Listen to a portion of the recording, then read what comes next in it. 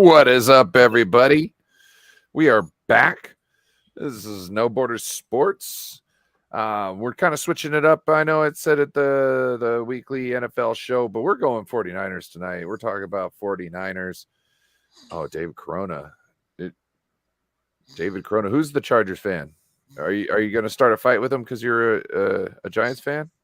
I think he is. Look at that. He's got his Giants colors on and everything.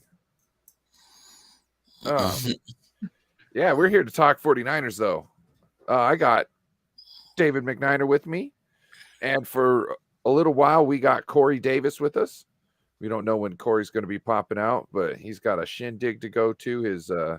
His brother made another trip around the sun, so they're going to go out and do some karaoke. We're going to have some fun. I don't know if it's going to be a long show like normal.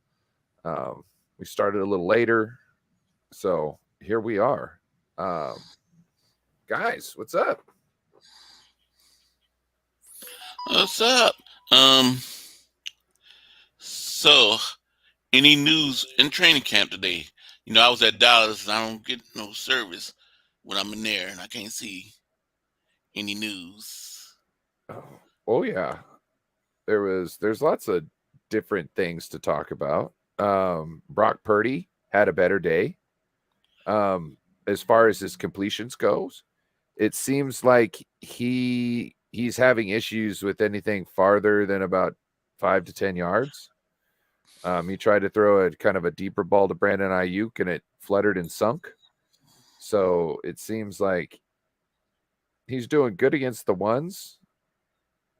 I would say he's doing good against the ones because I don't remember many people who have a very good completion percentage against our defense in practice as of late, and we can still go around and throw the rock. So I'm not worried about them. I'm more worried about the fluttering and the dropping. You know what I mean? Yeah. And I'm not really worried about it because it's so early right now. I don't expect him to be back right now. You know what I'm saying? I actually think he might. I don't know. I think he should be playing with like the 2s or the 3s just to kind of, get in sync, not have to worry about trying to fit it in the window with Fred Warner right there. I want him more worried about, throwing a good ball. That's what I want him concentrating on. But whatever's clever, I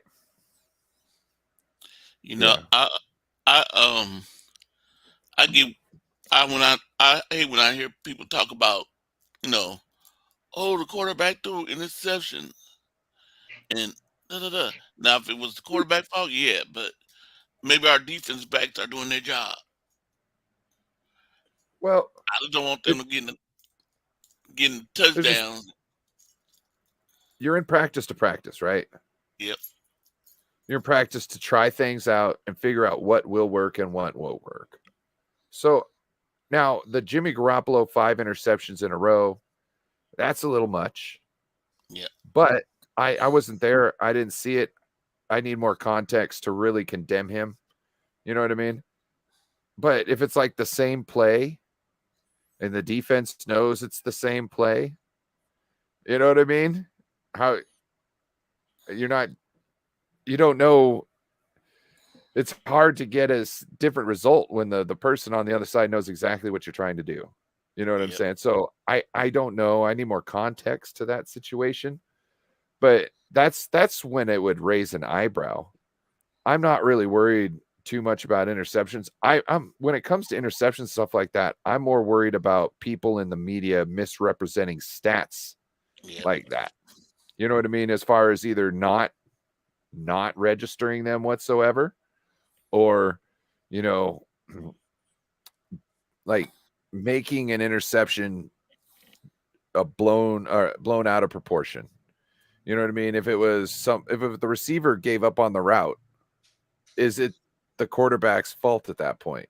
No, you need to condemn the wide receiver because we don't know if it would have been an interception or not if the wide receiver would have continued on his route. You know what I mean?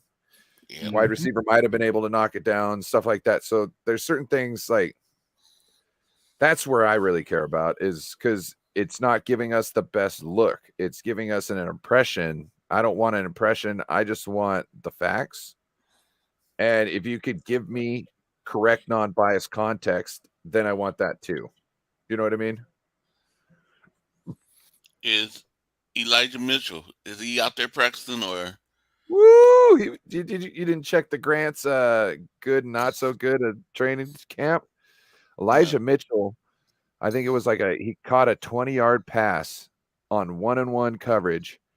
25. 25? Yeah, it was a really nice catch, and then he immediately busted a run around the corner for 20 yards or so. So it was Elijah Mitchell did it. It was so good that Grant looked in the thing saying he's not going anywhere. Like, he just needs to be healthy. Yep. That's what I was saying all last year. I was like, save him for either the championship game or the Super Bowl. We got everything locked down. We got everything locked down right now. I was like, save him. He goes for like 10 yards a clip. You know what I mean? So save that. So when he's fresh and this and that, we could just 10 yards a clip him.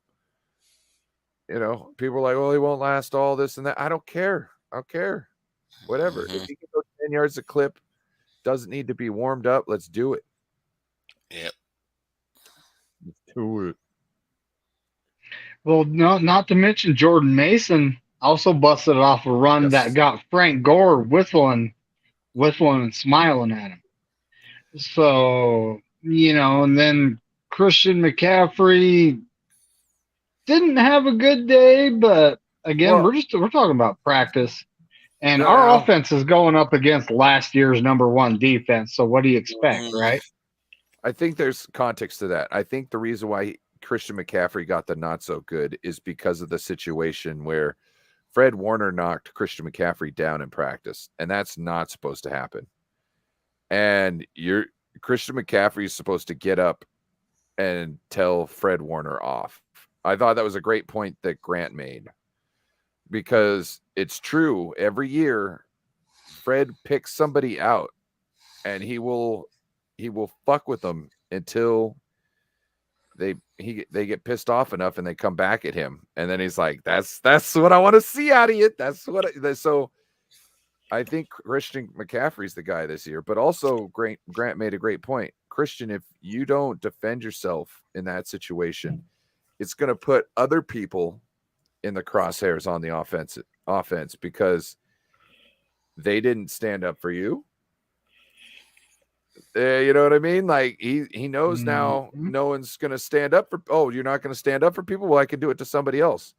So I thought that was a great point. I don't know if it had anything to do with his play on the field. I think it was just because of that situation that he got put on the not so good, which I think is a great thing that Grant brought up. And it's true. You need to check Fred. You gotta this is training camp. Fred is all about fucking with people in training camp to get the best out of them. See, what do you do to Brandon Ayuk? Mm-hmm. He messed with Brandon Ayuk. Him and Brandon Ayuk got in the fight. If I remember right, Fred hit a guy and he ended up in like concussion protocol.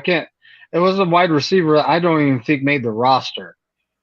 And Brandon Ayuk got in his face and told him, "No, you shouldn't be doing that." I think Fred hit somebody else after that, and Brandon Ayuk went over there and fucking told him off, and they swung. You know what I mean? Which is, hey, look, the thing I like about this team is they're all good in the locker room afterwards.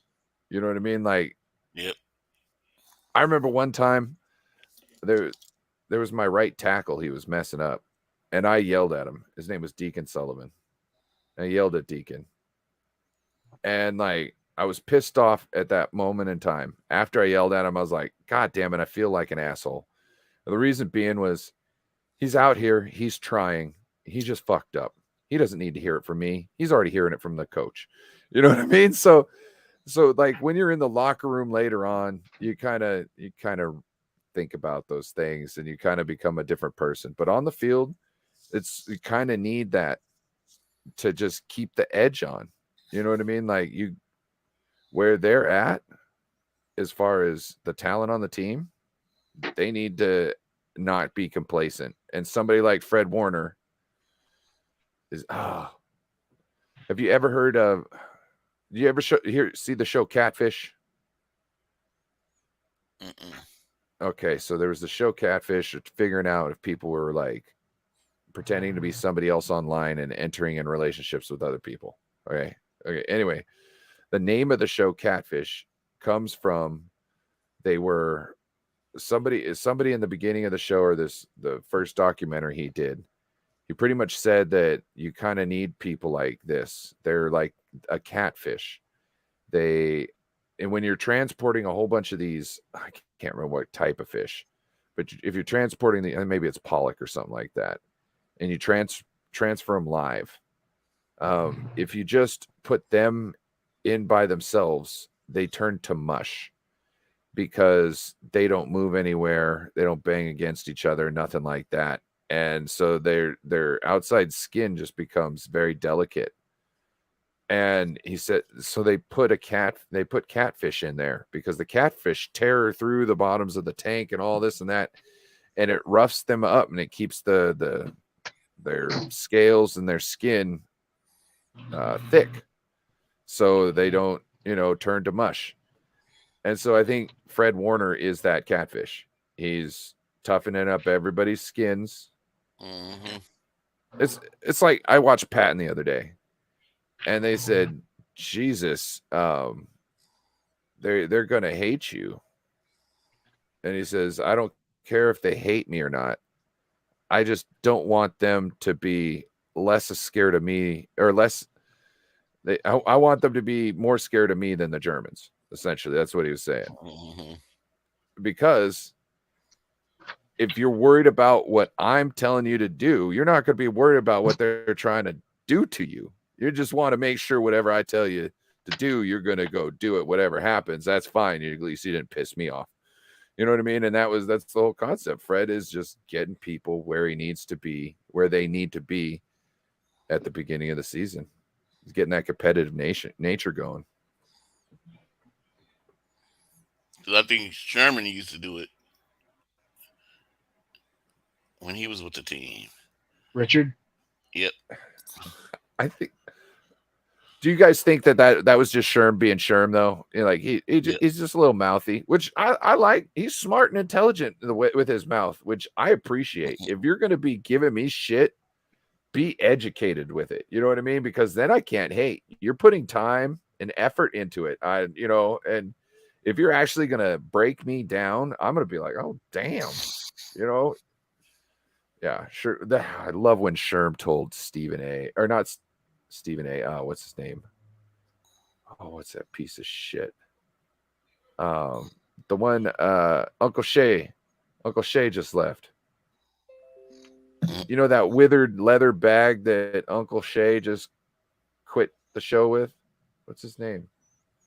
Anyway, that guy, Uncle Sherm, or Sherm, told him what's up. Told him, I'm better at life. In my 24 years on this planet, I'm better at life than you. Oh, I loved it. I love it.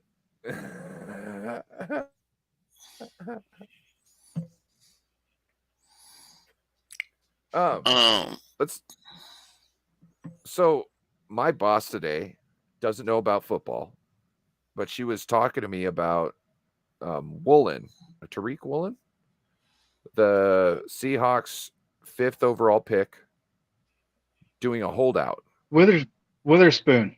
Okay.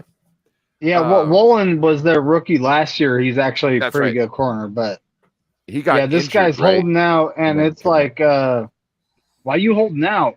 Because the money is set in stone what you get, but then Joe Stevens, shout out to him the other night, says the guaranteed money isn't.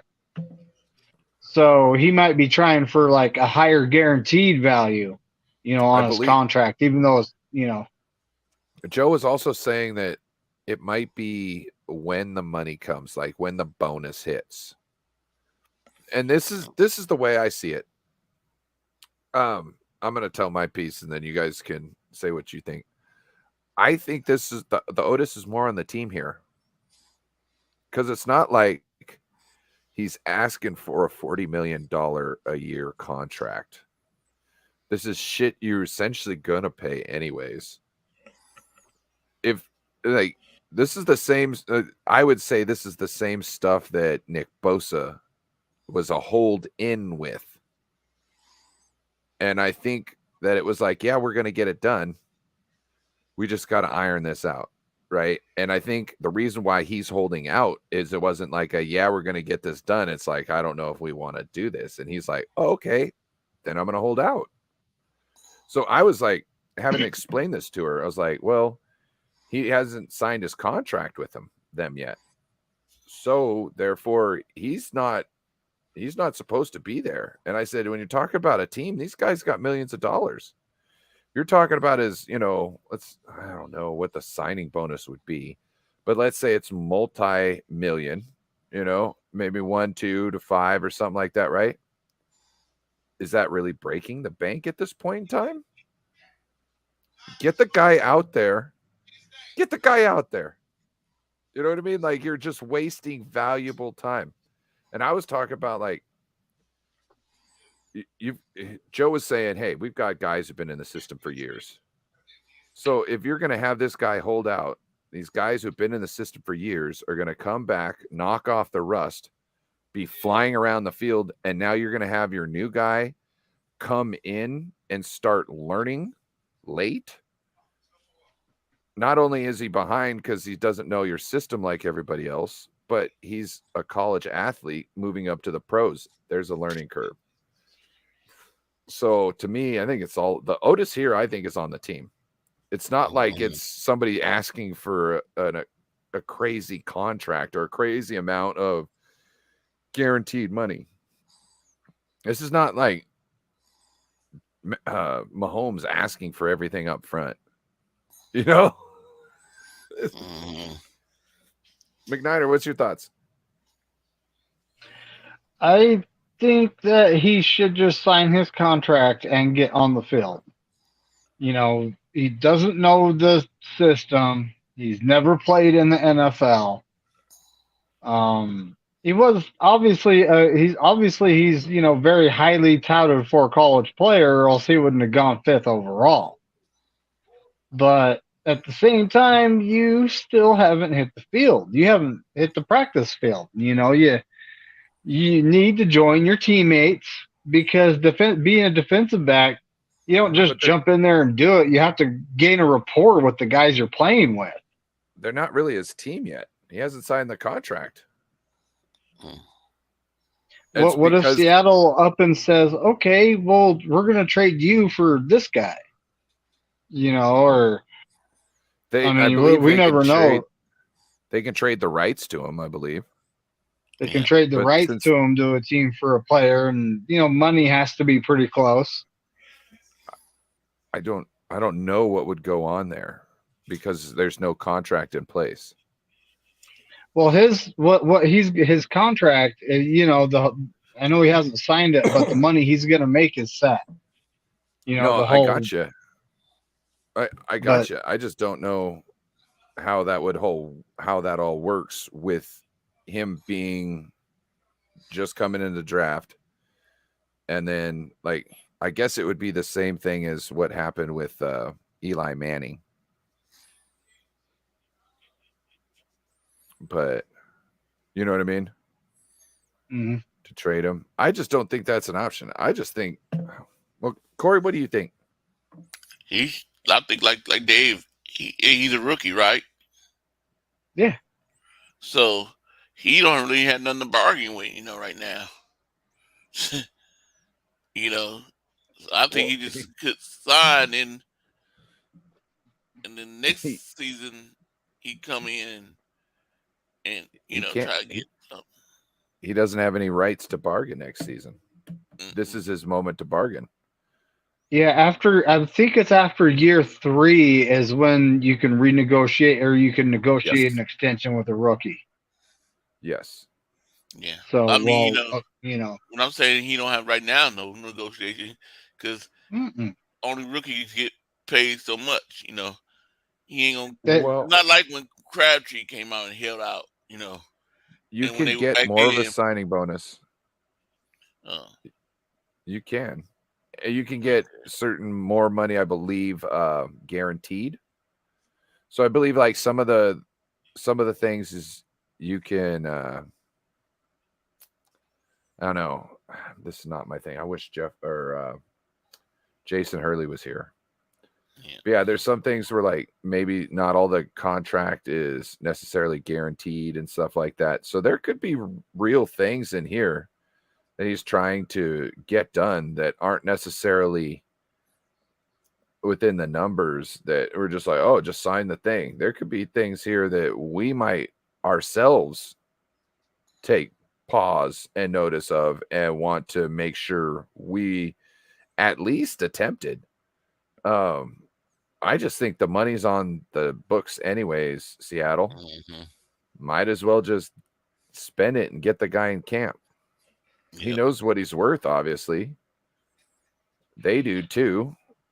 They well, spent a how 5th round how pick much on him. Or guaranteed money or signing bonus could they be talking about here? Because I don't his know. money's already set in stone. That this is what you're going to make, but Mhm. the guaranteed money is not necessarily set in stone. That's something they can negotiate. But like language of the contract and injury clauses. I mean, it could there could be something else that we're not thinking of. You know, Maybe Yep. his contract is like Kyler Murray. You got to study more not to play it. and he's like, no, I don't want to study. I just want to play Call of Duty. Yeah. What a uh, mess. I um, really have no I confidence have in a Kyler. question. Yeah, I have Corey, a what's up? Neither do I. Um. Oh God, now I just And lost it. that's not just being a 49ers homer. Like Stafford, I talk crap about Stafford to Rams fans, but Stafford's a very Hold accomplished on. quarterback. Go ahead, Corey. Now, if you don't sign your contract, you don't show up to camp. Like is Nick Bosa him? Is they getting fined or is No, because he's not under contract at this moment. contract get okay? They got him for his 5th-year extension. That essentially is up at the moment. Okay. Now, the 49ers have rights to franchise tag him, all this stuff, but they're not trying to do that. They just want to give him his money and, have him be happy. Yeah. So right now he's a holdout, which I really appreciated. Both Kyle and I believe John Lynch pretty much saying, yeah, I totally understand why. You know what I mean? Like he's a guy who's had injuries. He shouldn't be out there on that team practice field, that team field, doing anything without being under a new contract. I just don't think it's good for his business. And I'm okay with him being selfish once every 4 or 5 years and not coming into training camp when I know he don't need to fricking learn anything more. When I know he's going to be totally 100% for the team during games and during practices when he's there. You know what I mean? Like you've never seen that man quit on a down. And so right now, if he's going to stay out, I don't have an issue. You know what I mean? Because I know what I'm going to get when he gets on the field. He's just never going to quit. That's why he's so productive. He never gives up.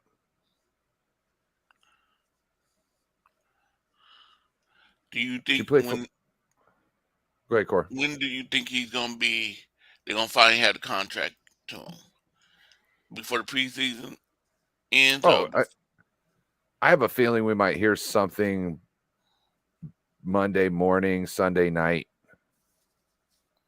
I think we might hear rumblings of Nick Bosa's contract, the size of it probably this weekend. Mhm.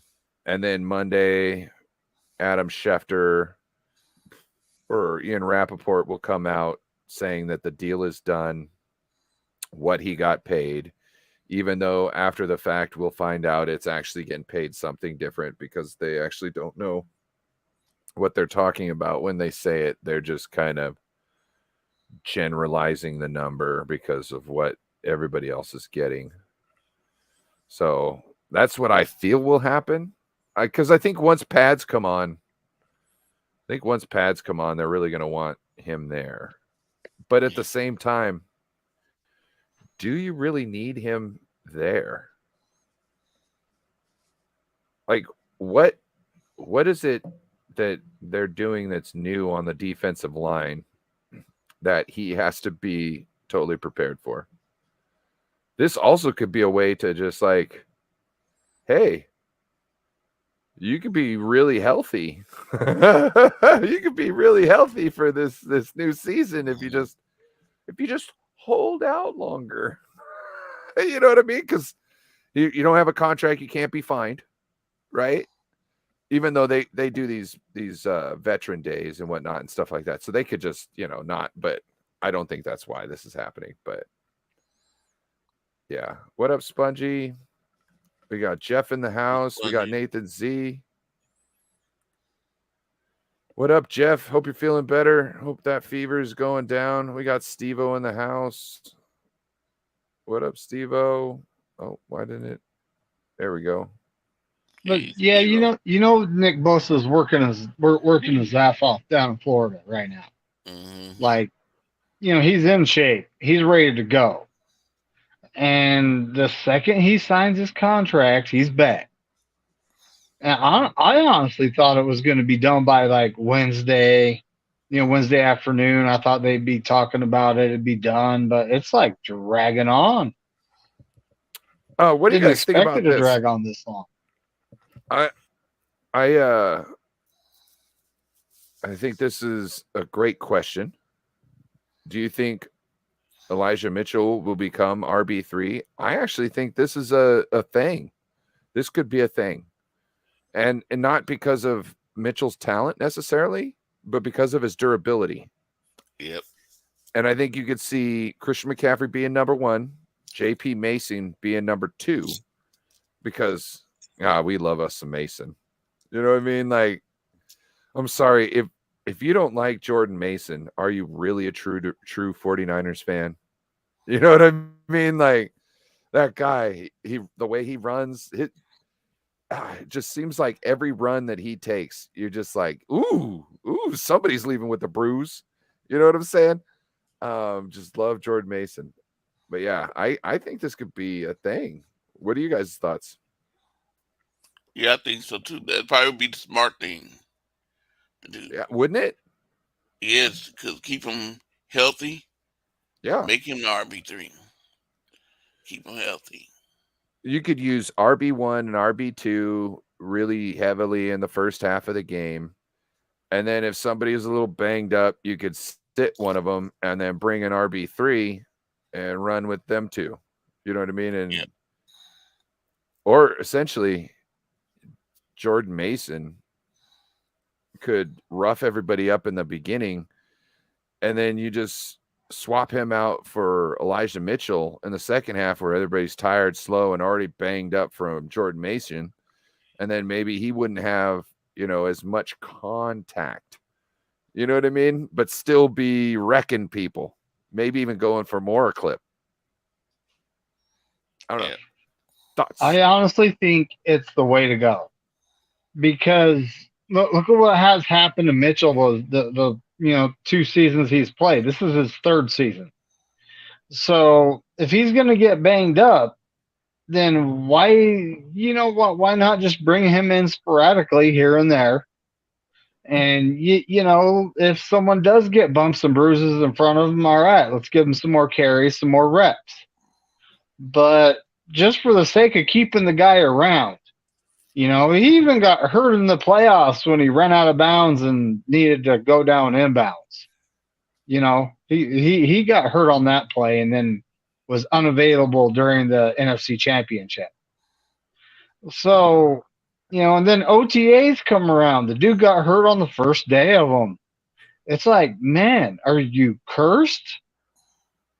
Or is there maybe a strength and conditioning issue here? Can we finally fire the hockey trainers, and get some guys that are football trainers in here? I don't know.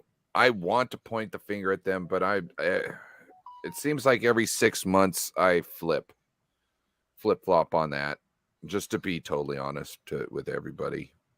You know what I mean? Like sometimes I think they're doing bad, and at other times I think they're actually doing all right. We got Jess in the chat. Yep. We got Jess from East Coast Red and Gold Podcast. She's doing great stuff over there. If you haven't checked, yes, and now I'm forgetting the guy the week before. Who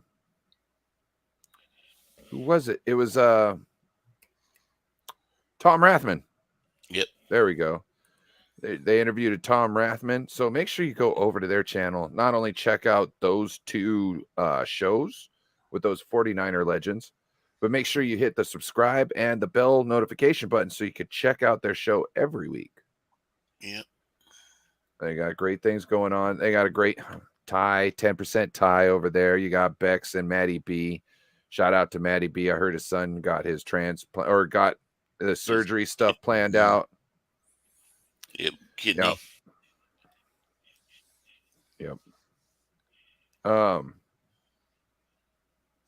Yeah. Where were we? We were talking. We're talking about Mitchell being RB3. Yes. I was just thinking, what if we just saved him for the fourth quarter? Just like, okay, we've gone 3 quarters with our first 2 backs. Now here's a fresh guy. Eat shit. Yeah. A fresh guy who loves to clip people and hit people hard. You know what I mean? Like, yeah, I'm telling you, I think that so when I played football, right, I was a wrestler. So I noticed, man, in the first quarter, these guys were just, I was barely holding on at times, right? At times. And by the second and third quarter, I'm like, oh, I got these guys, right? But by the fourth quarter, I'm pushing people over because they just didn't have the conditioning. And I'm not saying NFL players are the same way, but it's hard to have a full game of conditioning in the tank that's 100% and there's no drop off. You know what I'm saying? So when you got a fresh guy coming in and you're already 3 quarters in the game, 3 full quarters in the game, they're going to have a little more spring in their step. But yeah, wrestling gave me at that time, obviously I'm a chunky man now, but get winded going upstairs. No, not that bad, but it's a good joke. But yeah, back then my endurance was crazy. Like I wasn't necessarily max benching. That wasn't a thing I liked to do. Once I was a wrestler, I didn't care about max benching whatsoever. I thought it was more important for me to be able to like max or rep a good weight at least 10 times. I wanted to be able to do it over and over again because there's no sense in being able to put 100, 220 pounds, 250 pounds up once when in any kind of a fight situation, you're probably going to be called on to do it more than once. You know what I'm saying? So I was looking to do things multiple times and know I could do it. And that's why I think in football, I kind of had that upper hand because, yeah, you're strong in the first quarter. But once the game goes on, I played offense, defense, and all special teams. And there was one game I had to come out on 2 plays so I could tape somebody else's ankle. because I was also the trainer. Well, I was the trainer on that game because they had nobody to travel with, and I was a trainer. You know what I mean? So like when I didn't play football and I didn't wrestle, I was the softball team's manager and trainer. Went to every game, bro. I was at every game. Oh, the things I had seen. Girls. I swear a couple of them wanted to talk to me, but I don't know.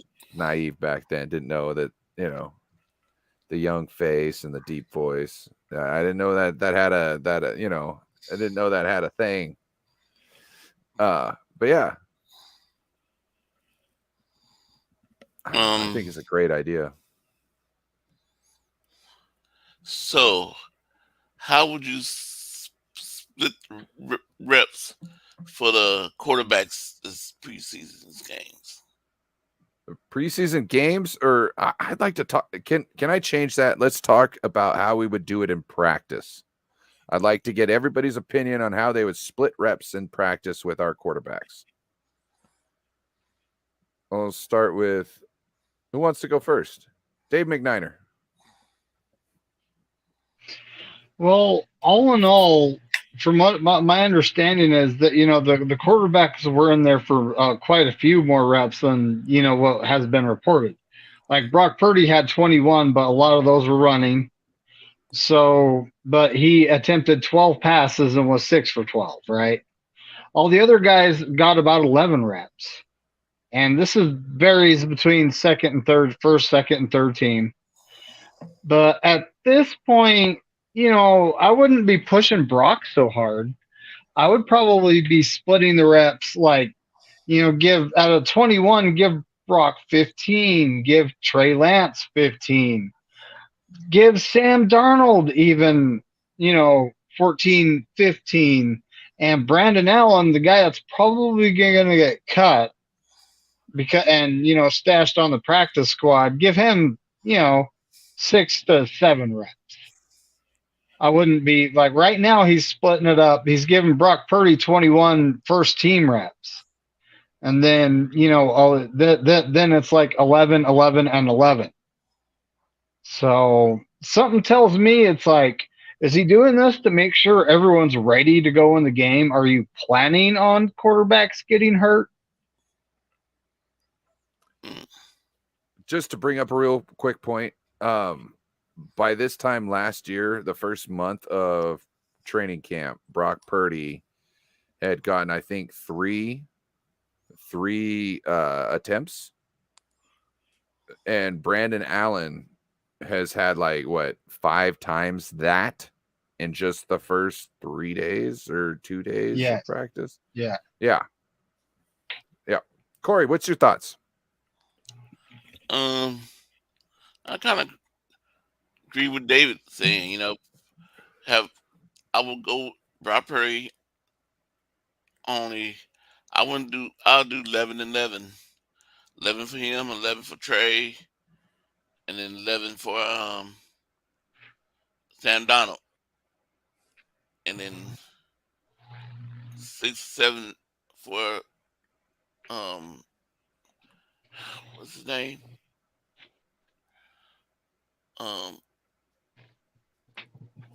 For that guy,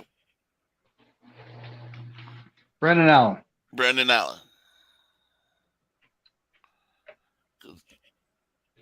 And that wouldn't be that much. I think they still trying to rush Brock Purdy back too soon.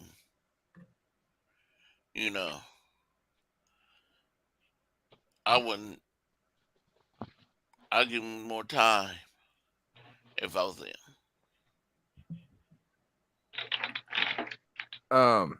I really liked what the idea Joe Stevens came up with yesterday. Said just every day rotate them. So let's just say Brandon Allen doesn't get any snaps. Okay, let's just say that in my scenario right now. Allen doesn't get any snaps. Brock goes with the 1s. Trey goes with the 2s. Sam Darnold goes with the 3s. Next day, Trey goes with the 2s. Trey goes with the 1s. Sam Darnold goes with the 2s. and Brock goes with the 3s. And what you have is you have somebody be able to get into a rhythm with a certain group of guys throughout the day and be able to put more on tape. You know what I mean? Instead of, okay, hey, you go out with these 11 guys or these 10 guys against these 11 guys, you know, for a couple. And then you go out with these 10 guys against these 11 guys for a couple. I think it's better to give them the same look every snap throughout the day to give them the best chance to kind of make things work. And also, if somebody is doing great, no matter who they're facing or who they're playing with, I think that's a better like key into who should be starting. You know? Because not only can if they're playing, you know, almost as good as they are with the 2s as they are with the 1s, well, then they're able to obviously, or better than somebody else with the 1s, they're able to play well with the 1s. And if anybody gets injured, they're well with the 2s already. So they can come in and they've already got a rapport with them because over and over having reps and reps with them in the same series and whatnot like that, they can kind of create a better rapport instead of like, oh yeah, it's you again. We're going to figure this out. You can kind of go for longer, get a better feel on people, you know, over more reps with them. I don't know. I think that was a great idea. Shout out to Joe. What do you think about Jason Massey over here saying, I swear the way Kyle talks, this is a setup to trade. I don't know. I don't know what you're speaking on. Is there a certain interview that you're talking about, Jason? Because it seems like, what was the Jesse Naylor had Tim Kawakami's podcast on his channel, like he was bringing it up. And I think it showed that Kyle, you know, he said in the big press conference that Brock Purdy's the one, but it seemed like he still doesn't know in the Tim Kawakami.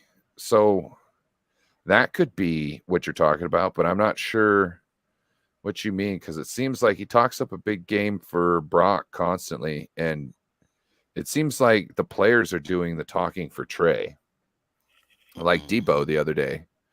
Debo straight pretty much was like, yeah, Brock, you know, and I'm not saying that he thinks one or the other, but he definitely did talk about Trey and about all the stuff that he did. And that was his biggest talking points that he thought of the offseason when it comes to quarterback room. You know what I mean? Because you couldn't see much. He didn't bring up Purdy at all. Well, yeah, but how could you really? You didn't see Purdy. Purdy wasn't, hey, Debo, you want to throw passes? Purdy can't. You know what I mean? So I don't know if there was an opportunity to, but with everything that Debo Samuel knows, he decided to offer up all that information. That's why I'm saying, I'm not saying it was pointed. I don't think it was necessarily pointed. I think it was just like, this is everything I know, and I'm excited because fuck yeah. You know what I mean? Right? Trey got a cannon. Mm-hmm. Everybody know Trey got a cannon. Who do you think is excited about Trey having a cannon? The wide receivers. That's the one place it really affects them. The offensive line gets affected by that too, because if Trey's got a cannon, you're going to need time to get down the field. So that's the other place where it affects. Now with Colton McKivitz, you know what I mean? That kind of, so there's things. So far, Colton McKivitz has not looked good. And he ain't going up against Nick Bosa. Well, you know, pads aren't on. Pads aren't on. That's true. Pads aren't on. The defensive line's going to look great. It is. Yep. I remember this in my own experience in high school. Like, I remember being an offensive lineman and feeling like I was an idiot and I couldn't do anything right. And the moment we put pads on, oh, it's like we're equal again. What is that? What is that? It's the fact that there's no breastplate to put your hands on and be able to maneuver with. That's what it is. Some people, grab outside and do all this other stuff. I never had to. I don't know. Once I figured out how to put my hands, you don't need to really hold people in high school, I guess. It's not like it's the NFL. You know what I mean? In the NFL, you kind of got to hold them bastards. They're great. You know what I mean? I'm just saying, Nick Bosa is great. You kind of got to hold him if you're going to win a Super Bowl. He's getting held all last season. Yeah. I'll see y'all later. Sound like you time out for here, me. Corey? My brother's calling me. Okay. Well, you have fun, sir. Don't forget to eat something. Yep. Okay. All Send right, us David. clips. Have fun, Corey. Make sure to take clips. Yep. Put it on the YouTube. Peace. Peace. Later. I know Bryant Culp isn't here, so I want to bring this up.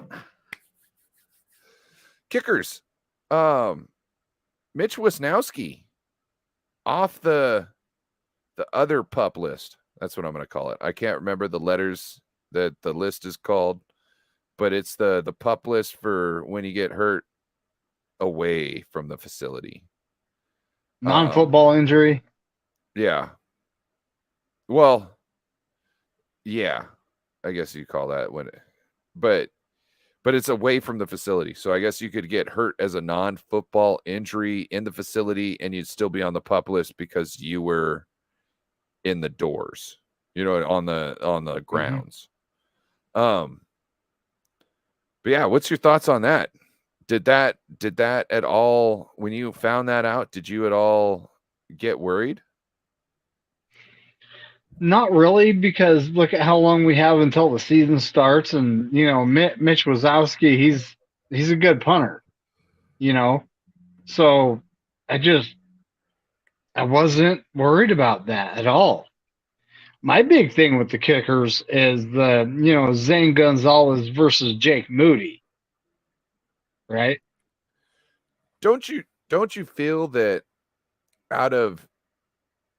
don't you feel that Mitch Wisnowski's the type of guy who you could amputate any part of his body except for his kicking leg and he'd still go out there and be able to do things right? Oh yeah. Yeah. I kind of got he's that. an Aussie. He's an Aussie, man. That's what I'm saying. Now, people were mad at him the first couple years, and I feel, not knowing any information, I feel he might have been put in a box by our special teams coach. And I think our new special teams coach kind of knows how to use him more effectively, I would say, and in better situations. And I think that showed. I think he's doing really good. There's obviously room for improvement. There is a big difference between last year's performance and the year before. The year before, it was like, should we just cut him and, sign another punter?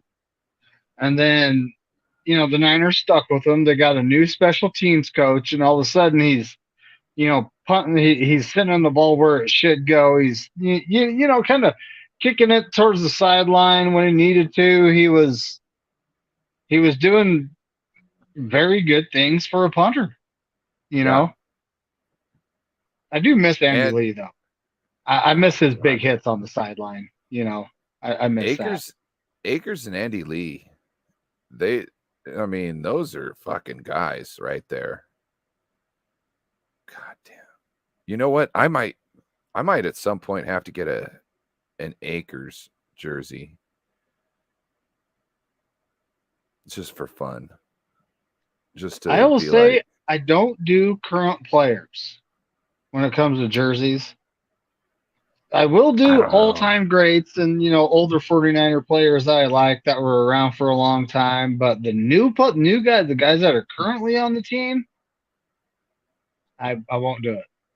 I might get a Hufanga.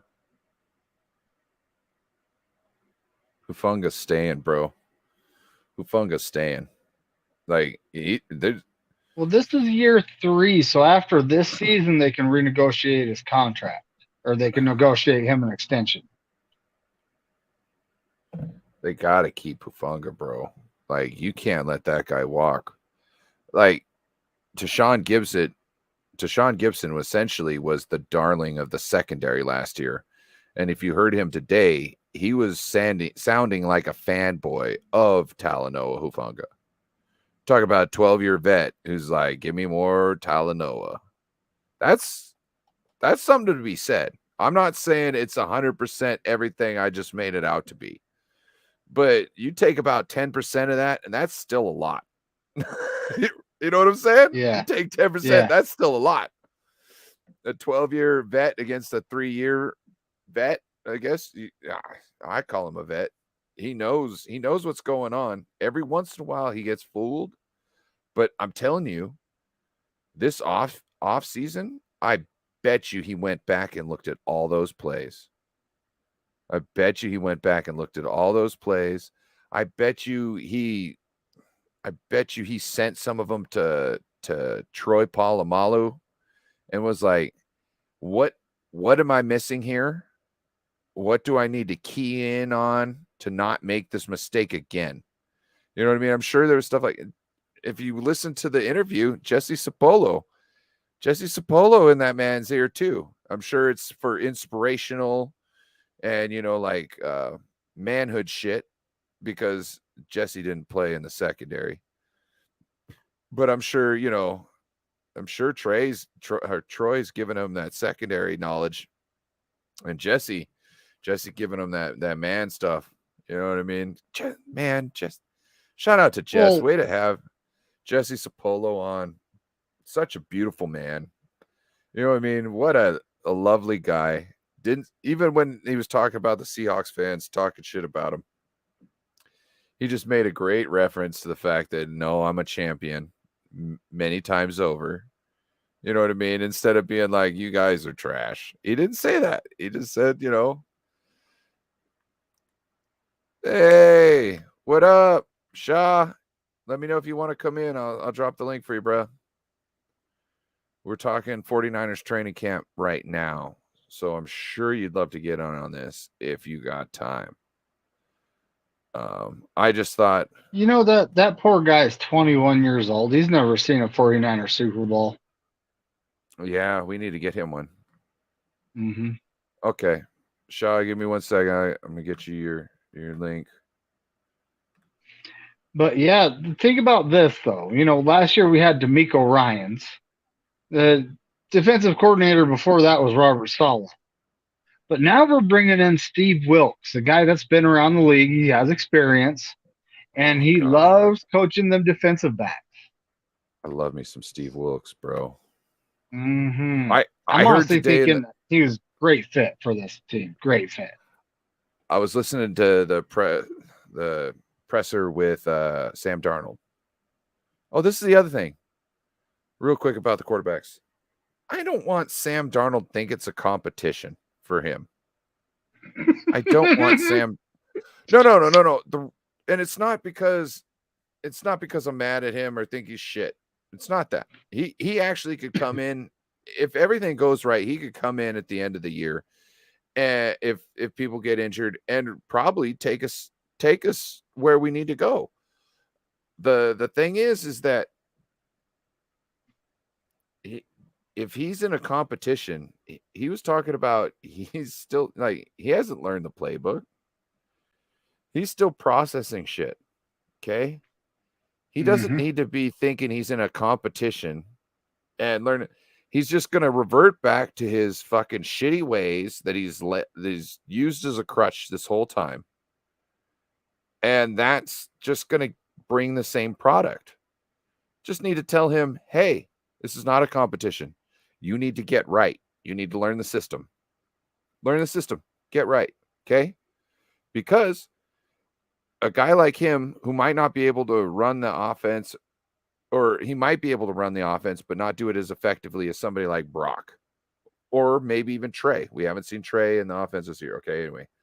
So he might not be able to do as that right now and by the start of the season. But at the end of the season, he might have a good idea of what's going on and might be able to actually, do something. So if you're not freaking him out right now, thinking that he might have to go week 1,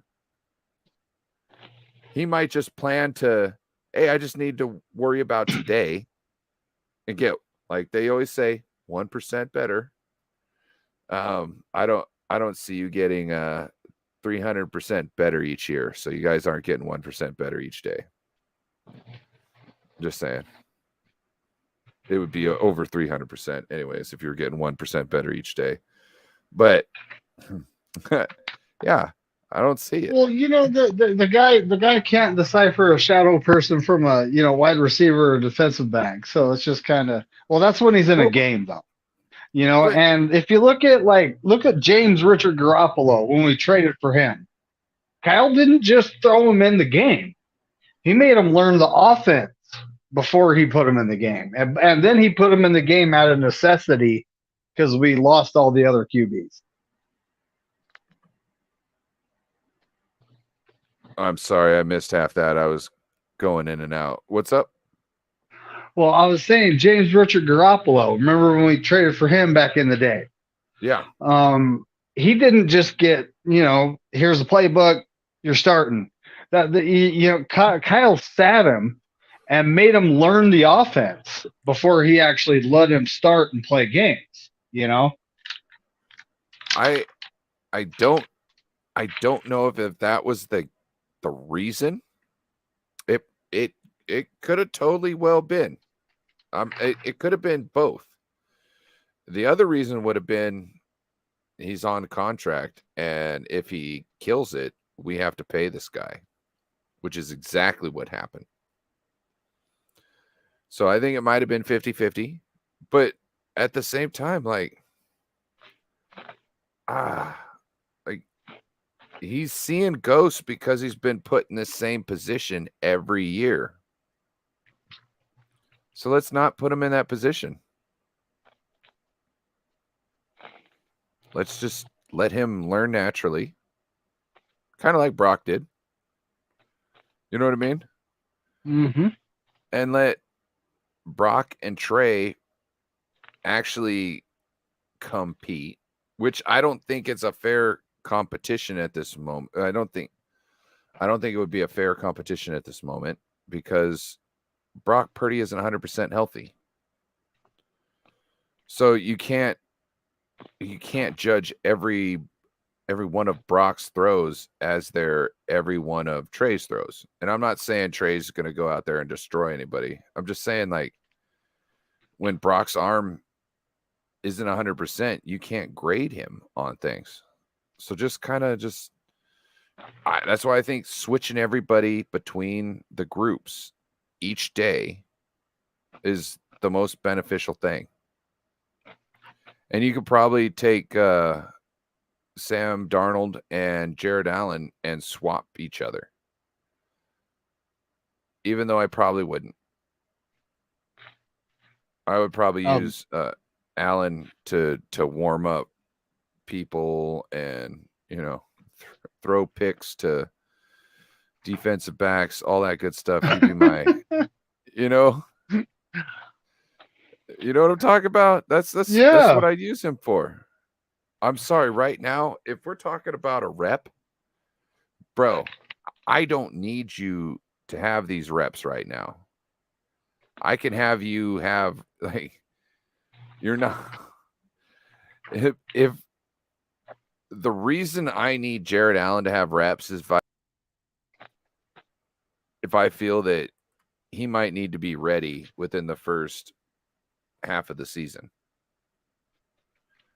Because as the season goes on, we're going to have times to get him into places. So he can play catch up, especially if he's going to be on the practice squad. Who else are you going to put on the practice squad? Nobody. Nobody's going to make it there. So it doesn't make sense to me. Brandon Allen. Did I say Jared Allen? I've been saying Jared Allen this whole time. Sorry. What up, Raphael? Appreciate you. Shaw, the link has been delivered, bruh. I was hoping you would get in on this topic. Jauan Jennings.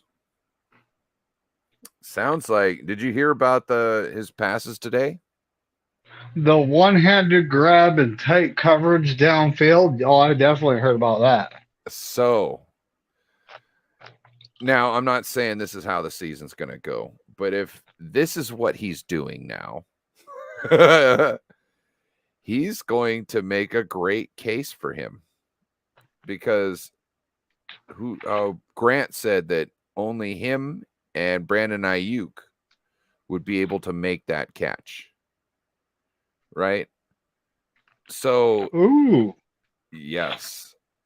Which, I wasn't there. I can't see it, but I can see how that could be the case.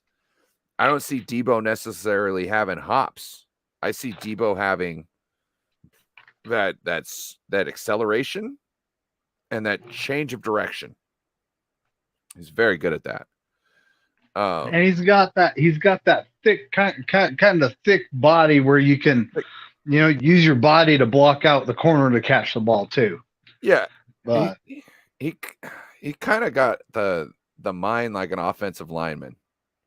Like, I'm big, I'm gonna go through you. You know what I mean? Like, I'm not worried about you. Yeah, and he's a bully. He's got that bully mentality, but he doesn't have them hops, and he doesn't have that contested catch type ability.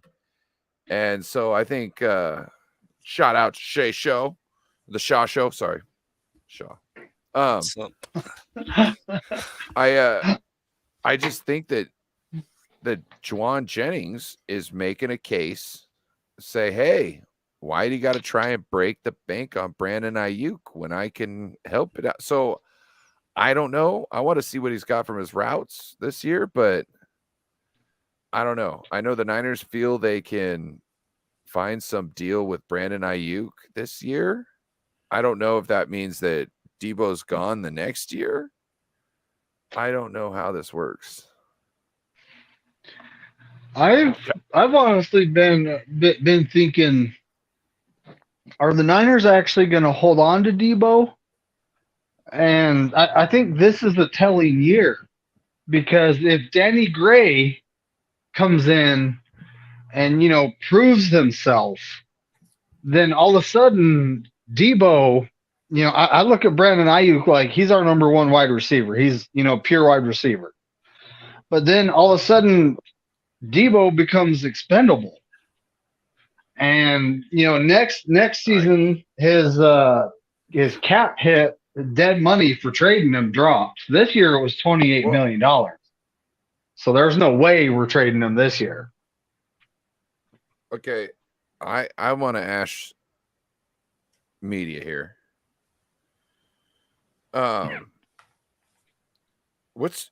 Media, what's your real name? Anshul. Anshul? Yeah. Okay. Anshul. I know people said that before, and I know that I just couldn't remember it right then and there. All good. Do you think that Danny Gray could be any sort of a plug and play for a Debo? I don't feel that could be the case. I also don't. I think Danny Gray would be better in year 3. Well, obviously, but I'm saying I think Danny Gray in year 3 is probably the guy who we want. And we won't be able to have seen him by the time we're making the decision on Debo Samuel. What's your thought about that? So are you asking if I think Danny Gray could replace like Debo Samuel, or he could become kind of like a Debo Samuel? Is that what you're basically asking? Let's just say you can't replace Debo. Do you Okay. think that Danny Gray could kind of take the role in the offense that Debo does, as far as like the screens and the yak, all them type? Maybe not the bully, but Mhm. just the performance on field as far as the yardage in those same type of situations. Yeah, I mean the thing is, like, yeah, Debo's not a great route runner. We all know that Brandon Ayuk's basically the best route runner on this team, but I will say Debo's a better route runner than Danny Gray, because Danny Gray has very limited route running. I mean, all he really has is he's able to do straight line speed, and so that's why you don't, that's typically why, also especially with Kyle Shanahan, guys don't really end up getting on the field, especially if they're not able to run routes. So though I think that, that's something that I get, that it was, again, Kyle Shanahan just doesn't really trust rookies, but that's why I think that they need to use Danny Gray this year in that kind of gadgety type of role, because he does have the speed, and if you're not going to be able to use him with, like, okay, his route running is not improved a ton, I think you have to start using him as like a weapon like that, the gadgety kind of plays, because the Niners haven't really, I feel like, ran that many gadgety type of plays since like the COVID year. Because remember when they used to like do those jet sweeps with Debo and Ayuk? They don't really do that anymore. So I mean, I feel like they kind of should go back to that a little bit They and they use do Danny do Griff. them though. They I do don't do think they. them. I feel like they don't do that as much though. Well, it just everybody's looking for the sweeps now because they got killed from them. And you'll always So, see when somebody well, goes in I'm motion. Hold up, when somebody goes in motion, let's say off the left side, Yeah. the right defensive end will come up field, Hmm. and it usually stops us for a gain or a good gain at least. And I just don't think it's necessarily viable like it used to be anymore because everybody knows it's coming. Hmm. I think we need to fake it all the time and use it to our advantage to make them have it, to stop making their end come up field through what plays we actually do by faking them out with that sweep and then turn around. And then once they make that correction, then we run the sweep. That's the biggest thing about Kyle Shanahan's scheme, is that it's making that making them make the correction first before you can make the play. Hmm. And so that's why I don't know if you heard George Kittle's interview with, I think, Sherman. Yeah. He was saying that Kyle will call plays, just not so that they'll fail, but he doesn't care if they get a yard. He just wants the other team to see it, because he's going to run another play off of it, and they might see that play twice. Yeah, because the thing is, some of the stuff look the exact same when it's actually exactly different. And he wants them to make them feel like they know what's happening. You know what I mean? And that's what gets them to bite, and that's what gets them to be able to make the moves that they're doing, is because they're playing them like a fiddle. Also, when you talk about Danny Gray, Kittle also brought up another thing. I think it might have been the same interview. It might have not have been. Or no, it was in his interview, I think, with the press conference 1 or 2 days ago. He said that year one, he was just concentrating on what he had to do in the play, right? Or what essentially he was just trying to remember what his responsibility was. Mm-hmm. By year 3, he already knew what he had to do, and during the play, he's just worrying about how he's going to accomplish the goal of what he's supposed to do on the play. You also have who was it? Was it Brandon Ayuk? No, it was Debo. Debo was talking about how important it is to run the routes correctly, because sometimes the quarterbacks aren't even looking for you. They're throwing to a spot in the field. So your routes have to be perfect, or else you won't be on target to catch that pass that is being thrown before they even know that you're there yet. Which is something that's come up in football before, about, throwing somebody before they've released. But that's normally like something about a football player. It's not like every route. You know what I mean? Like, it's not every route concept. So I think that Danny Gray, if you put those two analogies together, Danny Gray has got a lot to learn, and he's on his way. And I think that's why the 49ers are so willing to hold people that we think are like, why are they not producing? Why you have them on the team? Let's get different guys. And I think they understand that. They know that if they just go and get other guys, they're going to have the same issues. So they just stay with the guys they got, because they know it takes them a while to get ready in the system. And when you talk, like Sam Darnold today in his press conference, he was explaining how there's not much of a drop-off. Why isn't there that much of a drop-off, especially between the ones and the twos? It's because everybody's been in the system for a while. They're willing to take chances on people. No. You're our guy. Don't worry about everything else. You're our guy. You just worry about learning the system and getting better. And so with that, they're able to worry about the system and getting better, and not worried about essentially, I have to prove myself right now that I'm the best or I'm going to get cut.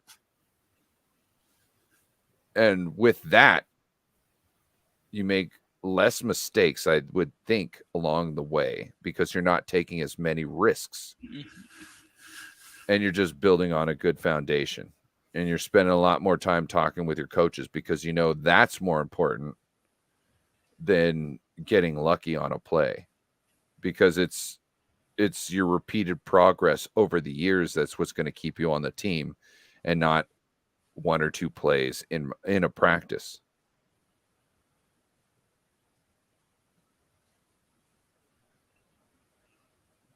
Any thoughts? Yeah, I definitely think, like, I agree with you, because the thing is, like, the 49ers aren't really going to put you out there on the field too until they feel that you're ready. And so that's why I feel like we are always like, oh, why is this guy in the doghouse? Why aren't we seeing this guy? And it's just that the guy's not ready yet. And especially young guys that you're drafting, like, the level between college, even if they went to, let's say, like Alabama, which everybody kind of says is like the closest maybe to like the NFL, whatever level, like there's still a drop off between that and the NFL. So you're not just gonna put a guy out there, because also then that could end up like they could end up losing their confidence, right? If they're just out there. And so getting them to learn the system, getting them to have that, positivity, and feel like like the Niners care about that player. Like, they're basically protecting their players if like the rookies, when they're not playing them right away, because again, they want to make sure they're ready. So I'm not really surprised there. With a lot of guys, it's just we have to be, patient with it. And I think a lot of people in the fan base, are kind of always like, well, this guy's not gonna play. Like, I just think, the Spencer Burford, right? We probably all thought he was going to be redshirted, but I guess at the end of the day, he was able to really take his level up just because of, like, working with Trent Williams, and he had that, like, fast speed, and I guess it took him, not like a pretty fast way of him being able to learn the system and being comfortable. So I think we just have to be patient with these guys.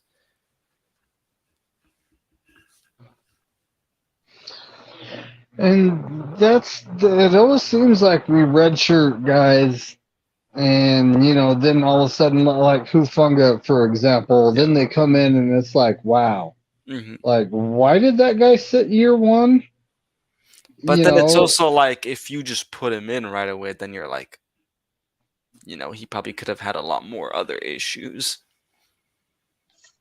Sam Darnold issues. Well, a lot of times we're drafting for upside when it comes to all those late picks and the picks that we get the most out of, actually. Because we see something in them, and it's like, okay. Exactly, and then there's a reason that we're redshirting them, because they're just raw and need to put in some work. Yeah. And like our right tackle situation, McKivitz. And Ryan did point out that they don't have pads on, and when he puts pads on, that could vastly change something. Yep. But I'm honestly looking at a guy like Nick Zakelj, like, he got redshirted last year. Yeah. So I don't know what the plan with him is, because I know he's played. I know in college he played, I think, both tackle positions. Yeah, but it seems like he's probably going to be more of a interior guy. I don't see him playing tackle at all. And it's interesting because, like, I don't know if you remember, but they always kind of do those interviews with, like, John Lynch, Adam Peters, and I forget who the other scout guy is. But anyways, I literally remember, like, them talking about, too, that they were looking at Nick Zakelj, like, even years before that. They kept their eye on him, like, for 3 years, like, prior before the draft. And so I mean, I think yeah, I agree with you, McNiner. Like, I'm really excited to see what Zakelj does, especially when now the pads come on. But I think his role is probably gonna be maybe some rotational in the interior. I'm not really sure though, because it's kind of hard to say, because they did end up signing a guy like John Feliciano, which seems like he fits that kind of Brunskill type of role. Well, that's the thing, is we could have 2 Brunskills on the squad right now with Zakelj and Feliciano. I mean, we may have 3 even with yeah. Do you remember when they drafted Zakelj? They were talking about him like he was the guy, but Burford came out, and I think they were talking about Zakelj.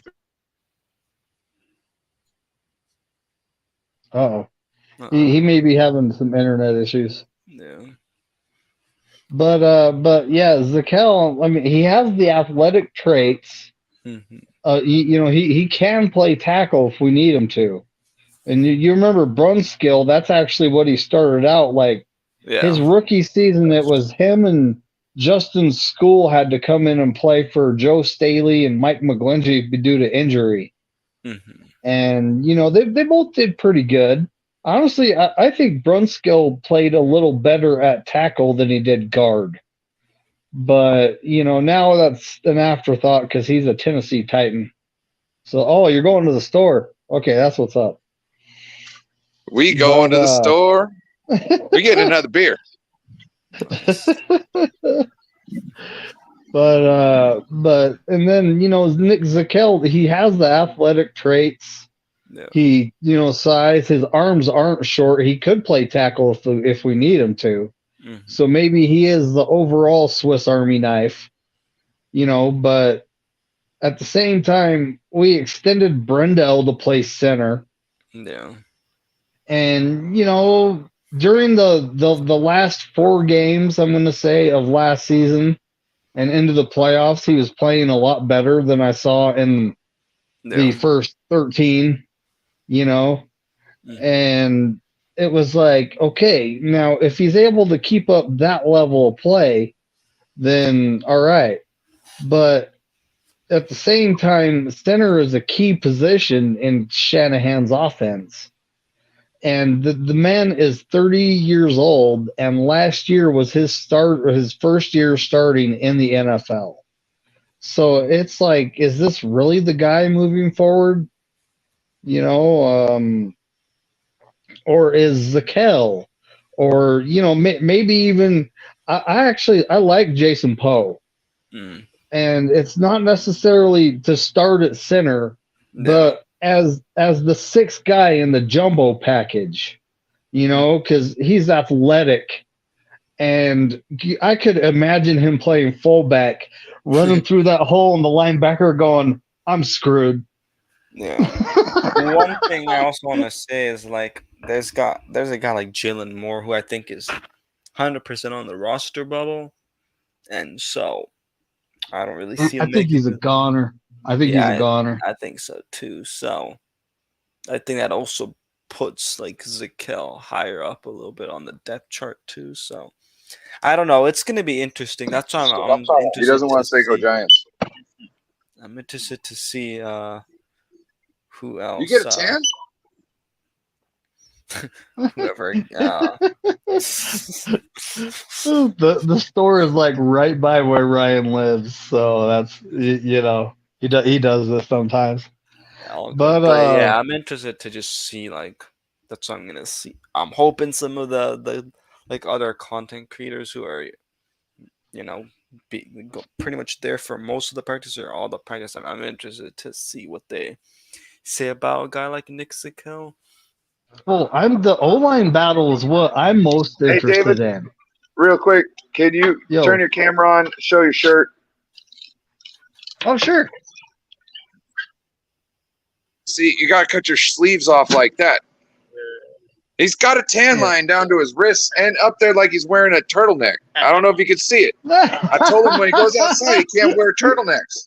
You gotta have the cutoffs. This one's actually made with without the sleeves. I do have a lot of shirts that I've removed the sleeves on just because sleeves aren't comfortable to me.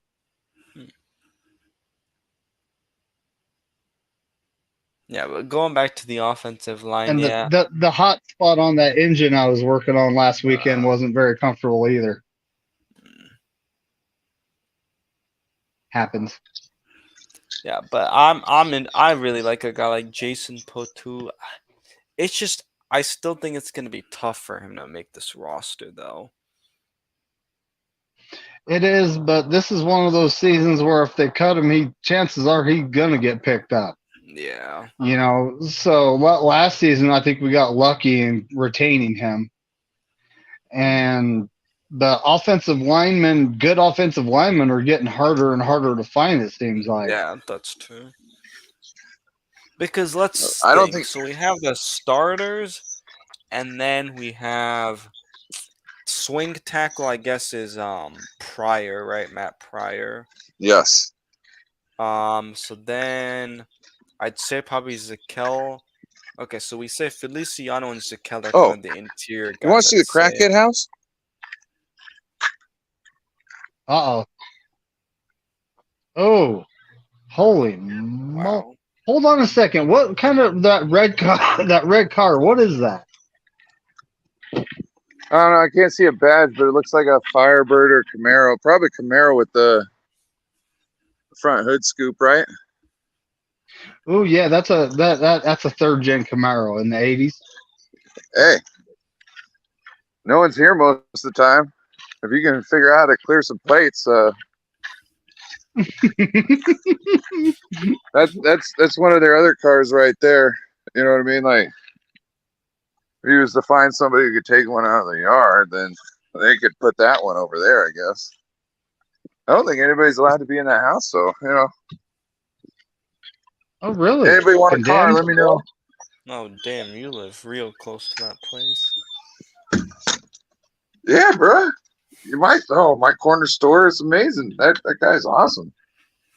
Yeah, but going back to the offensive line, it's just I think there's too many interior guys, which makes it tough. Because like I was saying, so we have the starters, and then Matt Pryor, and then I'd say interior guys are like Nick Zakel and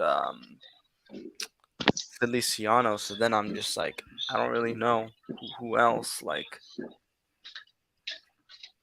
I guess I'd put Jason Poe in there then because like we were saying, Jalen Moore just hasn't really been able to show anything. So Well, on top of that, Feliciano, I think he played didn't he play a tackle at somewhere in the NFL?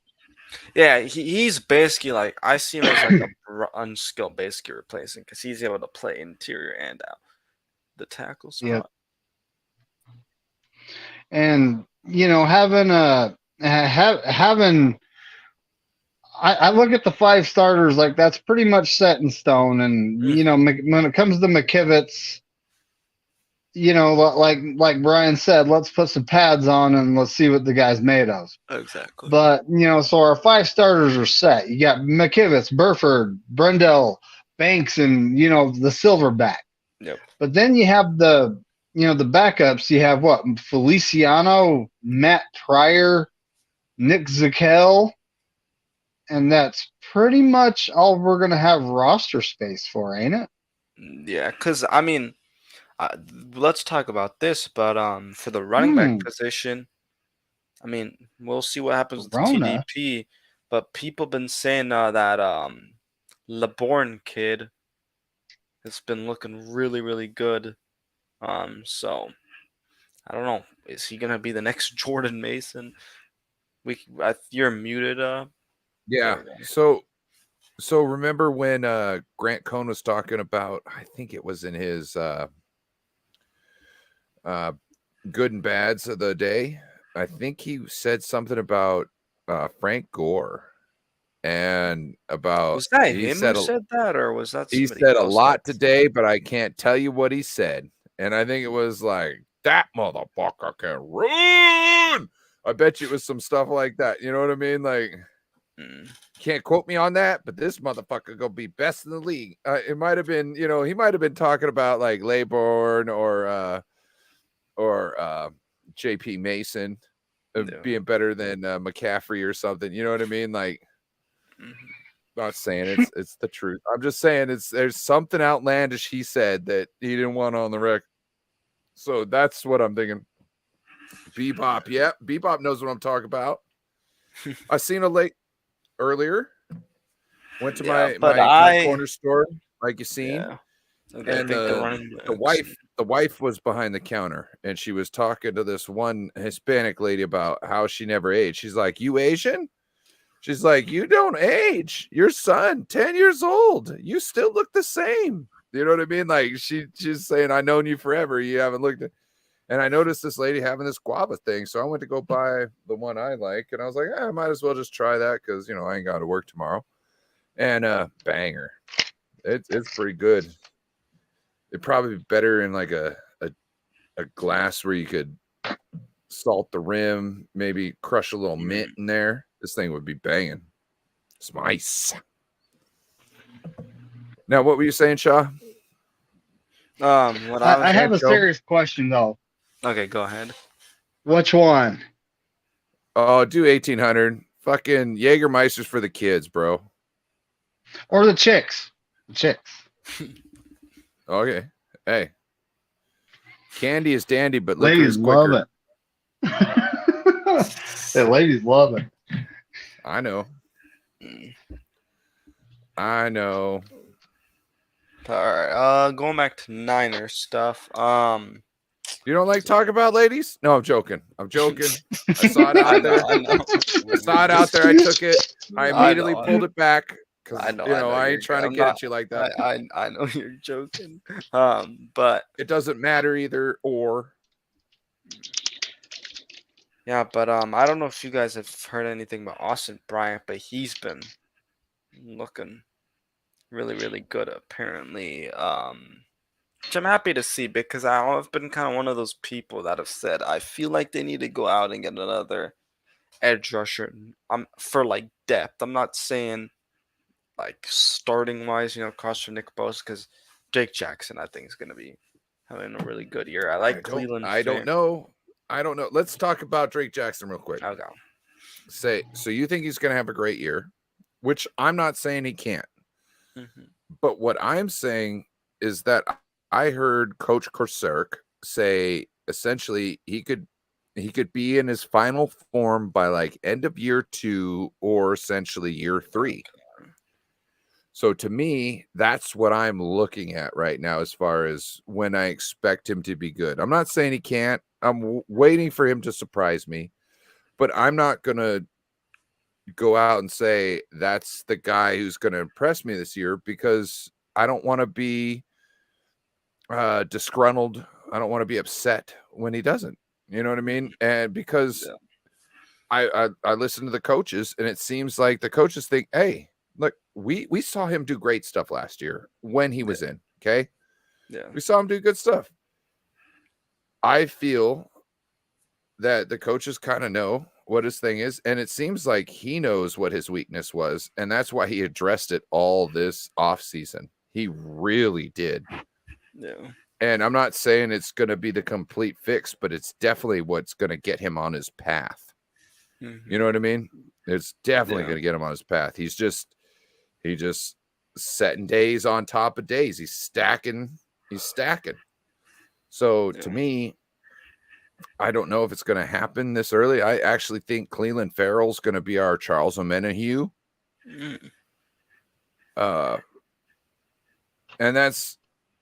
And when I say Charles Omenihu, I mean our Kerry Hyder. I mean our, you know what I mean? Our guy that comes out and has 10 sacks every year or close to it that came out of the middle of nowhere on a 1-year contract. Yeah. I think that's the guy who's going to do it, but yet I think he's going to be on our team long term.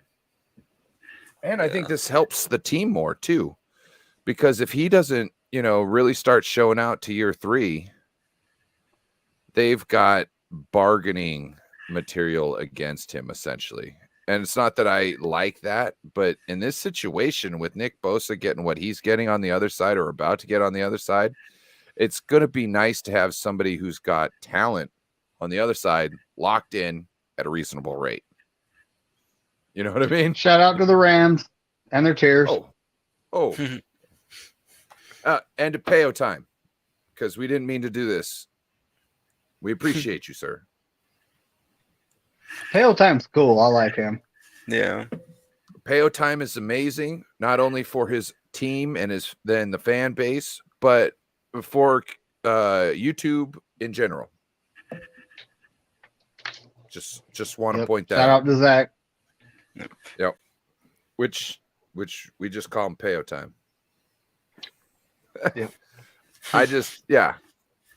No, Peo Time's a great guy, and if anybody's watching, I know you're probably a 49ers fan, but please make sure to go over and subscribe to Peo Time, to give him a subscribe, because he's a really good friend of this channel and of many 49ers content creators channels. So please support him also.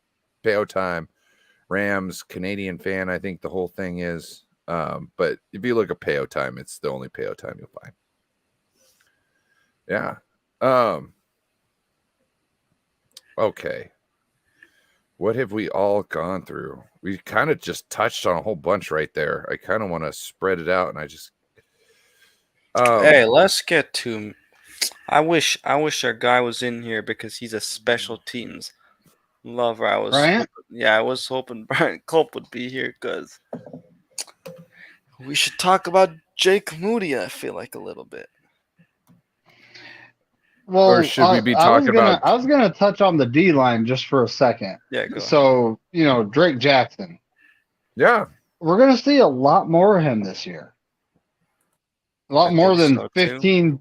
15%. Hopefully, of the snaps. That's what he had last year. 8 batted balls, 3 sacks. I don't know how many hurries and hits, but he did get a hit on Matthew Stafford that, according to Kelly Stafford, that's what caused his neck injury or something. Sorry, not to celebrate an injury, but it was Drake Jackson. I was like, Drake Jackson was the guy on the play. Mm-hmm. That's right. Well, according to Kelly, Stafford via Twitter, it was. But, football's a violent sport. He signed his contract. Is what it is.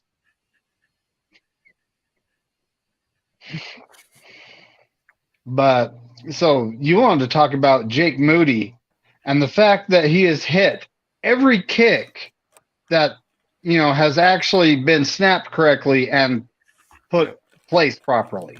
Yeah. There's been 2 that he hasn't hit, but they were botched snaps. Yeah, So. he hit like I believe yesterday was reported like mid 30, 40, and then he also ended up hitting a 50. So Today he hit a 33, a 38, a 43, I believe a 41, and a 50. I thought that was yesterday. From what I read, that was today. But Okay, because I was trying to find the numbers, for what was today, because I couldn't find them. I don't think he was kicking yesterday because in Grant's I'm good, thinking maybe not the so day good. before. I believe Zane Gonzalez was the only one kicking yesterday, and he missed. Oh, I something. also did hear that. I guess they were using. Yeah, I'm not.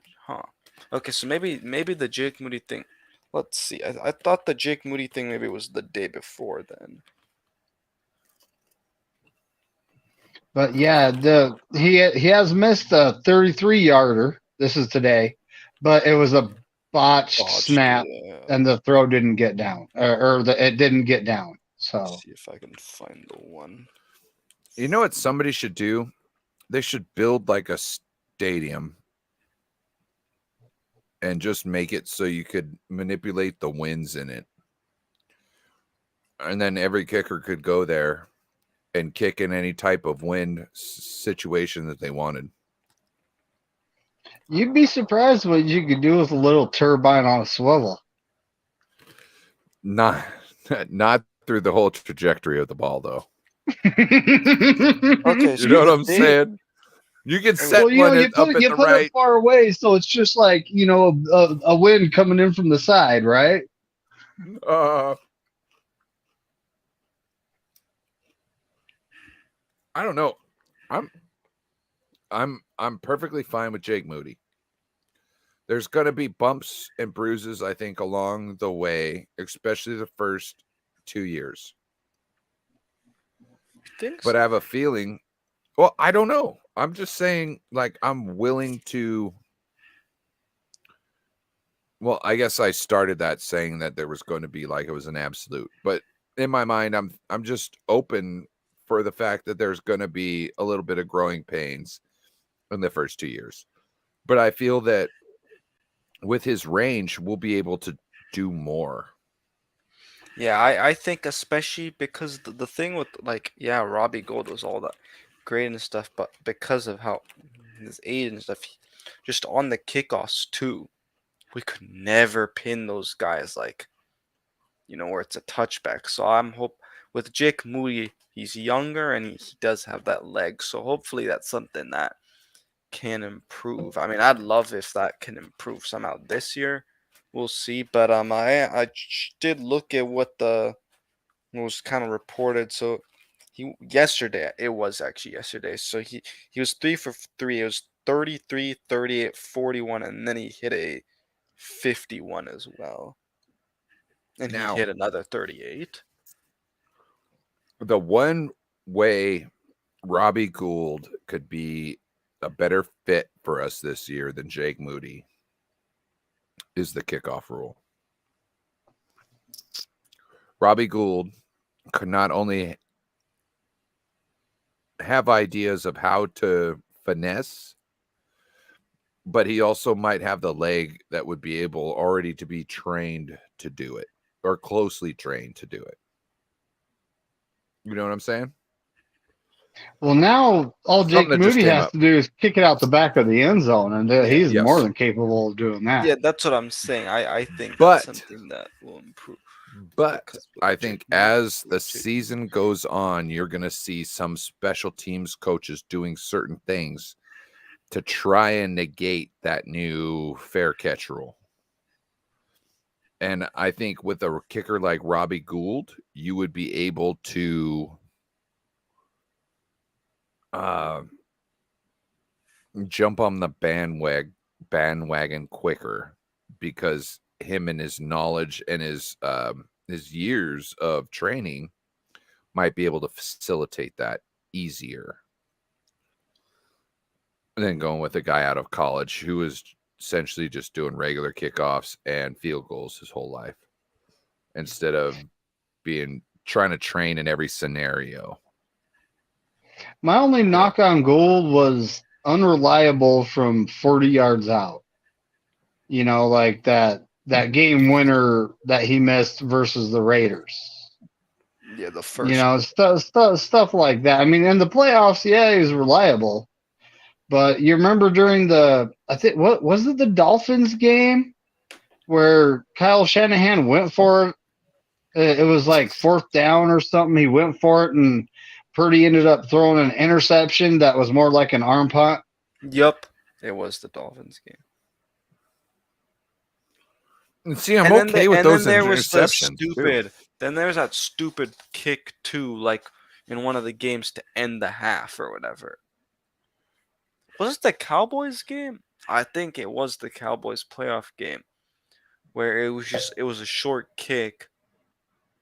Maybe it wasn't, but there's the one game I remember strictly where it was a short kick and then the other team got a really good return and then I think gave up 3 to end the first half. I don't remember which game that was, but want to bring another gentleman into the chat real quick. What's up, Terradome? Hey, my Terradome. fellas, how y'all doing? God bless you. God keep you. God hold you. Good to see David McNiner in the hizzle. John Jay in the chat too. John Jay, I was just over with him. I jumped on with you. He gave me the link, and hey, let's just tear it on up a little bit, man. We're having fun over there. Show.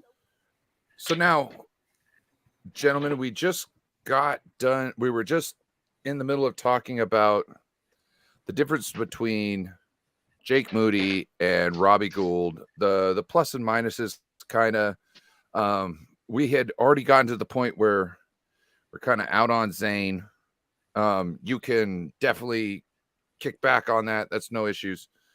But yeah, let's start with John Jay. What's your thoughts about, excuse me. Sorry.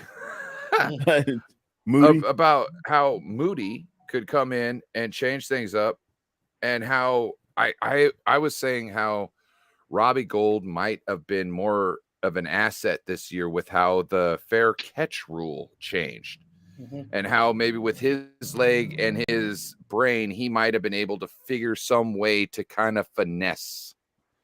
So I would love to hear your thought on that. Yeah, the thing about that new rule, which I still don't understand, it makes no sense to me. So I try not to think about that.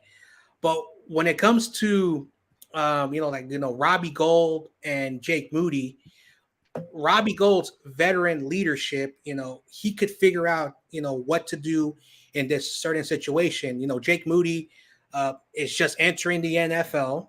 He's basically, being told, if you kick the ball, the other team can, spot it and then they can put it at the 25-yard line. So if I wanted a kicker who can understand the rule, I would rather have a veteran. And there's nothing against Jake Moody. I just think that a veteran can understand how they can kick the ball to avoid a situation like that. Tara? Hey man, Robbie Gould was a low-key savage. He would make some game-saving tackles every now and again. If you go back and look at some of those, it was a couple of playoff wins, a couple of big games. Robbie Gould would come with a little bit of this or that, man. He sacrificed his body. I think he was a $105 standing in a puddle of water soaking wet, but he would throw his body around a little bit. So shout out to Robbie Gould. No disrespect on him at all. You throw a But little yeah, shade. He's probably about 120. He might have been 120. It's still not much. With a brick in his pocket, But you brought up a valid point, man, about how they changing it, and everything is geared towards primarily the safety of our players nowadays. But you brought up a real, valid point, man. Robbie would have kind of finessed it. He would have kind of hit that pooch to get him to bring it out somehow. But given the fact we got Jake Moody, I'm high on Jake Moody. My man Bryant Culp loves Jake Moody. Wayne Breezy is crazy about Jake Moody. I think he's just gonna boom it on out, and we're just gonna, be dealing from the 25 most of the time. He offers us things that Robbie Gould doesn't, but at the same time, he's got things to learn that Robbie already has in his wheelhouse. Yeah, you know what I mean. Yeah. So yeah. it's a trade-off, but at the same It's a time, give I and think it's the best time to do it with the best person that's coming out of college for the next foreseeable future. So I think it was the best deal. People trip about the 99 pick on it, and I really don't think it's that bad. It doesn't depend. It doesn't matter where you were drafted. No, Bryant was calling that out. Bryant called that out months beforehand that he was going to get picked at 99. Oh yeah, Brian knew that was coming, but it's just we don't normally do it for a kicker in the third round, and it's just the stigmatism around it. But if you think about it, the kicker is probably going to be your leading scorer on most teams. If you go to 30. It's 32 teams in the NFL. I'd say roughly 30 of them, probably the leading scorer is always the kicker. So he's very, very important. He gets points on the package every time you score a touchdown, and he's probably saved you with 3-pointers. Yeah. So it is needed, but at the time, if y'all were on live like I was during the draft, and they said that 99 pick, I was like, oh. I remember the announcement. I was smiling my ass off because I was streaming with Bryant. So I was like, bro, you picked out. Shit. I also wasn't surprised when it happened because I was like, dude, we've taken running backs in the third rounds and that hasn't worked out. And I was just like, we also took Mitch Wishnowsky in the fourth round a few years ago. So I was like, it's not that weird. But one thing I did want to say is because I know you guys are kind of mentioning about, do you think with the new rule, can Jake Moody adjust with that? I don't know how much is going to affect it that much, but remember, also Jake Moody did end because I believe they share the same agent, right? So yeah. So I'm sure Robbie Gould probably also gave him some tips, and it sounds like they probably still talk, at least from what Jake Moody said. So I'm actually not as worried. Well, the kickers talk between each other. The kickers are a unified group. You know what I mean? And Brian, they usually got the best golf game of everybody on the team because nobody knows what they're doing most of the time. I know they're practicing chipping and putting. Did you hear Pat McAfee talking about playing cornhole? He's playing cornhole all the time, and people come and be like, "I gotta do this big install," and he's like, "Yeah, I'll be in here playing cornhole." I knew it, man. Those guys, you don't see them during practice. You out there sweating and asking for Gatorade and getting some. Water. What else are they supposed to be doing besides what else are they supposed to be doing though? Besides practicing? You can't wear out their leg. You can't wear out their leg, and you can only talk so much philosophy and scheme. You know what I mean? It just has to win. And yeah. How many knots is it? Break it down like that, man. Those kickers get over, man. Okay, so we have couple guys in the panel here, and David McKnight already chewed through these.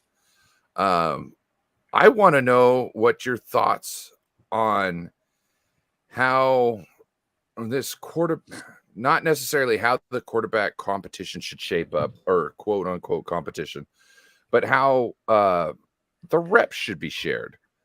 I said that I think that each player should. Well, first thing, Jared Allen doesn't get many reps. Okay, this is my philosophy. Jared Allen or what's Brandon. his name? Allen. Brandon Allen. Allen. Brandon Allen doesn't get many reps. And I think that Trey, Brock, and Darnold. Sam all switch between the 1s, 2, and 3s each day. So they get to build chemistry with the wide receivers, the running backs, essentially everybody through the whole day. Mhm. And then the next day it flips. Yeah. I just don't think picking somebody up, moving them to somewhere else where they've gotten a couple reps with somebody, you know what I mean? I think it's just better just leave them in the situation and play with the same people all day because you get a better idea of what chemistry they can create with them. Also, Rapport, I don't think, rapport. And I don't think you should be really looking at Sam Darnold to be competing at this point. I think Sam Darnold should just be in there to get reps to learn the system. I think that's because I believe he's seeing ghosts because every time he comes into a camp, it's learn the system, start week 1. Like this is the same boogeyman he's been fighting his whole career. Just let the man chill, learn the system, just get put into it regularly, no expectations. Just go out there, figure out what you're doing, bro, and then learn the training book or the playbook. And then maybe later in the season, you can be a viable backup.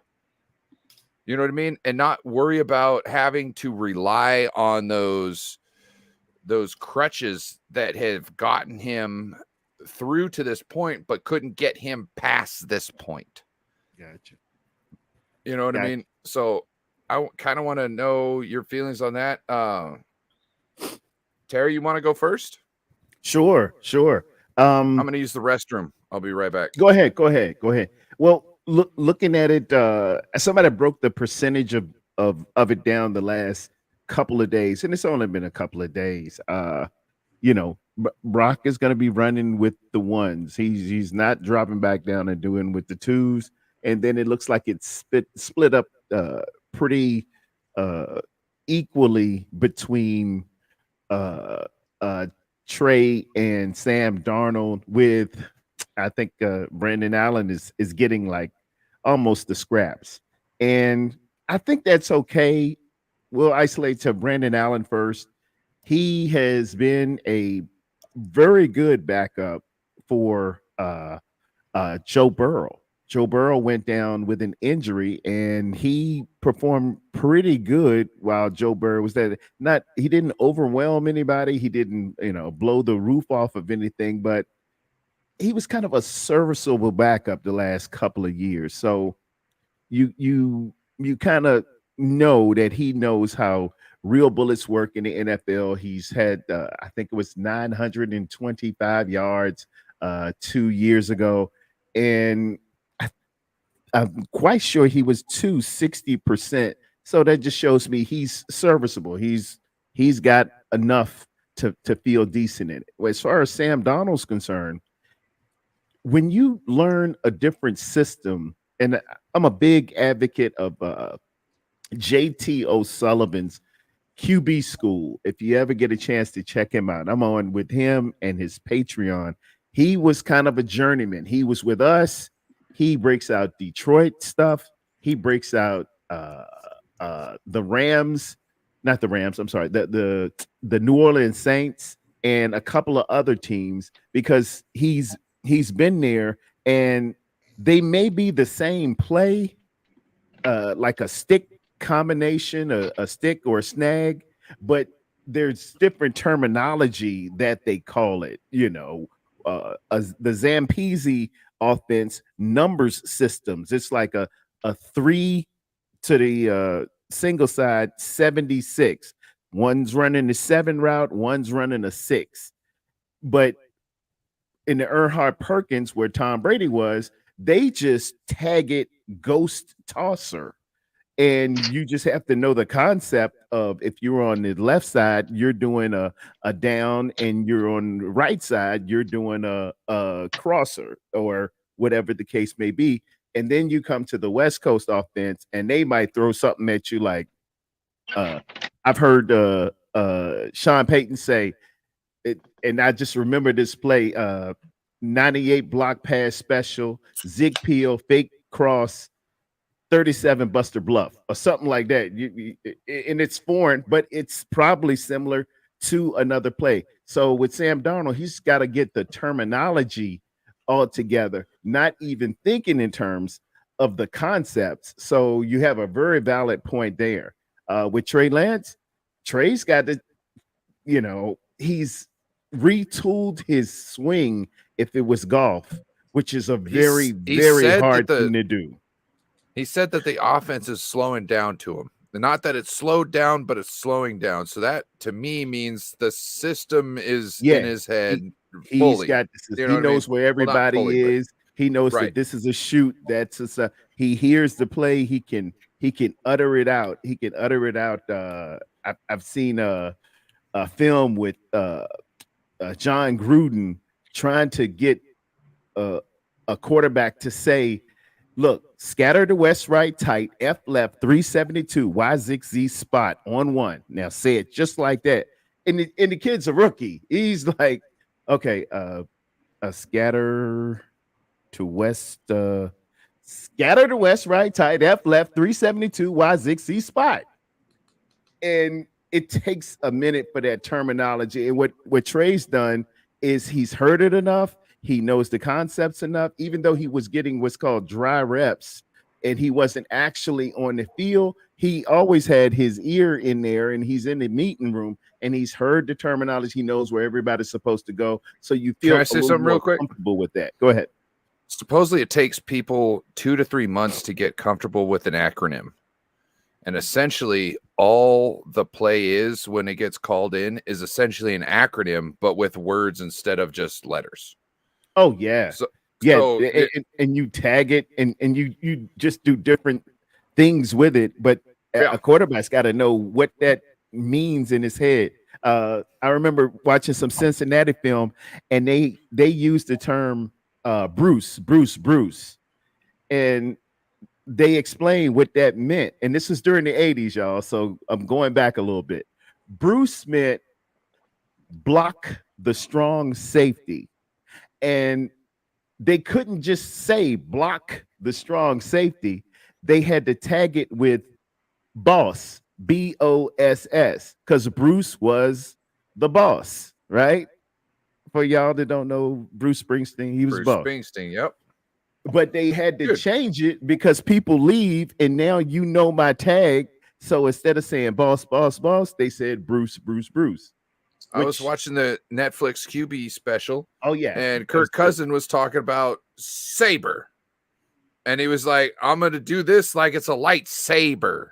You know what I mean? Okay. Like you just change it a little bit. You try you got to nuance it, finesse it. Yeah. Because we're changing a little bit just for this game or just for this season. You know what I mean? Like depending on what it is the variety, the level that you change it. It's subtle changes, man. And that's why they get paid them big bucks, as Bill Parcells would say. Hey, that's how they doing it that's why you lift all them weights. That's why you make that big money. So Trey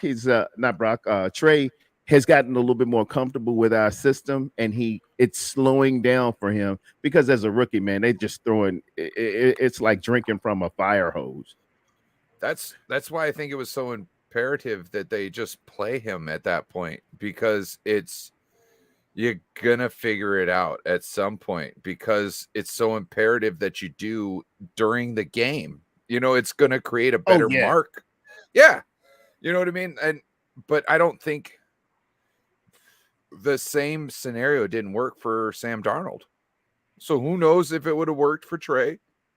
I feel because of his personality, it would have been good for him, but I don't know. And we will never know. We will never know. Let's just put that in writing. We will never know because it never happened. So yeah.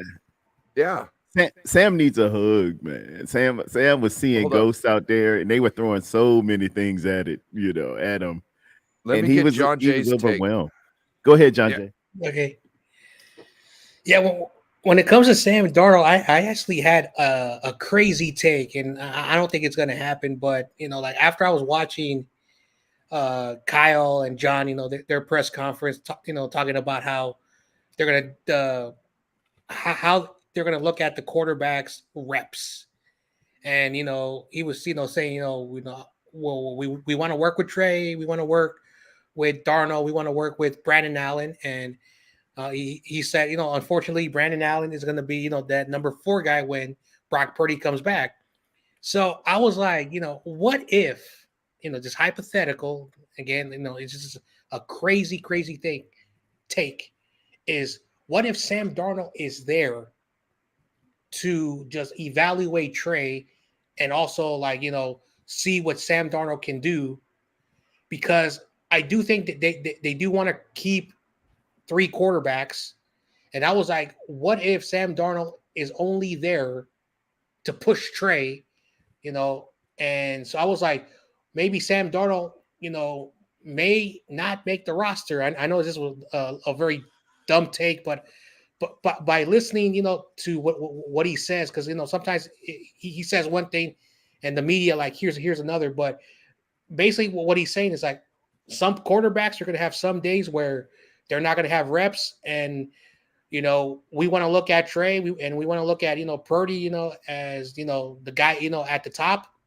And he kept talking about Brandon Allen, but had very few words to say about Sam Darnold. So why are you talking about your? I only know Jared Allen. So why is he talking more about his 4th-string quarterback than the possible 3rd-string quarterback? So that was a little bit of a head scratcher, Right? and that's why I said what I said. Now, well, he be gone, probably not, but it's something just to think about why he's giving Brandon Allen more credit and just forgetting about Sam Darnold. That's just my thoughts. I just think that it would be when Sam Darnold came here, I thought this is great for him because he can just sit in the back row and learn, and he can spend his time honing his craft.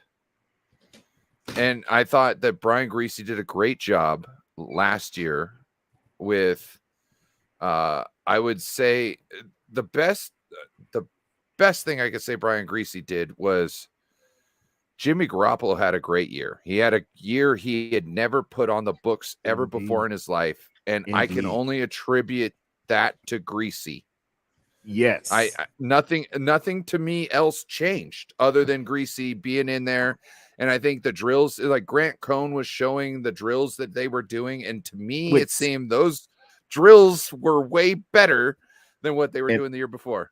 Brian, we got to take a minute, man. Let's give Brian Griese. I mean, is it it's not Bob, it's Brian Griese. Let's give him his flowers, man, because he is the catalyst on here. When you just look at the experiment, the one thing that changed, the constant that changed, was we got a real deal former QB in here, giving the right drills, giving some good tutelage, and we saw the best out of our offense with Brock. We saw the best out of Jimmy G, and Scancarello sucked, man. Oh yeah, Scancarello sucked, and that's the evidence of that is when he gets the job over in I think he went to Kentucky this year, and they fired him.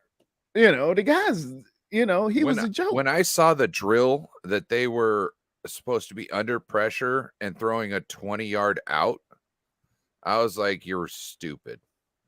That's stupid. You don't have time when someone's in your face to figure out the distance between somebody that far down the field. You need to be looking left and right to those guys that are coming out of the backfield. Exactly. And that's the drill I saw from Brian Griese last year. That really made me go, okay, this guy's actually trying to set these guys up to be in a good position. Yeah. And when Jimmy did put up the numbers that he did last year, in his limited time limited time, which I don't think was as good for him as it could have been if he would have started the season. Let's just say that. You know what I mean? I think that he did great. And the only variable factor that I could see was Brian Greasy. It Scheme's the has to same. be that. Yeah. Scheme's the same head coach, same players. Basically, we added CMC for his last, I think, 6 games. He played 11 games total, but you saw him get it up to 24.5 points a game with CMC, and we look better. He was To me- playing the best ball he did in that, particularly in that when we went to Mexico. To me, it was he the looked really good. touchdown to interception ratio. There you go. Good decision making. Yep. You know what I mean? Yeah. That's what really, and I'm not saying that's everything. You can't look at that stat and be like, oh, yep, there you go. But that was one of the biggest things that I felt was his biggest takeaway. And he seemed to improve on it last year. Now, did. he hadn't put the track record down. It's almost like the same with Kinlaw this year. Like, you can go have a great season this year, and that doesn't mean I want to re-sign you this year, because you've had 3 other seasons where you have not shown the same thing, and I can't want to give you that money to think that I'm going to get the same thing out of you. You know what I mean? Indeed. But I hope the young man has an astounding season and it can find himself another team that wants him there. Yep. And I hope he has a great career. I just don't think it will be with the 49ers. And that's sad, because I had great, man, when I saw his stepfather rolling on the floor because he became a 49ers fan, I was so excited to have that young man on the team. Yeah. You know what I mean? And not that I'm not excited to have him anymore. It's just, reality has come to play. Yeah. And until he proves different, he caught some bad injury. You know, that knee swelled up on him a couple of years ago, and he tried to I don't think he caught him. I don't think he ever got over it. You know what I mean? No. And he came in with the expectation and the pressure of being first rounder and having They gave him the same fucking number. They gave him the same number. A legend. Yeah. Defoe was the dude. As a matter of fact, if I would have let go of between Defoe and Eric Armstead, I'm letting go of Armstead, not Defoe. But you know, for whatever reason, they looked at the money. They said, "Here it is." And let's talk about that, because I think I know why they did. Why do you think they paid him generally the same amount of money, right? Mm-hmm. So it wasn't the sacks that they were paying for, to me, right? Because if you were looking for sacks, you would have just paid Defoe, because he clearly had the better numbers, right? Yes. It's because we play a 4-3 defense, but we play a wide 9 version. So therefore, there's a bigger gap, and Eric Armstead handles that like a motherfucker. You know what I'm saying? Like he takes care of it. To me, a wide 4-3 defense is susceptible to the run. A wide 9-4-3 defense is even more susceptible to the run. So if you want to play that on third down, you need a guy like Eric Armstead on first and second. And I just came to that realization about a year ago. And that's my philosophy on why they did it. And I'm not sure, but it's the only thing that makes sense to me. Very, very intuitive right there. Yeah, that must have been. So in essence, we were looking for in putting a premium on downs 1 and 2, not on down 3 as much. We weighed 1 and 2 more than we weighed 3, particularly in the wide 9. Now, when you look at their philosophy, it even makes more sense, because you got to stop the run to rush the passer. There it is. So whether you have the guy who can get you that many sacks each year, it doesn't matter if you can't stop the run, because they're going to pass first, second, third down. You know what I Yep. mean? If you got that guy who could stop the run on first and second, then they have to pass on third, and you know it. Yep. Yep, there Yeah. it is. There it is. That makes a lot of sense. Thank you for Yep. clearing that up for me because I just Well- I look at a defensive lineman. I'm looking at that sack total. I'm looking at your tackles, and Yeah. Yep. I Yeah. think that's how Spot Rack does it. To determine your value, they're looking at tackles. For every 10, there's $1 million in sacks. Every sack is $1 million. If you're looking at 50 tackles and 20 sacks, you're due, you're due a yak of at how money many- there. That's $25 million a year. Look at how many years it took me to get my head to stop thinking that way to be able to see that. Mhm. Man, You know what I'm Yeah. saying? that's You why know what I'm I got to saying? give you props, man. You saw that. Because Yeah. I'm a production it's the dude. only I thing look that at makes your sense. projection and that's it. Yep. It's the I only don't- thing that makes sense. And if I wasn't a content creator and I wasn't trying to make shows, I think I realized it on a show that I made with Ted. It might not Mhm. have been a year ago. It might have been, Yeah. like 8 months ago or 6 months Yep. ago. But yeah, you know what I mean? Like I was just like, shit, Yep. this is why it happened. Yeah. To me, that's the only thing that seems feasible because none of the other math adds up. But It we could be doesn't. playing it on. It doesn't. It doesn't. It simply It doesn't. I don't mean to interrupt you. You guys are having a great conversation, but I got to be up early, tomorrow morning. So I want to leave a little bit early. No borders, but thanks for having me on for a little bit. And Terradome, thanks What's for hopping up, on my man? stream today, man. It was great talking. Man, John Jay, you the dude, man. Whenever you need me, I am there, man. Y'all shout out John Jay in the chat. John Jay is doing big things. He's my dude. He's had me on his show along with everybody. The content creator universe of the San Francisco 49ers is the entirety of the internet. It is the best in the world. Everybody's trying to come to us. As you see, they had a mass exodus of ESPN folks. They're trying to content create, but hey, the game's already here, y'all. We're here. So much respect to John Jay and No Border Sports too, and David McNair and all of that. Yep. I love y'all, man. All right, good night, guys. I'll see you around. Take All it right, easy, John Jay, have a good weekend, Oh, buddy. McDiner, you're there. I didn't hear your voice. What's Yeah, up, Big I'm just chilling. All right. chilling. All right, McNair's McDiner. supposed I'll to catch be you at the later. Peace.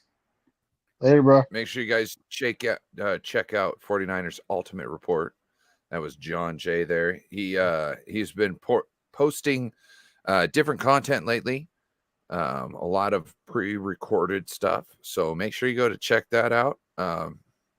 It's good stuff. He's always putting out, and you got to check out all the 49ers content creators. There's a lot of us, and everyone has their own great points.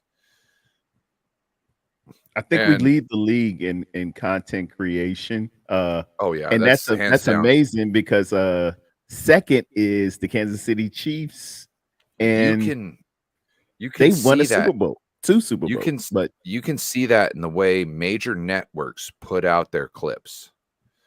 They will title it 49ers, and the first half of the clip will all be about other teams, and then they'll cut it, Yeah. and at the last end will be about the 49ers. So yeah, we know. are the most dominant fan base on this platform and of We one of are. the biggest platforms in the world.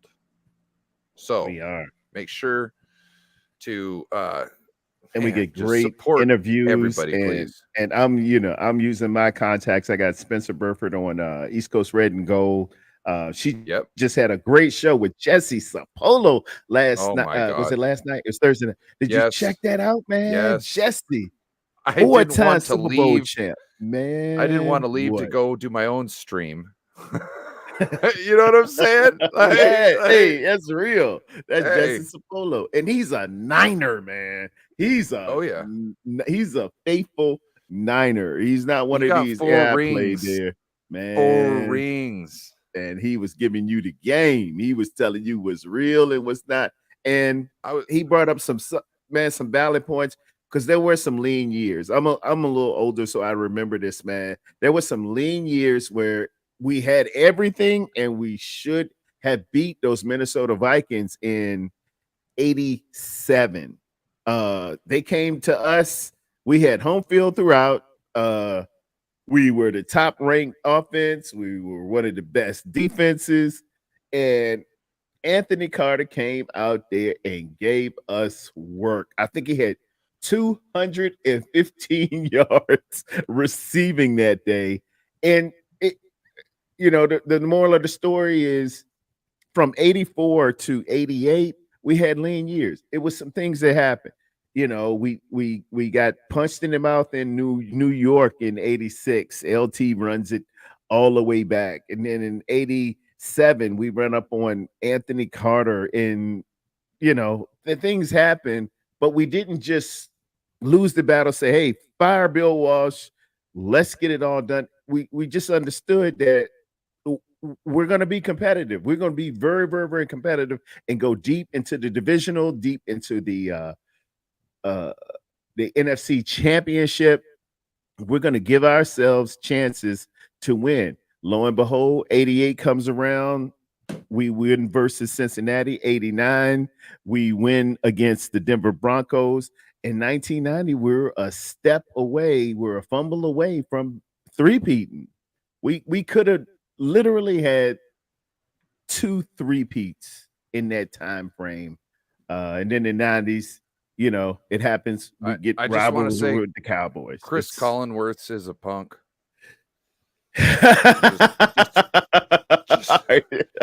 Just want to make sure everybody know that's a fact.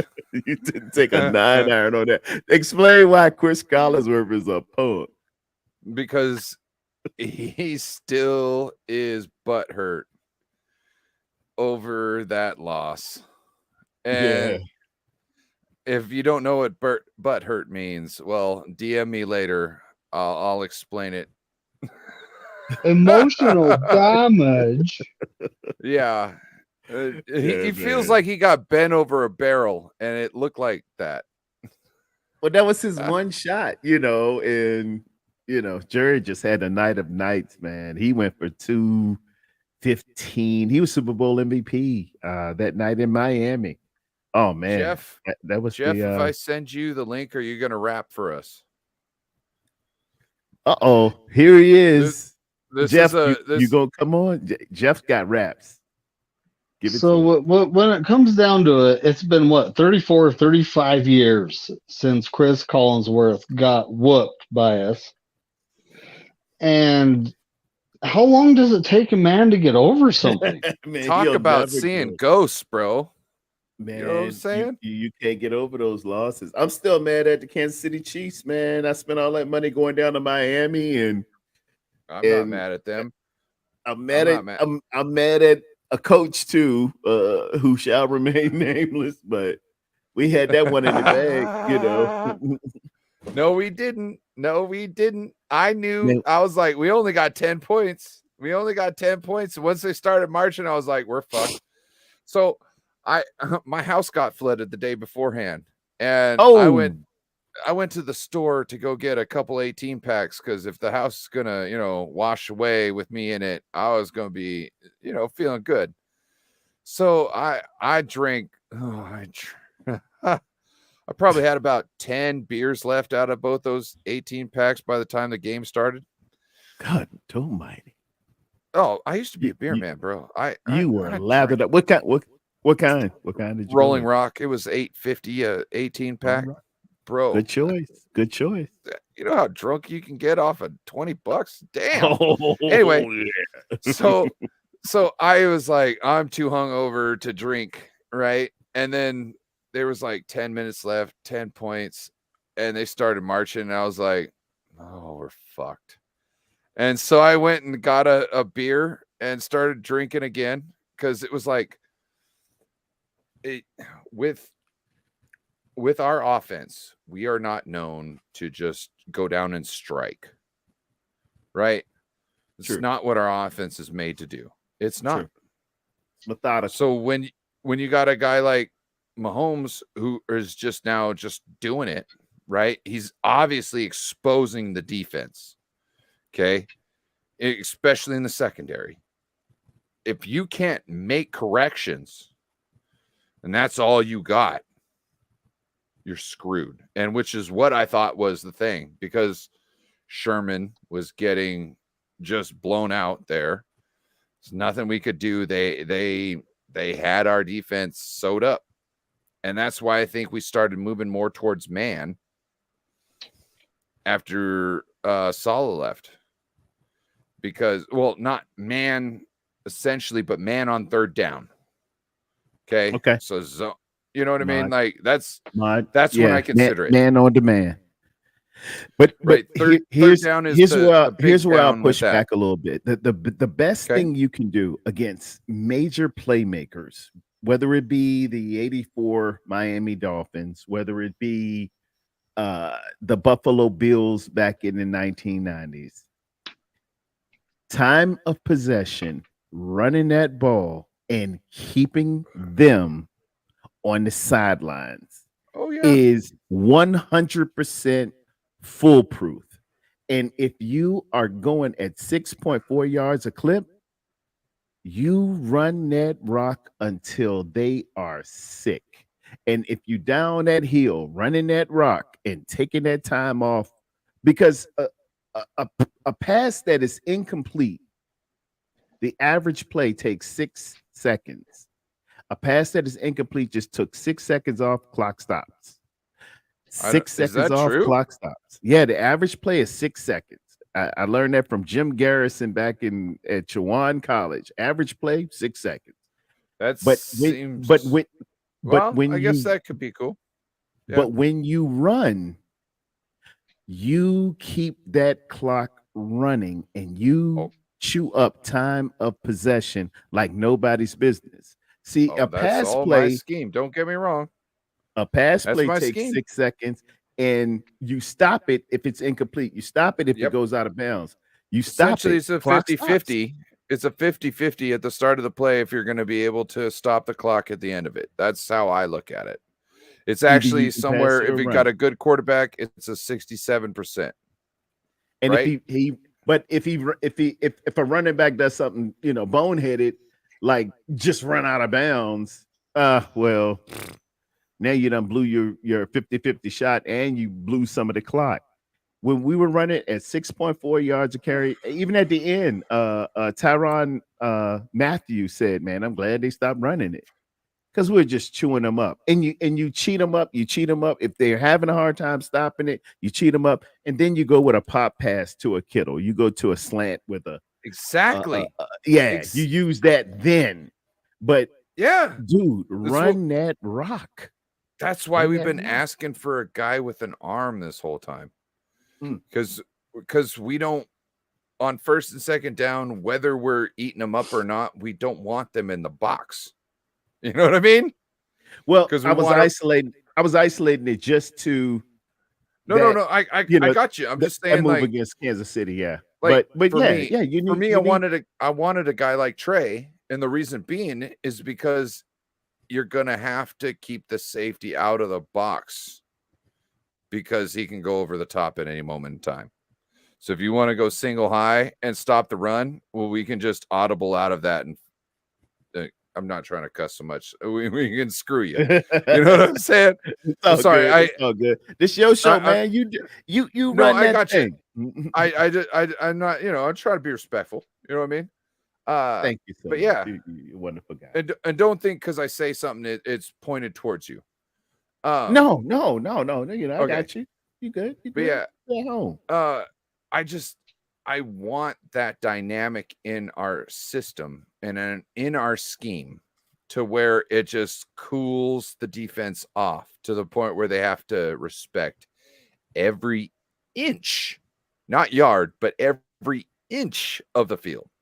Because when they have to think about it in every inch, it becomes a lot more complex.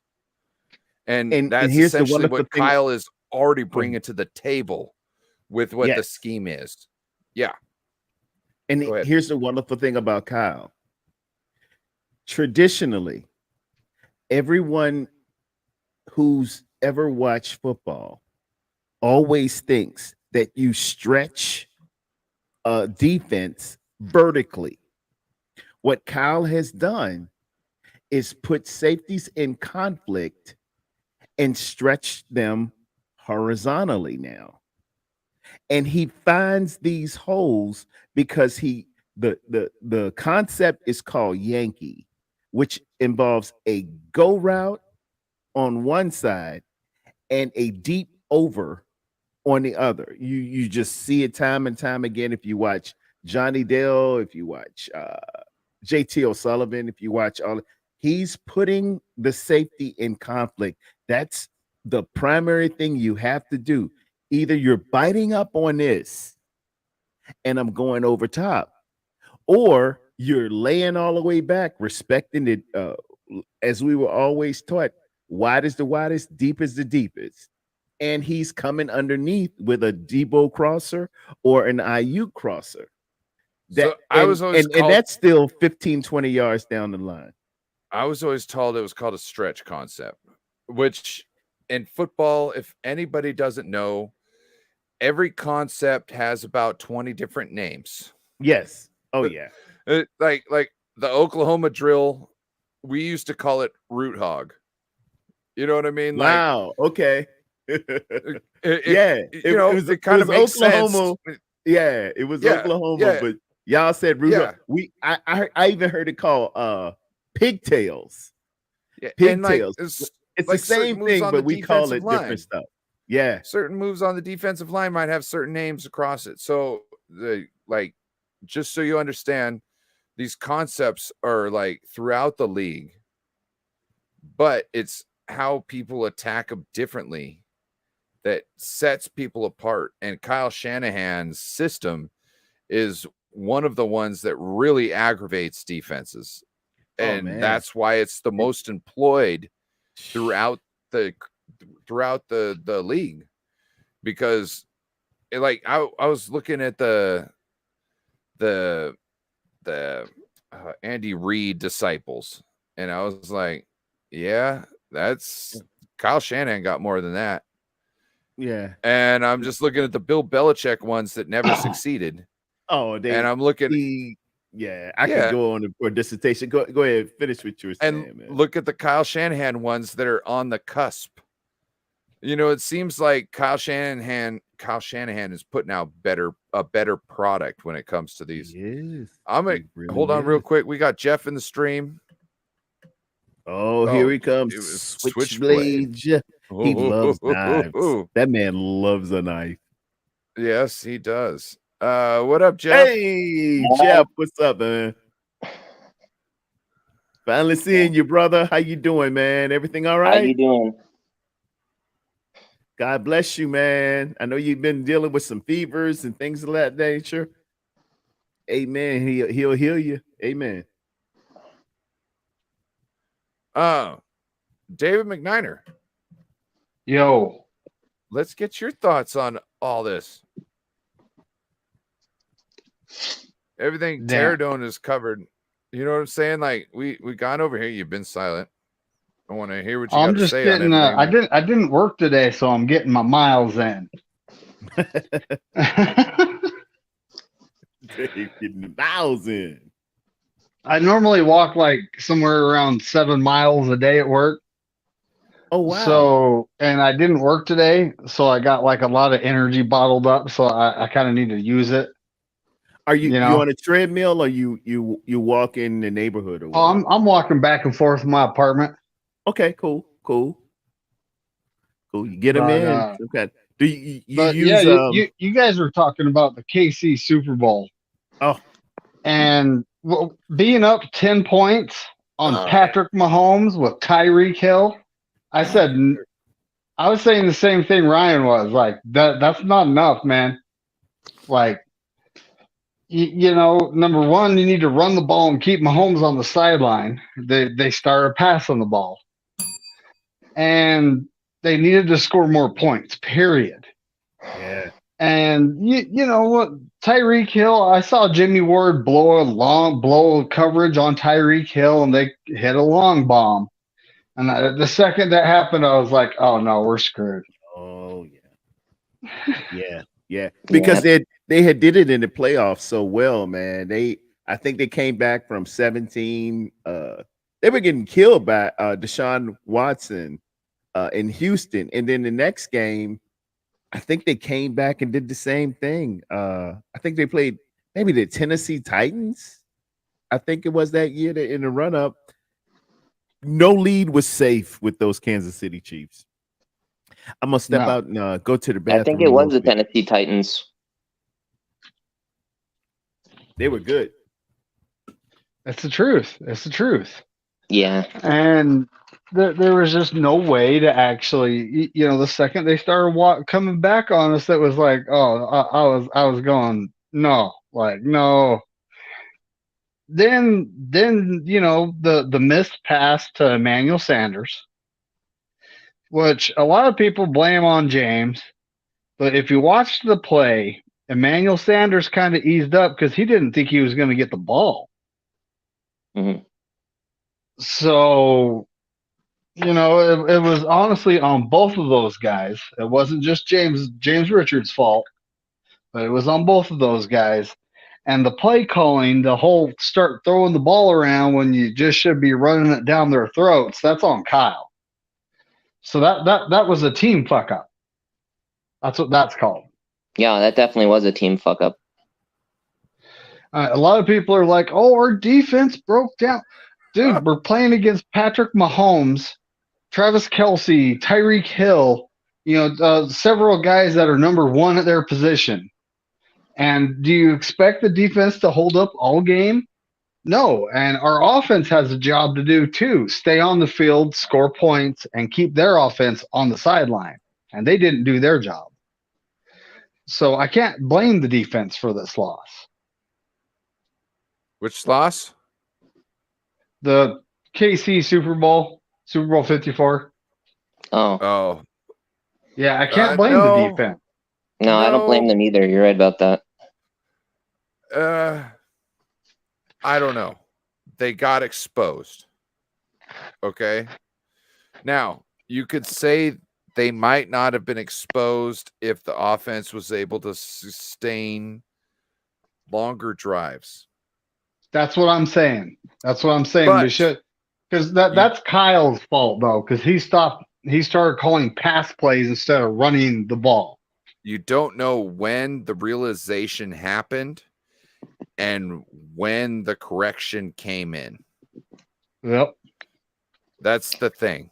You know what I mean? Like, they might have been trying to fix it all the way through the first half and never figured out how to really exploit it until then.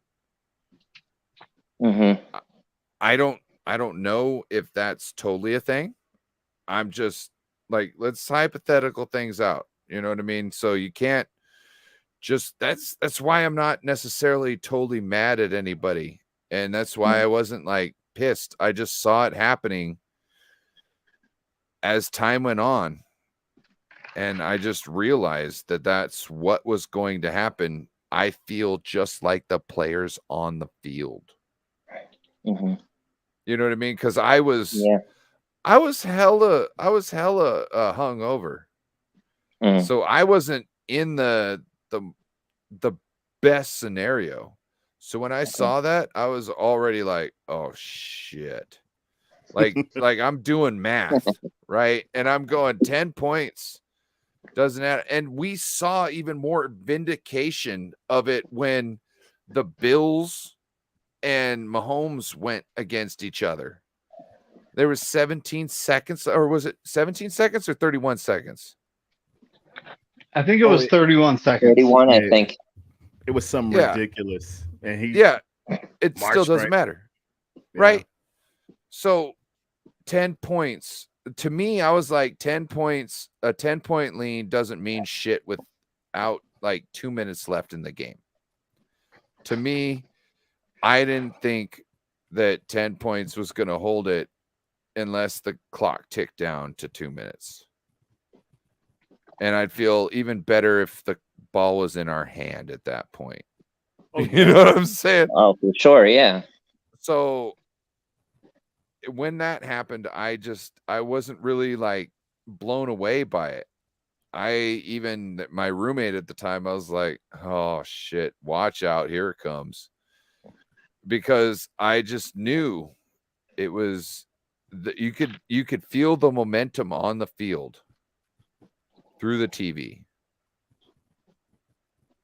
Yeah, it's like pulsating through you. It's hard to stop an offense that's clicking when they know what they're doing is right. You know what I mean? Yeah, you give a guy enough chances, and he's gonna burn you. That's right. Or you gotta if you they gotta keep know them how off you're the gonna field. play them, if you know how they're gonna play them, that's the other thing. And that's what I think really happened. Because who was it? Oh, I think it was who's the DB on the Darius Jones on Pat McAfee. He's one of my favorites. Behind Pac-Man? he's no, not Pac-Man. Pac-Man kind of been new to the show, but he'd been there before. He was on the Colts too with Pat. I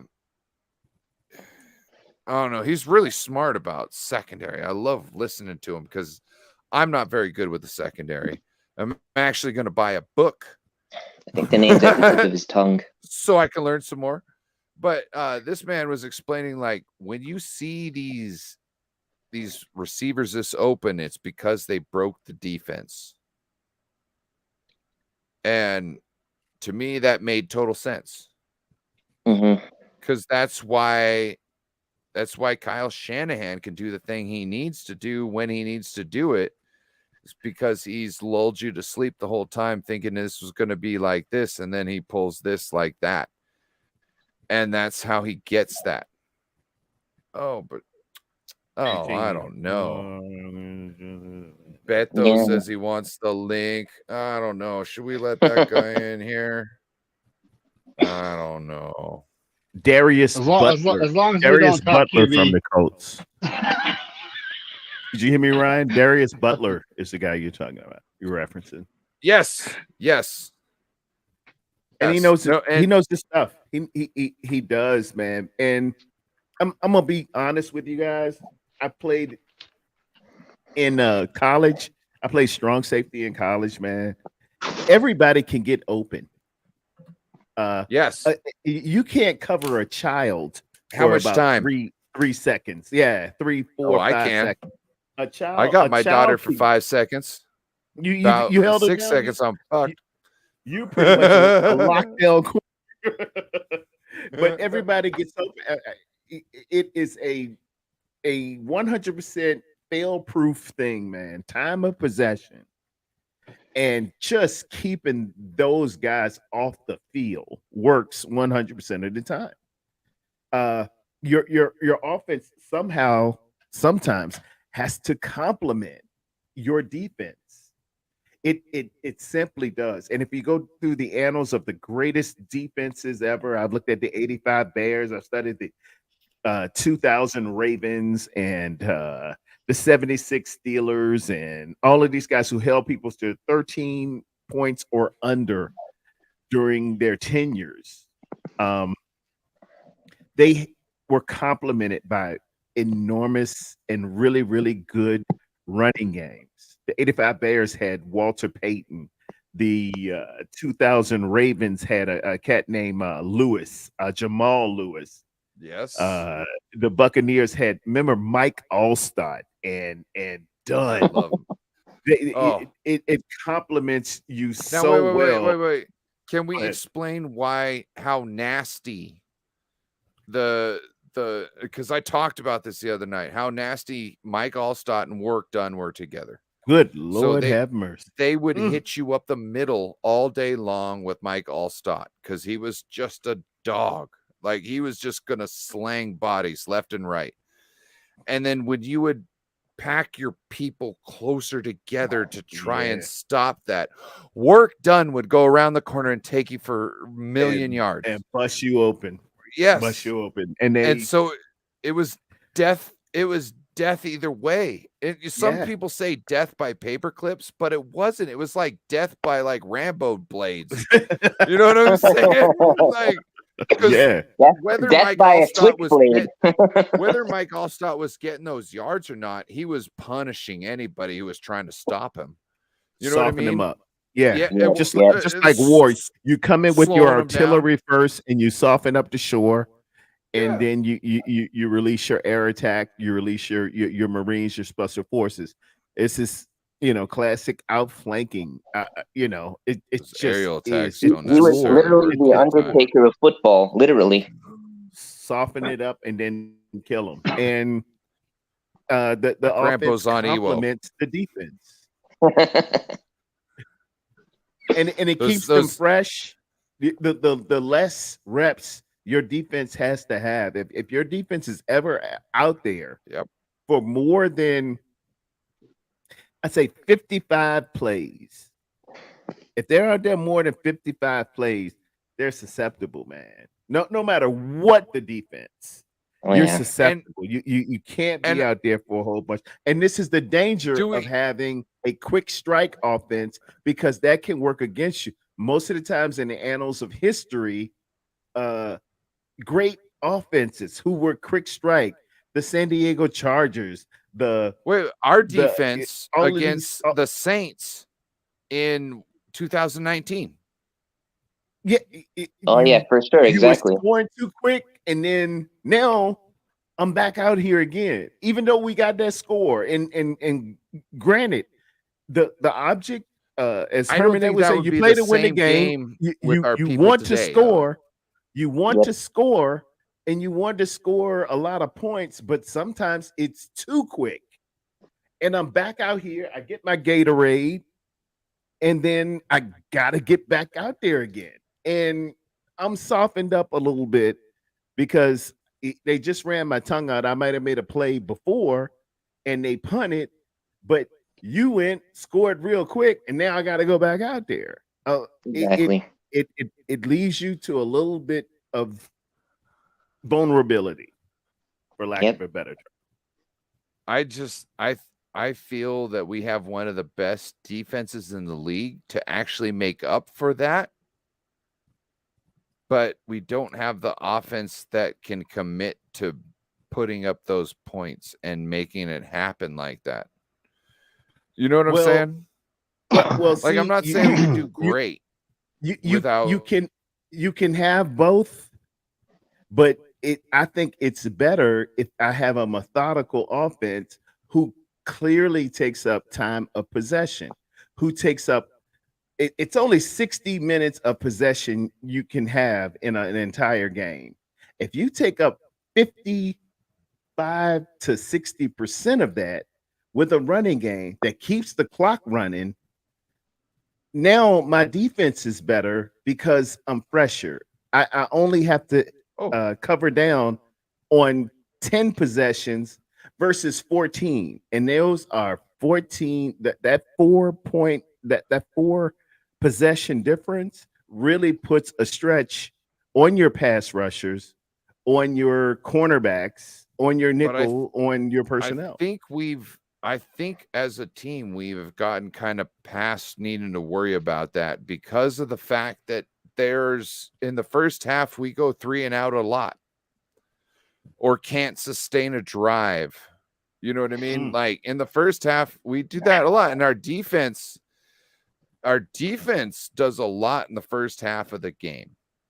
Now, it's not every game, but if you look at most of the games in the last 3 years, you will find that the offense doesn't do shit. And the defense, like, just stops the bleeding. And then in the third quarter, the 49ers, our offense will put up points. And in the fourth quarter, our offense will win the game. And the whole time, the defense, after the second half, will have stopped the offense of the opposing team. And that's a beautiful thing. And it gives you more opportunities on got a question. the offense and weakens their defense. Who is the best second. Who's the best at calling corrections on the defense, Saleh or Miko? I know. To me, it's Miko. Yeah. I Yeah. love that man. Yeah. I hope Yeah. he wins a Super Bowl with his new team at some point, Yeah, not Miko's against us. Yeah, I Miko is love that awesome. man. awesome. Yeah. I'm just saying. I think Saleh it's was Miko. very solid. Saleh was very, Yep, very good. Saleh was too. solid. He's solid. Solid. I just But- wish Miko But would have Miko was told. special. I wish Yeah. Miko would have been like, "F you, Kyle. I'm calling a timeout on this Green Bay play." I just Can he do that You know what I mean? legally in football regulations? Yes, he can. If he makes the, Anybody can if- call a timeout. You just have to I deal with the almost cussed. consequences later. I almost cussed. Talanoa Hufanga could have called timeout in that Philly game when if he saw that play that it hit the ground because he was motioning like he didn't catch it, but they huddled on up. They didn't huddle. They came on up and they ran another play, and then the next play they score. If Talanoa Hufanga could call timeout, you That just got to doesn't deal mean with. they would have played the clip though. That doesn't mean they would have played the clip though. That would have gave more time, though. That would have gave more time because it was 5 or 6 minutes, and then we can better assess. We can better assess that. Hey, Yes, look that at is this totally thing. true. There's but it no doesn't mean it way would he have sent caught the that. clip. Which is like, I used to be a ref. Okay. Okay. Being a Yeah, ref okay. is one of the toughest things ever. I was a coach. For I sure. was a coach. I wouldn't want it. Reffing was tougher than being a coach. I coached ADHD kids. So my buddy said, "Hey, my kid's gonna play flag football. They don't really have a team for him. You want to help me coach it because that's the only way my kid can play." Yeah. And so I was like, "Yeah, I'll help you." And so then I became the head coach, right? And I got all the kids nobody ever wanted. And I loved every single one of them because they were mine. Yeah. You know what I mean? Yeah. And they all had ADHD just like me.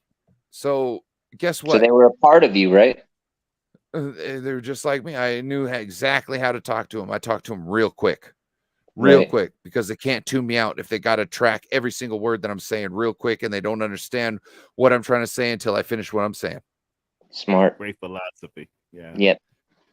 You know what I'm saying? So we did our thing. We had a great time.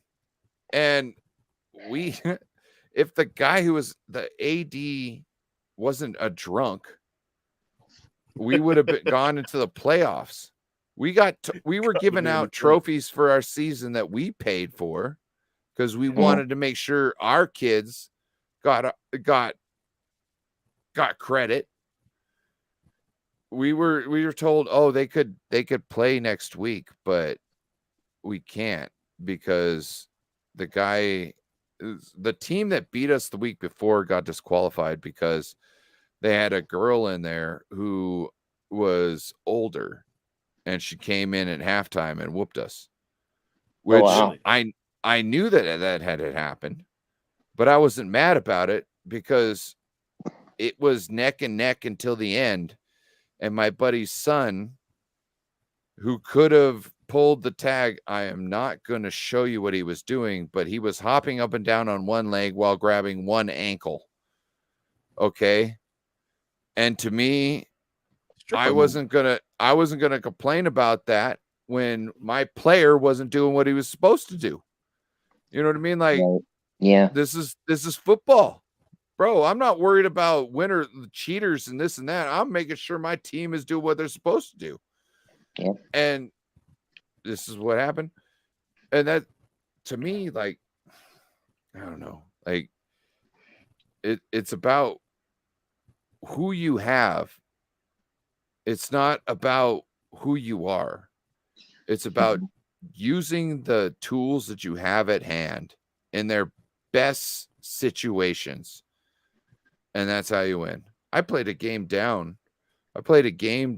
2 kids.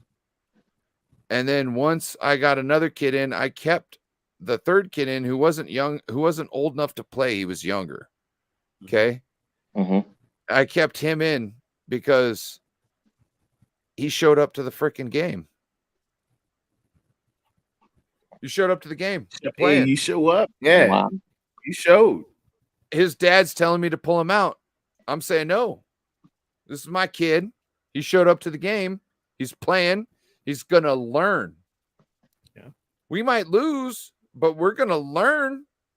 And next game when nobody shows up, he's going to have more knowledge.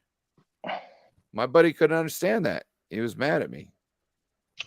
So, Terradome brought up the one play that changed the dynamic of the NFC Championship game. The play where Kyle did not throw the challenge flag. Oh, Do we really want to go over this? This is training camp. This is training camp. I know. I Yeah, I hey, know. but we're But here. this is just we're that 2 one hours and thing. 52 minutes in. That Yeah. Hold one on. play. That one I play know. changed And the dynamic of the entire game bro. because they So- scored 7 points. And then, when they kicked the ball off Wait. to us, what happened on that offensive drive? That's Hey. at 7 minutes. Are you At blaming the 7 the minutes, Rams number game? 7 on the 29th, 9-2-7 hit Brock Purdy's arm, and which technically was a penalty. It was going above the shoulders at a quarterback, but we're neither here nor there. It changed a whole dynamic. Number 81, 8-1 is 7. He misses the block or doesn't sustain it. Debo didn't carry out what he Hold needed, on. Hold on. It was just blocked. a Did bad- you watch that? Did you watch that? What was the video? The TJ O'Sullivan video. You got ran over, Croft. You got ran over. Oh, now wait. Yes, he did. But did you expect anything less than that in any like he should have been wrecked quicker to me.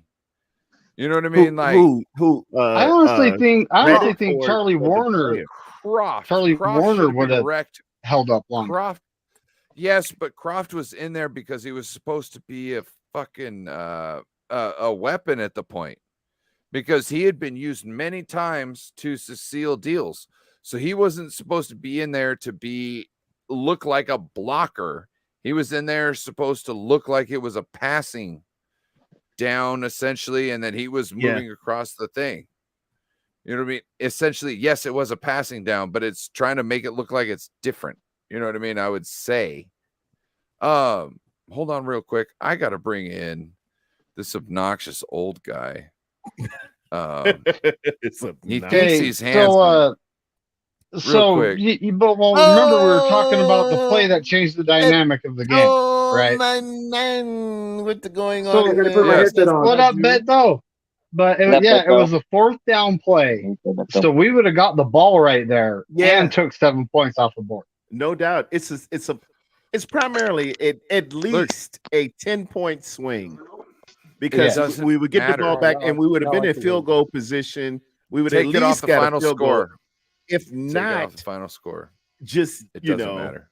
punching that in. Hold on, And hold getting- on getting though. 14, Then the play that calls changes the change whole- too. Yeah, it changes the whole complexion of the game. It changes With the whole 7 dynamic of the game. That it play call where does. Brock Purdy got hurt might not have happened that way. So we don't know though. We don't know. You know, It's just And- how the game boiled down, and that's everything that happened. And exactly. all Kyle had Dave. to do was throw a red flag and F timeouts. Yeah, That's what I have to say. F timeout. If you But if that's you go in not there his with 2 style timeouts, whatsoever. No, that's not his style. Yeah, That's not his style whatsoever. No, not even close. and my, So and my expecting point is, him if, to do something outside of his box is crazy. Yep. if Tyler Noah Hufanga truly saw that ball, Lockett Tyler Hufanga. Noah Hufanga. That's how you I'd say it in love North to find Carolina. I'd love but to if find a tight end with Hufanga's heart. That would be a God. That would be a gem. But if he did Woo. see it hit the ground, my point initially was, man, you can stop it. Call a timeout. I've seen it was a cat from New England. I think it was Ty Law or one of the other guys, man. They saw a guy catch a ball and the referee, called it a reception. Man, he went with everything he could to the sideline and just said, "Go upstairs, go upstairs, go upstairs." Just What just did go Ike upstairs. Turner? What did Ike Turner say about not Talanoa, but crazy hair? Why can't I think of his name right now? Hufanga. No, not Hufanga. Back in for the day? Patriots. For the Patriots. Troy Polamalu, right? Palomar. Oh, okay. Palomar. Yeah, Yeah, Palomar was they were oh, They called him Baby Jesus because he's knew what was happening for, but like Jesus was telling him, right? Okay, so why are we hindering? Why shouldn't we build towards a guy who is speaking to that same man? Not to say necessarily that anything is a connection, but at least they got an acknowledgement of what goes on. They have a hindrance, there's something in their brain that cues to certain situations. Like, that's the guy. Like, to me, when I heard he was talking with Troy Polamalu, I was like, that's the guy. oh yeah. First thing, Troy Troy basically raised him from a pup, man. They were very, very, very close, and that's his mentor. And they look. I used to work with a guy who played rugby with Talanoa's father, supposedly. I don't know this truthfully, but that's what he said. But I do know that the Polys are totally linked, right? And the people from the same island that Talanoa is from, they're few and far between. And so if this guy's like, no, I totally know that, I know this and that, I was like, okay, I'll believe you. I'm not saying shit. This guy was also a stand-up dude, very good kid. I seen him bring his son in with his grandson, and I showed his grandson wanted to pull the cart full of what do you call them, the bricks, like you would make like when you're doing landscaping. No, like landscaping, Mortar. ones. Like mortar? No, the bricks. Anyway, landscaper bricks, not cinder blocks, but the prettier ones, smaller, this and that. And I was explaining to him, you get a wider stance when you start out. And then when you get up to speed, you start getting closer and start doing the quick ones. Oh, no doubt. No, we used to have a border drill, the plank drill, a plank to keep your feet chopping. And when you get in under an ascending blow, you continue to drive, man. Oh man, good stuff. Yeah. So as and the both of the father and the grandfather both looked at me. I was like, yeah. They got the copies in hand. They're letting the young kid, because that's what I'm telling you, anytime the 49ers want to have a Polynesian on the team, I'm totally down for it. Because if those guys make it, they're some of the best in the league. And not only on performance. It's the respect they have for their culture. It's the respect they have for their elders. It's the respect they have for the game. And they hold things sacred. All that and beyond. I do love that. And it's I hope I'm not being stereotypical or nothing, but no, not at all. It's just something I noticed in the Polynesian culture, and you can hear it in Jesse Sapolo last night, man. Oh, for sure. It's just a feeling of incredible pride, a feeling of incredible substance. What they bring to the table is just, and they're wonderful, beautiful, welcoming people. Wonderful, beautiful, welcoming people until you cross them. And then they unite. You got a problem. And it's nasty. You got problems. You know what I mean? Bro. Because they protect, which is totally understandable. And if you just treat them as they treat you, you're gravy. You're gonna be you're going into the Hall of Fame. They're gonna love you because that's what they expect. And It's that's about the all spirit that's of a man. needed. It's the It's spirit all of that's man. needed either. It's Yeah. the spirit. It's the spirit. The Bible speaks in Acts 10:34. God is no respecter of persons, and he's not looking at your outward appearance or your skin color, your what you have, you know, the family you were born into. He's looking at your heart. He's looking at the what you your deeds, what you showing him, your relationship, and you know that there are pockets of that throughout all of infinity in the world, and then there are some people who just are nasty, Now, well, let's hedonistic, branch that. mean Let's people. branch. Let's branch Selfish. that into the confidence that Brock Purdy gets. I think. Look, I am not a religious man, but I think that some of the swagger Brock Purdy gets is because he feels like he's invincible. And not just because he's a 24-year-old man. I think he truly believes in his religion and all He's that. confident. And that's perfectly He fine. Yep, Yeah, yep. exactly. in Christ. And now, and when you now, when you come to the realization that let's you're operating not make under another power, or you're operating under something so divine, you're tapping into the source, whether other people have a resource. I just think it takes. I think people who can put certain things out and put all the stress on that. I think it's like a not like a backpack, but almost like a hook. Like you can put everything else onto that hook because you don't have to worry about it because you have already set yourself up in the path. What I would call the path. You know what I mean? And and essentially anything that comes, whether it's true or not, anything in the path is there to shape you or not. You know what I mean? Like, right. And so I think that there's like I don't know, like I'm not trying to put this on, like, make this sound false, but there's like certain people who believe they got a certain kind of martial art that nothing can happen to them, right? Mm-hmm. And I think that without equating it as apples to apples, you know what I mean? I think it's almost the same kind of thing. Like, it's mental. Like, you can't phase me because I've got something else riding on my side 100% of the time. Right. Amen. And I think that's what gives him his swag and his confidence. But that's not the thing that makes him understand how to operate the offense as well as he does. You know what I mean? You know what I mean? It's not. It's what makes him throw those balls that he doesn't know if it's going to be a winner or not. You know what I mean? Right. Because he has He belief. he believes in himself. Right? He's confident in Yes. his Right. decision making. But and he it believes in doesn't. something greater than himself. Right. But Yep. it doesn't make him understand the books any better than anybody else. No. Essentially, that's what I'm saying. He may And I not think buy that's it better why- than someone else, but it doesn't make it better for him. But I think Right.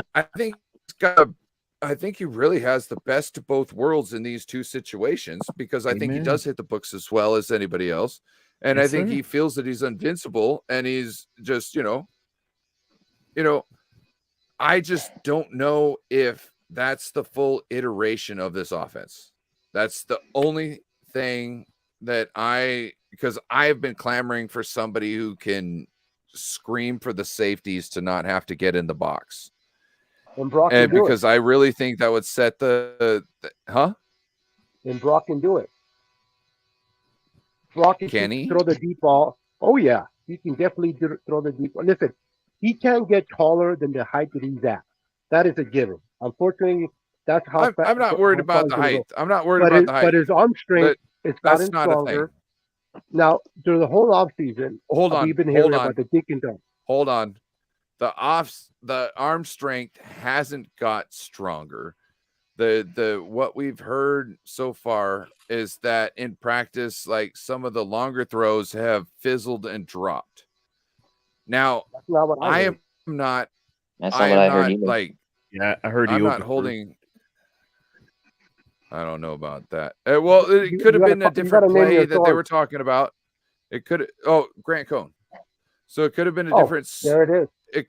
It could have been a different play that they're talking about, but also at the same time, like, well, that's the one that I heard it from. I'm sorry, I didn't listen to. David Lombardi. I didn't listen to him today, but I listened to him yesterday. And I did not listen to Jack Larry. Hammer. I Why you try don't not listen to. to Larry? No, you don't like Larry anymore. I don't know, Larry. Larry's great. Larry Kruger?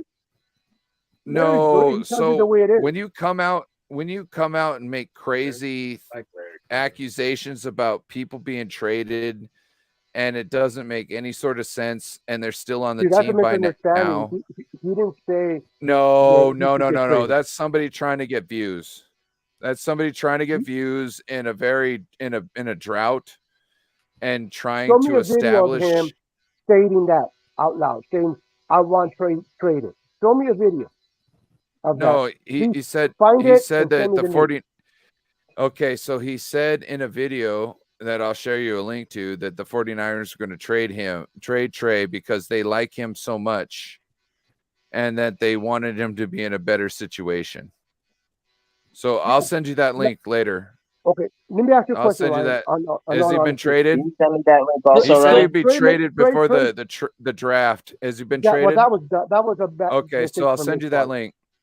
Okay, now Trey Ryan, could makes you also about send 9 me that million. link? Trey's making Yeah. about 9 million Thanks. this year. What are you If talking Sam about? I can Darnold, barely and it hear looks you. like that way. Bet If Sam so you- Darnold, sounds like you're Can you hear coming from another year. Okay. Can you hear me now? better. okay, Yes. if Sam Yeah, I Darnold can hear you better. if Sam Yeah. Darnold gets that second spot, QB2, and is trending that way so far.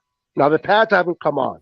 A lot of things can change, but if it does happen with Sam Darnold is QB2, and Brock is QB1, You mean are the you guy gonna pay? who's Let me the finish. guy? Hold on, I'm asking you a question. You're talking about Sam In Darnold, the middle of the my guy question? who is, yeah, because I want to frame the question better. So you're talking about Sam Darnold, the guy who is self-proclaimed still learning the offense. Yeah. Okay. And to my point, if he's beating Trey, how worse does that make Trey look? That this guy's Who says he's learning the beating Trey? offense, and he's if you watch the tape, if you watch what people are saying, multiple people, that's what they're saying. How is he beating Trey? And- Who's he but- going to my- against? but to the my- seconds okay, or the thirds? I will be answer. I would love The to third. answer Seconds or the everything you first? ask. I'm But let asking me you. finish my. Can Hold I finish on. my point?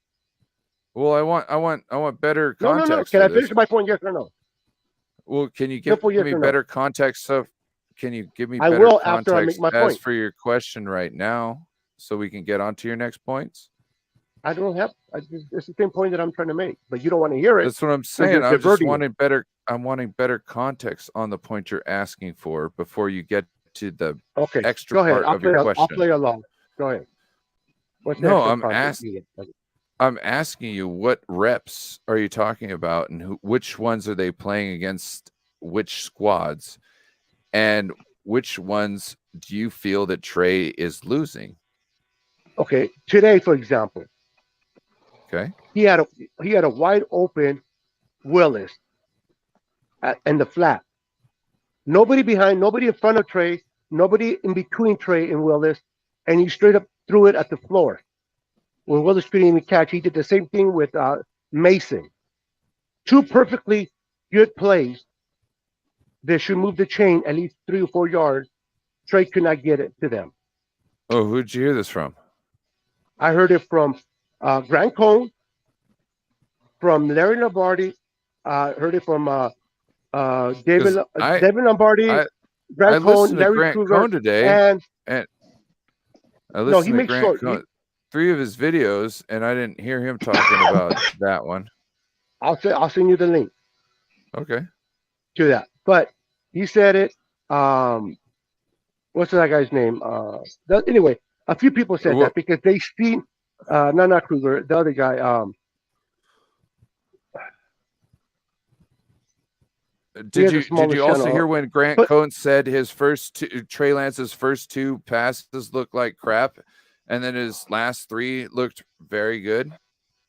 He said his first Yeah, two I did passes. hear that. Did you not hear that part, or were you missing that? You said 2 passes. I heard the whole thing. I don't Yeah. listen to it partially. I listen to it open-mindedly. Oh. I'm not Okay. against Trey, So, but I'm I'm gonna asking you- speak how I feel. so do you know about how to get in a swing of things? You get in a groove, but how do you miss a guy Oh, okay. 5 feet away Okay. at the feet when there's no defender How between many you and how him? many reps did Trey Lance have today? I don't know. How many reps did he have? Was He it threw 15? 5 times. He threw He threw 5 five times. times. He had He 11, missed 11 2 plays. bad ones. 11 Okay. You're plays. making 6 my of them case. were runs. Okay, so you're You're saying making my there's- case. So we should not invest anything in Trey Lance because his first 2 passes of the day were crap. You're not and going to his put last words in my 3 mouth. I were understand all you should right. not invest. And for we should just extend that over the whole party of a game, NFL game, and that's how we should judge Trey Lance. We're not talking about an NFL game. We're talking about what we've seen today. right do. out of Practice. 5 fucking attempts. And he missed 2 good open plays to 2 players who Oh, were he wide missed open. 2. with no He missed defender. 2 out of 5 in practice. Oh shit! how he isn't that missed crazy? Brock warm was how he 6 missed for it. 12. Essentially If you want to warming kiss up his 6 for ass, 12. go ahead, when you're Ryan. 11 on Kiss his 11. ass. But No, I'm That's what you saying did. Brock was 6 for 12. It's his first 2 throws in practice. Holy shit, Beto. On the what? if you want to third suck day? that pickle, On the third taking a day, pickle. on the third day, first 2 passes on the third day, and you're what? He's a bust now. I didn't I say got that. Did you. I say that? I got you. I got you. No, Well, you're not going to no, put you words on didn't me. say I didn't it. say a bust. you. Oh, you were trying to say everything, but No. So I didn't Trey know where Lance to- was Oh. on Stop day getting- 1. Stop, hey, wait. Stop being butthurt. And I'm stop being not a little butthurt. child where you take things personal. I'm On I'm day doing 1, great. Trey Lance was 9 for 11. Grow up. Grow up here. I just think it's hilarious. Be an that you're adult. talking Have a about 2 conversation. passes. Have a Are we conversation as talking an about adult. practice? Don't be a 15-year-old kid. Okay. Don't be trying to put words in my mouth that I did not say. Beto, do you need to chill Just out? and because you're relax? pissed off that I'm talking negative about a player that you're in love with. You're talking about negative about 2 plays. When I was saying that the same person you said that But- he did But bad how on 2 do I plays call him a said bust he because did I talked about 2 good plays on he was bad? 3 plays. How did we go from 2 plays that he did bad that I'm Because pointing you're out? acting, to you're him being acting a like bust. he could never do anything because Did there I say was that? 2 plays. Yes. You wanted me to elaborate why I was making What was my your comment, point? my question, What was your and point? I did. What was your point again? Are you going to pay $9 million for a 3rd-string quarterback? What's your point again? That wasn't your point. That was going to be my point if I That was was able to finish. that was going to be your point, but that wasn't the point you were trying to bring. So what was your point again? Let's get back to the facts. That was my point. No, that He wasn't your struggled point. today. Oh, And he you're taking it struggled today. personal. Okay. Trey Lance Yeah, struggled today. that's not a You're good look. glad. Hey, That's not a good look. job. Hey, he struggled today. That's hilarious. And this is what I'm Hey, talking about being a childish. Have you been Can you drinking can you tell tonight? me 'Cause what if you Brock have, I can Purdy- understand Can why. you tell me what Brock Purdy did yesterday? Yeah, he watched TV. Do you know what he watched? No, he didn't. He struggled. Yeah. And you know what? I didn't talk shit And who- about that and at who all. said- You know why? Who's talking Because the shit? man is getting bad. You are. Who's talking shit though? I'm I said stating. you are. You asked me I to make a pointed point. at you. I pointed at you. You're talking shit. Grow up, bro. You're saying Grow all up. this shit about Trey.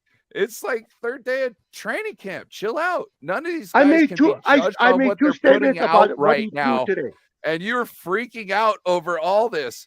I'm trying to Who's push back freaking out? on. I'm not Hey, you freaking might out. be. You need to pump the brakes, and you're just like, no, I'm totally bro. okay. I with guess freaking out over we this. can have a conversation, adult. I'm out of here, bro. We can have a conversation. Have a conversation. It's because you want to be reactionary. Well, I was tweeting back on Faithful Squadron in reference to I Oh, you showed the got a tweeter group. What is that called now? What are they called now? Yeah, Those it's groups. the Faithful Squadron. Shout out the ones you're on.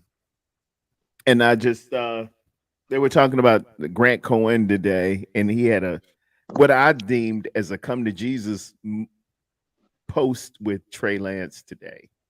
And you could take it one of two ways, because Grant has been really, really Trey Lance, philosophically Centric. He Centric. likes, he likes Trey. Yeah. He does, and Trey, and I love Trey. I've been, really crazy about Trey since he came in here, but I just think Brock is special. There's some nuances when you watch film that Brock is really kind of special for doing what he did as a rookie.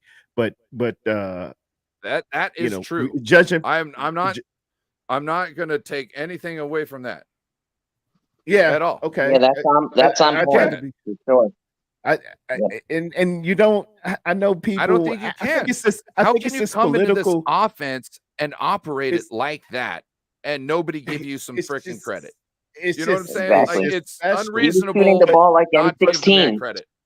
But we're in such a I guess the last 10, 15 years is just such a political climate that if you are for this guy, well, you're just against this guy.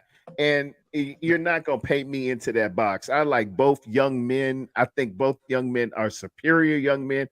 I pray for the best for the both of them. Bigger, better, greater, grander for the both of them. I do. I really do. But Grant Cohen, he's been arguably really, really staunch. Him, Ryan, what's his name? Tinsley, and a couple of Ted. They've been really, really, really heavy Lance.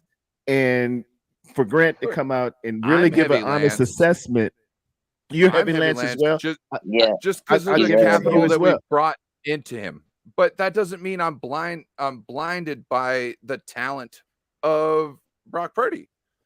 You know what I Right. mean? Like it's That's fair. That's the undeniable fair what he's assertion. brought into the thing. But also That's at the same time, 100% I fair. see Trey's and like if you want to see talk the the status quo, Y'all see the status ceiling. quo would say that you Terradome should automatically go for Trey Lance, but yet you're like, no, to me, No, Brock Purdy is the I have been best option studying for our football. team going forward. I have been watching as football it is. since Yeah. 1975. I know what special is, and I don't care if you black, white, Chinese, Puerto Rican, Asian, Hispanic. I don't care Polynesian. if you gay, lesbian. I don't care what. I know what I saw out there for a rookie quarterback. I'm taking the skin again. It's mind-blowing. Acts the 10th chapter in the 34th verse. God is not a respecter of persons. That word respecter means he does not discriminate. I'm a hip hop fan. I love I can hip hop. say that with Let me booty. get this off real quick. Let me You get know this what I'm off saying? real quick.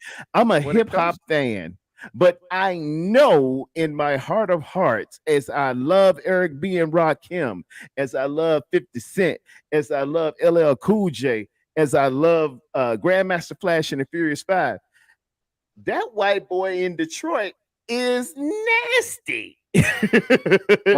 that dude. Are you kidding? Those metaphors and those similes, and you can tell them about it, Jeff. The metaphors, the similes, the intonation, the iambic pentameter, the everything. This dude got a little something different with him, and I've had to sit and tell people Until the who try to next be one comes stereotypical. along. They're stereotypical, and they might say, I like my rappers who used to sell crack and shoot people. They can only be the real rappers. And that kind of rubbed me the wrong way. I'm like, hold on. Even if it's good, to get to hip hop, you saying you're not a real rapper unless you sold crack and shot I had that- somebody? No, I had we're that not split. doing that. Eminem I had is that split bad. when they started going like, oh, all the gangster rappers had the great beats, and everybody was talking about the good stuff didn't have the commanding beats that really You know, it was like, do you remember what's his name? Stretch and Bobito? Oh, Yep. are you kidding me? Stretch and Bobito started this gangster stuff. They Of course. started So- everything. They were up in What do you Columbia split- University. What do you think split them up? starting What do you think this. split them up? The same thing that was tearing inside of me.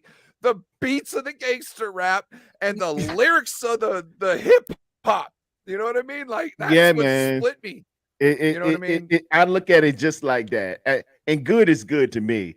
Good is Shout good to out, me. if anybody doesn't know about Stretch and Bobito, Stretch and I Bobito. believe There's a Amazon. Is Please. it on Amazon now? Because I it's saw on it Amazon. on It's on- Netflix. I saw it on Please. Netflix. Okay. Maybe it was Netflix. It It's was streaming. years Please check. ago. It was years ago. Search Stretch and Bobito. They started Yes. all of this stuff, Hip-hop. man. So you can get It's- it to you. They were in a small college dorm, and they had 3 some of the o'clock in the greatest morning. come to them, man. 3 o'clock in the morning. You could only get it late at night, and I'm in Shout out to Virginia, Big L. and I'm depending on my cousin to send me the mixtape. That's when you had to have a cassette. You know what I'm talking about, Brian? It was a cassette, and he would send it down to me. They just plugged the cassette on the boom box and just let it run for 3 hours. And he said, "Man, it's a new one coming. It's a dude named Jay-Z. He's hot. He coming, and it's a new one coming. Big L, man. It's a new one coming. Ugh. Notorious B.I.G. It's some brothers, man. They got like a Shaolin of rappers all in one Big group. L It's was called better than Jay-Z. Wu-Tang Clan, and Yep. they would have them on. They almost before didn't they were get in them. the place. They almost didn't get in the place because they were harassing the lady who ended up becoming like almost an executive at Def Jam. Yes. Yes. Check the documentary out. Check the doco. Know check your the doco, history. please. If Know you your love history. hip hop, please check that out. And I gotta shout my man right out. He might be seeing me right now. The man, the myth, the legend. I went to Chuck D because I said I'm calling it the Terror Dome. Shit. I said, I'm calling it the Terror Dome. Can I use Welcome to the Terror Dome when I come in? And he said, "Hey, man, do your thing." I got the tweet right here on the phone, man. And me and him, we kick it back and forth. Shout out Chuck D, my dude, man. I'm all about that. But anyway, my point is, Chuck- it's not. Chuck D, you need to learn about Chuck D because Please, he's going to Chuck take D. care of you and the Chuck rest D is of the dude. our people. Chuck D, Our is people. that 'Cause we're is all my in it dude. together. Just so you know. That's my guy, man. And I try to register with my vocal throne. As you notice, I wear the fitted hat and my bass drops a little bit. Even when I preach in front of congregations, I have that. I try to come with that Chuck D a little bit, man, because that's my dude, man. But it's just Schindler's about List. being good. It's just about being good. I saw Schindler's List in the theater. My mom made me go see it, and I was a little taken back. I think I was. Let's see, it came out in 91. I was 9 when I saw it, and when we got out into the car, I needed some explanation about some things. Okay. And there was a point where the little girl in the red coat is shown, and the whole movie is in black and white. And so the red coat is very prominent, symbolic. Yeah. And I thought there was snow coming down, and she had to explain that it was ashes from the bodies being cremated. Where you going? Boy, And Sorry, guys. then she told me that sorry, that my Czechoslovakian gypsies were gassed the same way, and that they exterminated us. And she told me that you need to stand up and fight for everybody, because if you don't, there'll be nobody left when they come after you. And when I heard yeah, this is at 9. That's a hold on. No, I'm putting that in the trap. Hold on. This is at the age of 9. This is at the age of 9 where you gotta, you're figuring out the world. Not only that, but she, like, I swear every time Martin Luther King was on, she made sure to play the TV because she wanted me to know that every little child should be able to play with every other little child, which I thought was amazing because I couldn't imagine being told I couldn't play with another kid at that age. That was stupid. But no, when I heard that, I immediately I got into rap, and once I heard Chuck D and Public Enemy, I was like, these are my guys, because they want everybody to be free. They want you know what I mean? Like, release your they want mind, man. Be an Whitney Houston independent said, thinker. Whitney Houston said, "Children are our future." I thought Whitney Houston and Martin Luther King were the coolest people in the world because they knew how important me as a child were. Yeah. When I was growing now, up, you're here. that was my thought. You know what I mean? You're here. Let me get that quote right. I'm about to drop it in the chat. You need to stand up and fight for everyone, because if you don't, there will be no one to fight with you or for you, or no, for you when they come after you. When they come after you. All right. It's exactly right.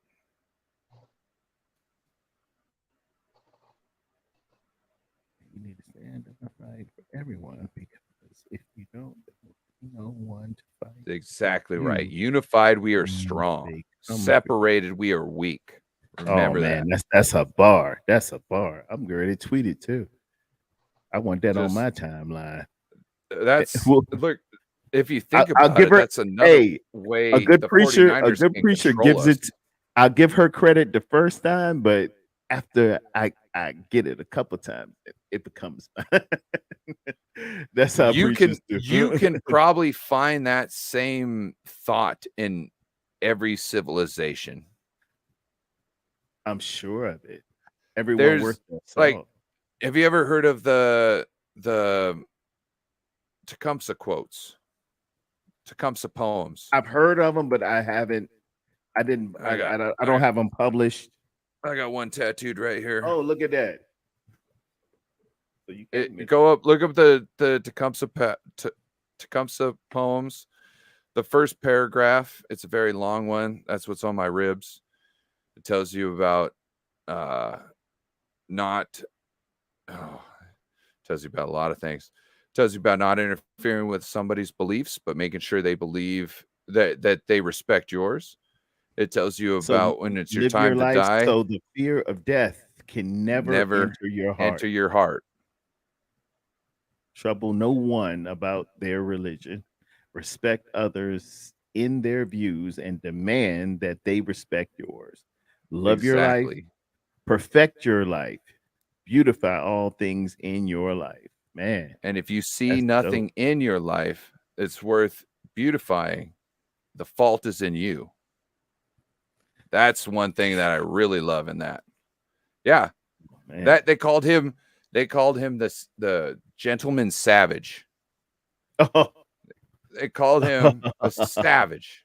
Boy. He died. He fought to the last man. After he had stopped the French general from killing every single of our troops and British troops that surrendered. The single twig breaks, but the bundle of twigs is strong. What about the individualism? What about the death song going across the divide? That's one of my favorites. Go ahead. And I just hit the Tecumseh quotes. When it comes to your time to die, don't be like some with weak hearts who beg for more time to relive their time on the planet so it's better in their life. Or go to the other side with your song prepared. That's not the right quote. I got about half of it right, but sell a country. Why not sell the air, back. The great sea, as well as the earth? Did not the Great Spirit make them all for use of his children? So live your life. Man, this is deep. I like this Tecumseh. But Dave, like I was saying, man, it's not a partisan bickering on an indictment on somebody's race, religion, creed, or nothing like that, man. It's just, if you want the best for the San Francisco 49ers, I just saw something special in Brock Purdy that could one day be in Trey, but I haven't seen it yet. I haven't. And I have to go with the guy that has shown me moxie, has shown me the spirit, has shown me performance levels and overcoming versus achievement. I can't just say, put somebody else in there because, hey, he deserved it, or hey, I like him, or hey, he could be this, or the ceiling, or these inalienable traits. You really got to look at, hey man, who can perform the job? And if anyone has ever hired anyone, if anyone has ever evaluated anyone, you got to know who's got it, and you got to know who doesn't at the time, but could possibly one day have it. And some just simply don't have it, Dave. Man, at the 911 center, we had a dude, and I'm just gonna go in, man. We had a dude named Jackson. My boss hired him. I don't know where she got this dude from. This dude, man, he was so dumb. It took him 2 hours to watch 60 Minutes. Come on, Dave. You know that was a funny one, man. I'm killing it today. I'm killing it. That boy was so dumb. When it comes he to the could feel a QB blood situation, when it comes to the QB situation, I'm honestly not sold on either young man yet. Brock has shown something. He has shown something. Trey Lance hasn't had enough games to show something. True. And it's a messed up situation for a team this good. Straight up. It is a messed up situation for a team this good. And Brock got hurt in that game. It wasn't his fault. And I do agree with you when that wasn't a legal high hit. But at the same time, it still happened. And it was most unfortunate. How can you? Truly was. It truly was. How It's up by his helmet.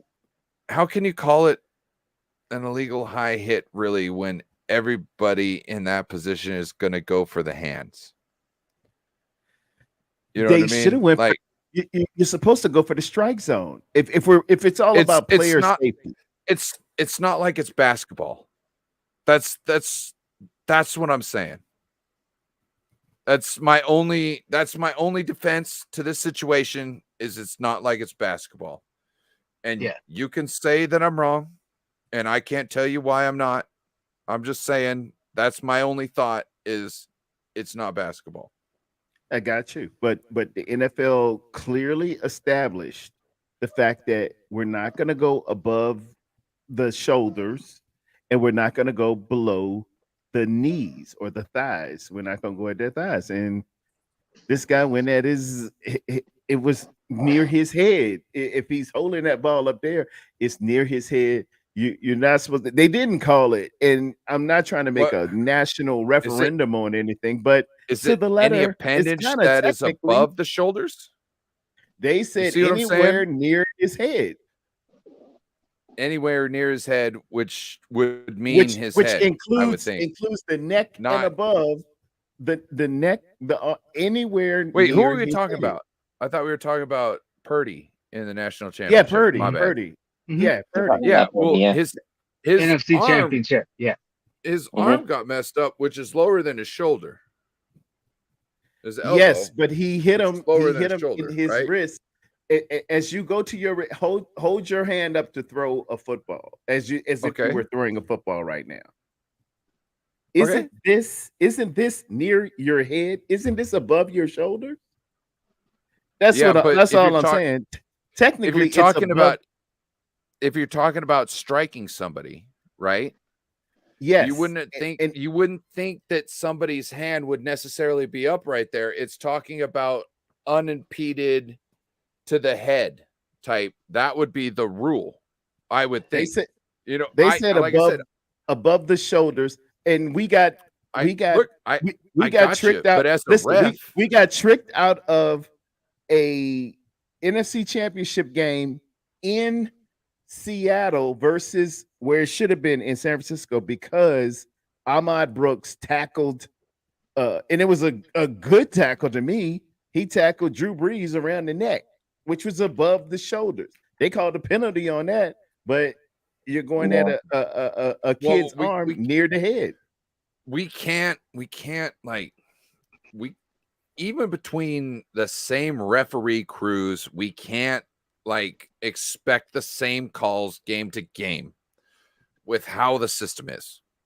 It's better with between the same crews because they normally call the same types of things, but we can't depend on that. So I don't think we can really I don't depend on it. And I'm not saying it's illegal, but technically, if your rule says nothing around the head above the shoulders, that's to me that should have been in the ref to me. Okay, that's all. As I used to be a ref in I know Pop and Warner I high school football. The little person, you know how the NFL is now. You can't go to the knees and you can't go above the head. Can I explain something that I was explained that might help you understand things? I was told if you got a team marching down the field and they on first down go 9.5 yards, you set that ball on the first down marker because it's not inch ball, it's football. So also if you get down to the 3-inch line, it's not the ball on the 3-inch line, it's the ball on the 1-yard line. So there's certain things that they do in between the plays to make the game go as it goes. Okay, so if you think somebody's a inch short of the first down yard and you don't understand why they just said first down, it's because they've been getting them the whole time and they're not trying to stop the game and make them go 2nd and 2 to get, or 2nd and 1 to get those 2 inches to then turn around and do it again later. They just give them the first down. Got it. And just so you know, that's all well and good. But I've seen in NFL games, it's been inches. I've seen referees break out a credit card to say you're a little short right there. In an NFC championship game with everything on the line, there's a difference between a driving team and a driving team in the NFC championship. You know what I mean? There's certain things. Yeah. Like you're talking about Friday, like I was being taught about Friday Night Lights. You know what I mean? So I'm not saying that this is how they 100% do it in the pros, but if I'm being taught by a guy who is an alternate to a guy who's supposed to be on the field in a Seahawks game, then there's some of that going on. Oh, you know what I'm saying? A lot of it going. There's a lot of it. Yeah, there's always a lot going on. And that's also why they don't want the sky cam in there. They don't want anybody else getting on their stuff. So, like, if I'm on one side of the field, I'm a Lions judge, and the guy on the opposite side of the field, I got to step out for a minute. Something. Pee break. I can't say anything. If I think I see something, I can't say anything because that's his pond to fish in. That's his domain, no? Yeah. Right. And I didn't know at one point, I didn't know there was like an arc over the field. I played so much, I didn't know that there was actually an arc over the field and that some people on the other side of the line weren't necessarily offsides. Mm-hmm. You know what I mean? So I had to learn that. Yeah. And it all depends on the pitch. That's why I can't make calls on the guy on the other side of the field because he needs to be there to do that. Right. But also at the same time, if he's not making those calls, I still can't. Nope, you're stuck. But also at the same time, if I'm doing everything right, I won't be in position to see that. That's the other thing. Yeah, right. because the mechanics to do my job correctly will put me out of range to see what should be done over on the other side. Because it's out of your scope. Right. And the other thing, and if I do see it, it might be late, last minute. And if just because, and like certain things, like it might look like somebody just face masked you, but if I didn't see the hand on the face mask, I can't say it wasn't your head just moving free will. So you can't make the call. And even if I see a jerk that doesn't seem natural in any sort of way, I still can't call it because I don't see the hand on the face mask. I remember one time I called a face mask and I said, "I'm sorry, I have to call a face mask." He gripped it for half a second. And it said it's a 5-yard, not a 15-yard, because he didn't hold on to it. He gripped it, figured out what it was, and let it go. But he gripped it. So I have to call it. You know what I mean? That's why it's a 15-yard. He gripped it, but he didn't grasp it, right? Right. If he had just kept his hand straight and pushed, it wouldn't have been a face mask. Right. But there was a curl. Got to do what you got to do. Yeah. It's those things. And I'll tell you, reffing, I coached, and coaching was amazing. Really appreciate all my little guys. Right. But reffing is the toughest thing ever. It's so hard. You know how it is. It is. But you got to work those refs, man. You get it when you get to the professional level. And this is another thing. It's kind of an indictment on Kyle. They need to be full time. He works them. Yep. I don't think he works the refs like Phil Jackson would. Phil Jackson would work it into the beginning of the week and get special emphasis to, those referees would call this and call that, particularly in the instance of Nick Bosa. And it's holding going on so much. It's blatant holding going on. Quite obvious. On Nick Bosa all the time. I would be reading the riot act at every press conference, taking that $100,000 fine or whatever it is. That they're just simply not calling this. This is abhorrent. This is a travesty. This is that. And they would, you get that FedEx. They say it's the FedEx fine you get in Monday morning. But I'm taking that $100,000 fine. I'm working it. When he does his press conferences, he should just come out with the tape. Yeah. And just like, hey, before questions, I want to show you this. I just want to show you, boom. What's this? Yeah. What's this? What is that right there? What do y'all? Fast forward to the next play. I'll let y'all say what it is. What's this? Next play. What is this? Okay, questions open up. Because can you get a fine for saying that? You can't, because you didn't say anything. You just showed something, pointed out, asking a question. As y'all can clearly see that that jersey's getting pulled there. And hey, what do y'all think? And I'll let you say. It can be done. The other thing would be great is if you started it out with like a ref explaining, or like had a video clip of a ref explaining what holding was. You know what I mean? Like have a guy in the black and white and start that off and then start showing clips.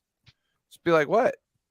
How can he find me? I didn't say anything. I said absolutely nothing. I let that referee talk for me. I didn't say anything bad about the refs. I didn't say anything. I just clearly stating the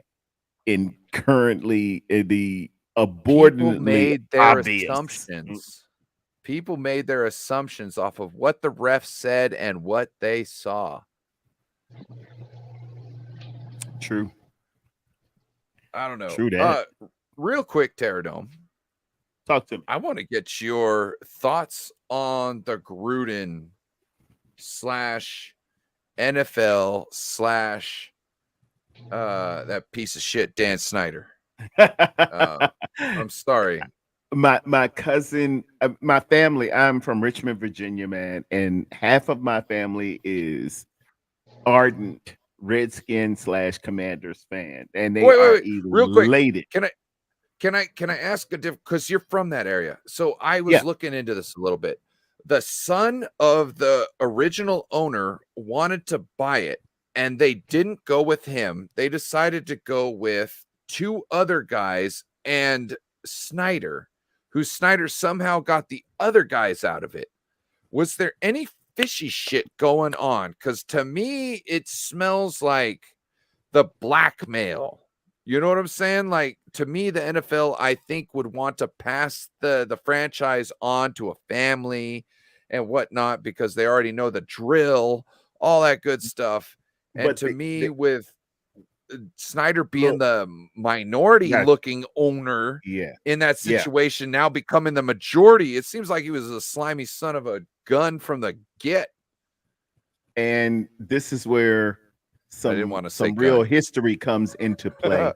He the original family was the Marshalls. Yes. And a little history lesson: the Washington Redskins were the last team to integrate players because Marshall said there will never be a black ball player for me in Washington, D.C. So when that family came up to get it, everybody remembered Marshall, the granddad, and no, we want nothing to do with that. And that's a large part why the contingent of Virginia, Maryland, DC fans, if you don't like the Washington team, you probably like the Cowboys or the 49ers or someone else because of that guy. They were the last team to integrate back in 1958 or 59, and it was at the absolute to the death. If you can remember George Wallace at the gates of the University of Mississippi, he was that guy. Gates of hell? He absolutely did not want a black ball player on the Washington Redskins. I'm sorry. If you can't see how any person could be just as talented, essentially with the same gifts, you're extremely jaded. Oh man. And I don't really want to conversate with you because there's nothing you're going to say that's going to bring anything to me, because it's already jaded from an aspect that can't let anything in that's smarter than what you're talking about. So that's what you know what I'm saying? They were devout racists, the Marshall family. Yeah. Like, I know I'm smart enough to know that I'm not smart. You know what I mean? Yeah. I'm smart enough to know that there's people that are way smarter than me, and I will never achieve that level. And I'm okay with that. I'll just sit here being a dummy, asking questions, trying to figure out how I could be somewhat knowledgeable. You know what I mean? Like, that's true intelligence, to know that you have limitations. That you got to go to a subject matter expert on this. Let this subject matter expert teach you. Me. You have to be smart enough to know that you're ignorant. Yes, that's what the apostle Paul says in the Bible. Who was immensely intelligent. He spoke 8 languages, but he says, I know what I do not know, and what I do not know is far surpassing that of which my knowledge curtails. I will let you know, I will be getting my Ethiopian Bible here pretty soon. I want to check that one out. All right. Do you know about the Ethiopian Bible? Tell me about it. So the Ethiopian Bible, supposedly it has more books. I don't know if it was, supposedly it's closer to the original Bible, but I don't know how much so. Supposedly, like, King James and Ethiopian Bible, that was the breach a Or lot the didn't a lot didn't the make the cut. segue. Yeah, But yeah. I don't know if that's the same one that was at the segue. You know what I mean? Like nobody can say that was the same. Like it's the same official one. I'm just like, I want to try. I want to see what because there's like the Book of Enoch in there where they talk Yeah. about There's probably Noah. Maccabees and a lot of different. We Yeah. call it the Holy Scriptures. The Holy Scriptures. It Well, some contains of them more came from the Dead Sea than the Scrolls. yeah, exactly. It's more that came, and you can see it in the Bible. I think it's in First Corinthians, Paul's letters to the Corinth. That's called epistles. He says, "I have mentioned to you several times before," which, all right, we're talking First Corinthians. This is supposed to be his first letter to the Corinthians, but for him to say, "I have written to you and mentioned this before," obviously there were more books, and that just opens up a plethora of different things. Only 66 made the official Bible. Too much to and I'm just gonna say that I don't have a trust in a king to worry about my afterlife. You know what I'm saying? Gotcha. That's to me. But we should probably get off religion right now. It's okay to have religious questions and have religious based banter, but as long as you don't do what's Matthew 12 and 25, the unpardonable sin, and just speak evil of the Holy Spirit, I see nothing wrong with people just really having a debate. I wrote a book called Get This in Your Spirit, speaking about having conversations with strangers, because I notice I always have conversations with any and everybody who wants to talk about things, and I can put it. God has gifted me the ability to put it in a palatable yet respectful manner. And you know how I like to put this it? is what I do. All God's children got a place on the choir. Yes, that's nice. That's how I like to put it. I heard it in a song, and I thought it made a lot of sense, because you can't be the God Almighty and create someone like me with the questions that I have, and then expect me to just lay down and just follow. You know what I mean? Like, you have to understand that I'm going against the grain, and that, like, not necessarily going against the grain, but I'm part of the thing that makes things beautiful. You know what I mean? Like, it's all a part of that. My cousin Kyle, he was gay from the moment I known him. Mm-hmm.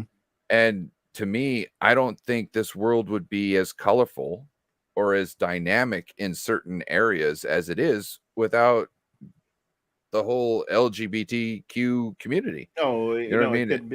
It couldn't be. Right. Yeah. You know what I mean? So I think it's all a part of, if there is a plan, I would say it's all a part of the plan, and we're all playing our part. You know what I mean? Essentially, we are, and that's that's why addressed in my book as well. The book of Matthew, the 19th chapter, addresses homosexuality, but it does it in a metaphorical sense, and that's the depth of why you have to participate in a Bible study, participate in a theological study, because there are things that you can miss. It doesn't talk about this, it doesn't talk about that per se exactly, but it gets to a metaphorical, it gets to a simile. It's telling you things that you need some apostles, some prophets, some evangelists, pastors, and teachers for the perfecting of a saint, work of the ministry, and the edifying of the body of Christ. That's what it says in Ephesians 4th chapter.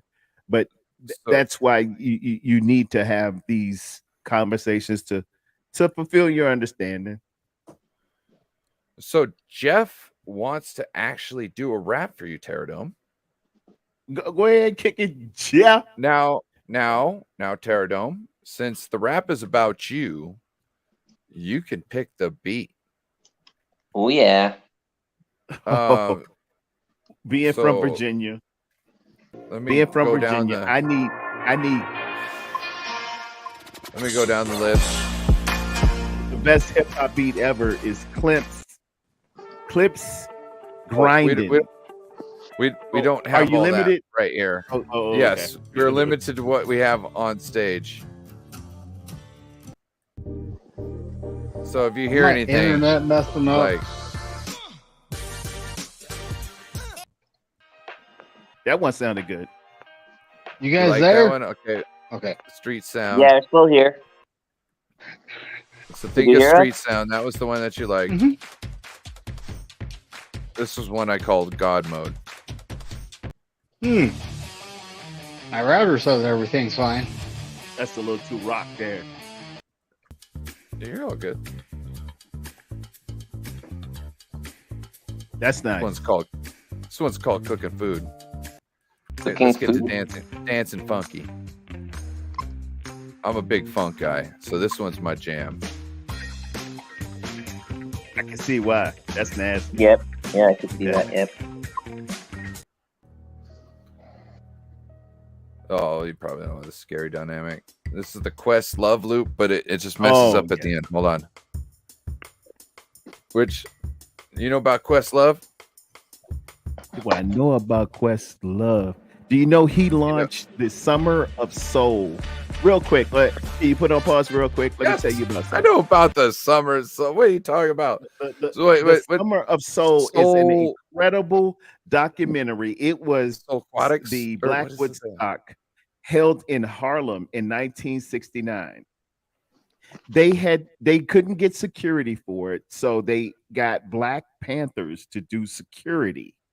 And this is a documentary which Questlove found. It was sealed in a basement for a number of years, and Questlove finds these Will you send me the link? films, and he produces the Summer of Soul, which you can see on Apple, which you can see on some of the streaming networks or whatever.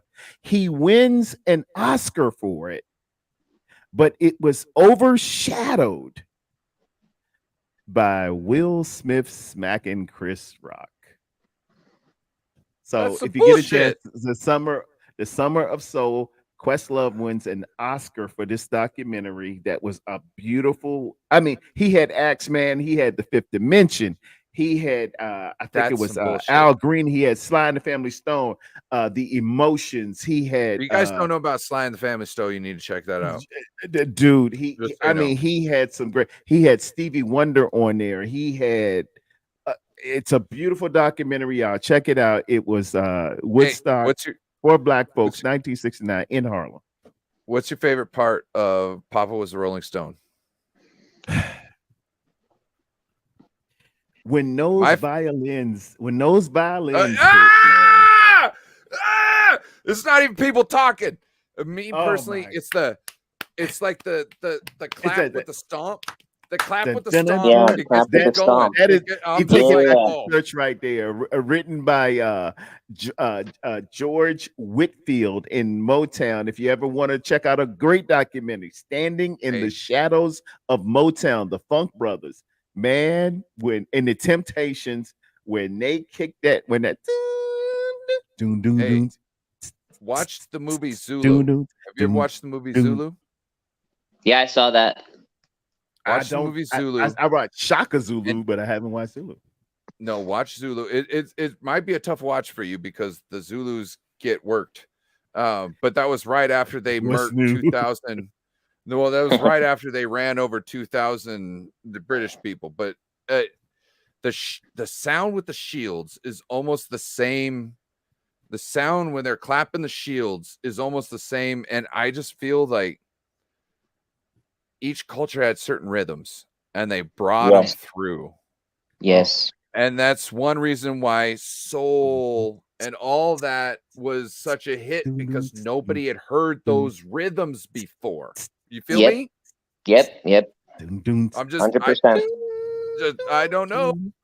Oh, But when it gets into the claps, it sounds Yeah. like when they're beating the Man. shields, when they're Oh, beating the shields, or when they're moving up, like, and they're using casts who are descendants of the Oh, same people. man.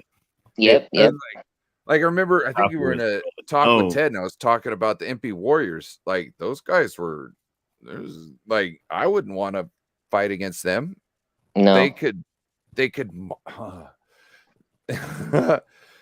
be totally around you in the middle of the night and attack you from the exact opposite direction that you could never see, because Yeah, they ambush. could get that far in one night that you would never Mm. think that the whole army could move.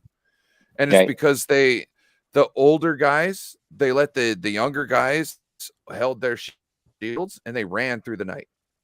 Yep. And then when it came to forms groups, the youngest guys got in front. They did most of the big work. And when it came to breaking the will, the young guys would move around to the outside, engulfing the back end, and the old guys would come in and just meow. And Yep. it was an amazing tactic. It's on It par was with genius. how It was genius. it was on par how the Mongolians almost work. Like I would Mongolians were closely really good. I Yeah. would closely associate it to the Mongolians with how they enveloped people. That's the worst thing, is to be enveloped. And they did it on a habitual basis. Like the Marines during World War II, they got on the amphibious assaults. They were getting on the out to the point where my grandpa was on Ewo, and what's his name? I'm drawing a blank right now. The Japanese admiral. Hirohito. Anyway, no, Hirohito was the emperor. Yokohama, Nagasaki. No, it'll come to me as I'm talking about it. But he knew that we were going to get on the beach, so he didn't fight that. He just built his emplacements to fight us once we got on the beach, and we got a lot of us on the beach, and we couldn't get off the beach.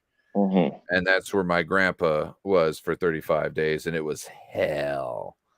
I think probably was he a Marine or Army? Yeah, he was a Marine, a mountain division. So he was climbing over Suribachi. What's his name? Yeah, my grandpa was a Japanese code breaker in the Navy in World War II. Impressive. Yeah. What tribe? They made a movie about that. Wind Talkers. Yes. Wind Talkers. Yeah. Wind Talkers. Yeah. What tribe is he from? My grandpa? Yeah.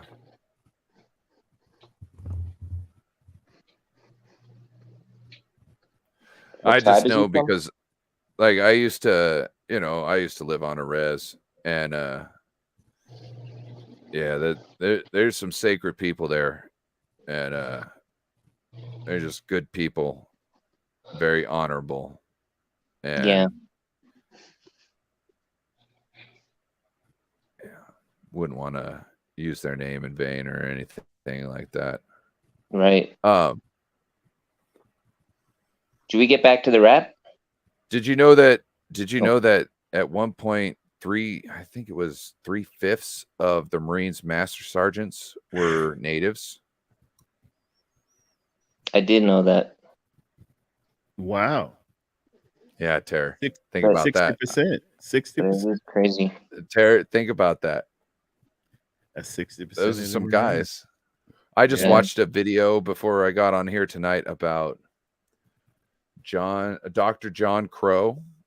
He was the last war chief, and in World War II, so to be a war chief, you had to successfully lead a raid, which means you had to accomplish your mission and no one got hurt or no one got killed or something like that. Wow. You had to essentially count coup, which I don't know if any of you know what counting coup was, but that meant you had to go across the enemy line and touch an enemy with your stick or your hand, essentially, and then go back to your line. So you had to go out there, and then you had to, what was the other? You had to steal You had to steal an enemy's horse. There was another one. Oh, you had to take an enemy's weapon from him. You had to dearm an enemy. All you do, Wow. He did it. He because totally did the it. enemy is not letting go of that weapon. That is the No. one thing you're taught. You He just- don't he just- let go of that weapon. He just armed him out of my and counted coup at the same big time. cold hand. He was about to kill him hand to hand, but the guy said "mama" at the last second, and he was done with that. So he picked up his weapon and said, "Get the out of here."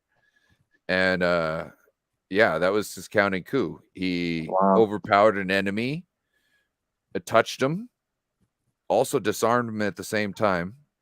He was also awarded a Bronze Star for being the first American into Germany because he led the force. Well, he led the operation of engineers to clear the, what's the line? Oh shit. The Siegfried line. Yes, the Siegfried line. So yeah, he was a badass. So like those our best come from our most like shitted on communities. You have Isn't to that understand amazing? that. Isn't that Yes. amazing? It's unbelievable. Like take the Tuskegee Airmen. Let me just put this yeah. one out here. You're going to take a culture of people that you've told weren't smart enough, weren't this or that, all that. And then you're going to give them a test to figure out who's the smartest. You're going to put them in a situation where they have to either be smart or fail. And you're going to expect they're going to fail with the weight of their people upon their shoulders? No. You're going to get nothing but excellence out of them, which is exactly what we got. Which is exactly what we got. Nothing but perfection. Under horrible circumstances, but yes, is what nothing but perfection. Exactly. Exactly. Because you know why? Because people at home were going to have to pay if they failed. Yep. And they were willing to sacrifice their life to make sure that didn't happen. Sorry, go ahead, Tara. And bringing it into almost a Spartan way. My folks, which I can trace to Doswell, Virginia, from Jamestown to probably the Cape of Good Hope. Wow. For you to be shackled Cape on of a Good slave Hope. ship Isn't that a horrible and have to go through 6 weeks at best, 8 weeks at probably the most, without having any sort of substance that you truly need,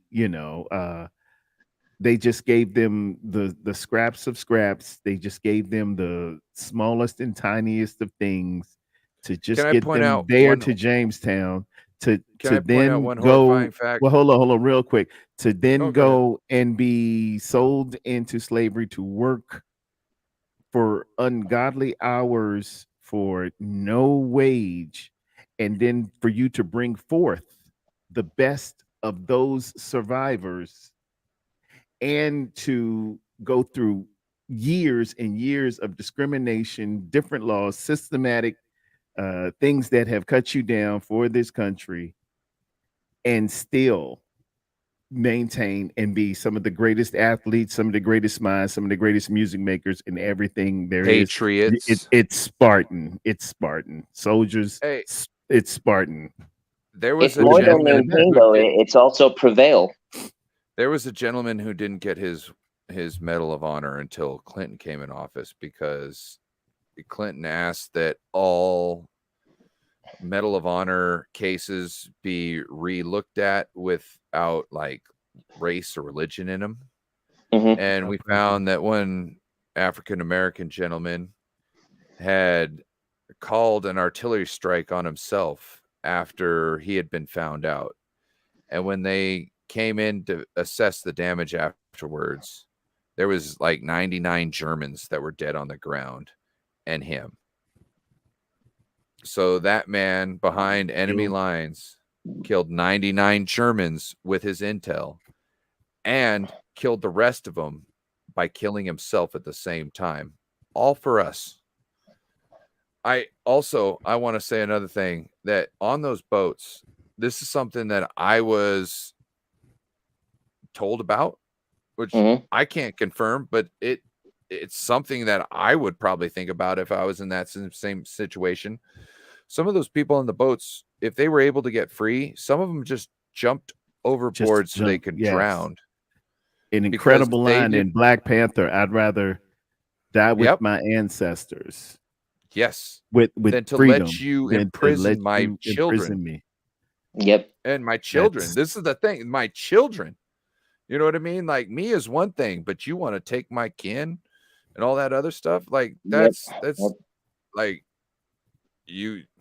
Nope. Unbelievable. So should we go back to the rap?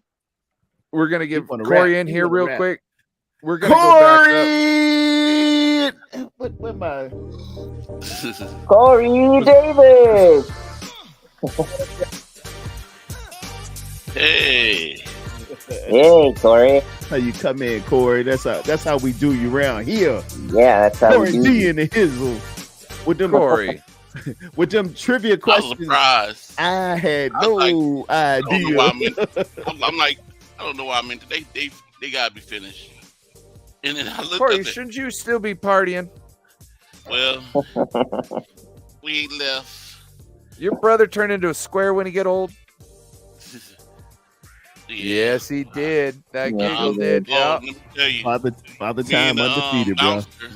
Father time. Me and the Classic. bouncer almost got into it. Oh, Him and the wow. bouncer almost got into it. Oh boy. Because I was like, Did you I pull was your sitting 9 on him? I was sitting in place, and he asked me to move, and I moved over. Boom. I'm not blocking nobody, and he make me move where I will be blocking aisle where the other people that's working there can't get through to get drinks. So I was trying to tell this stupid man that. And you blocking. I said, look at these people standing at the door. They blocking the bathroom door right here. They the one that's blocking.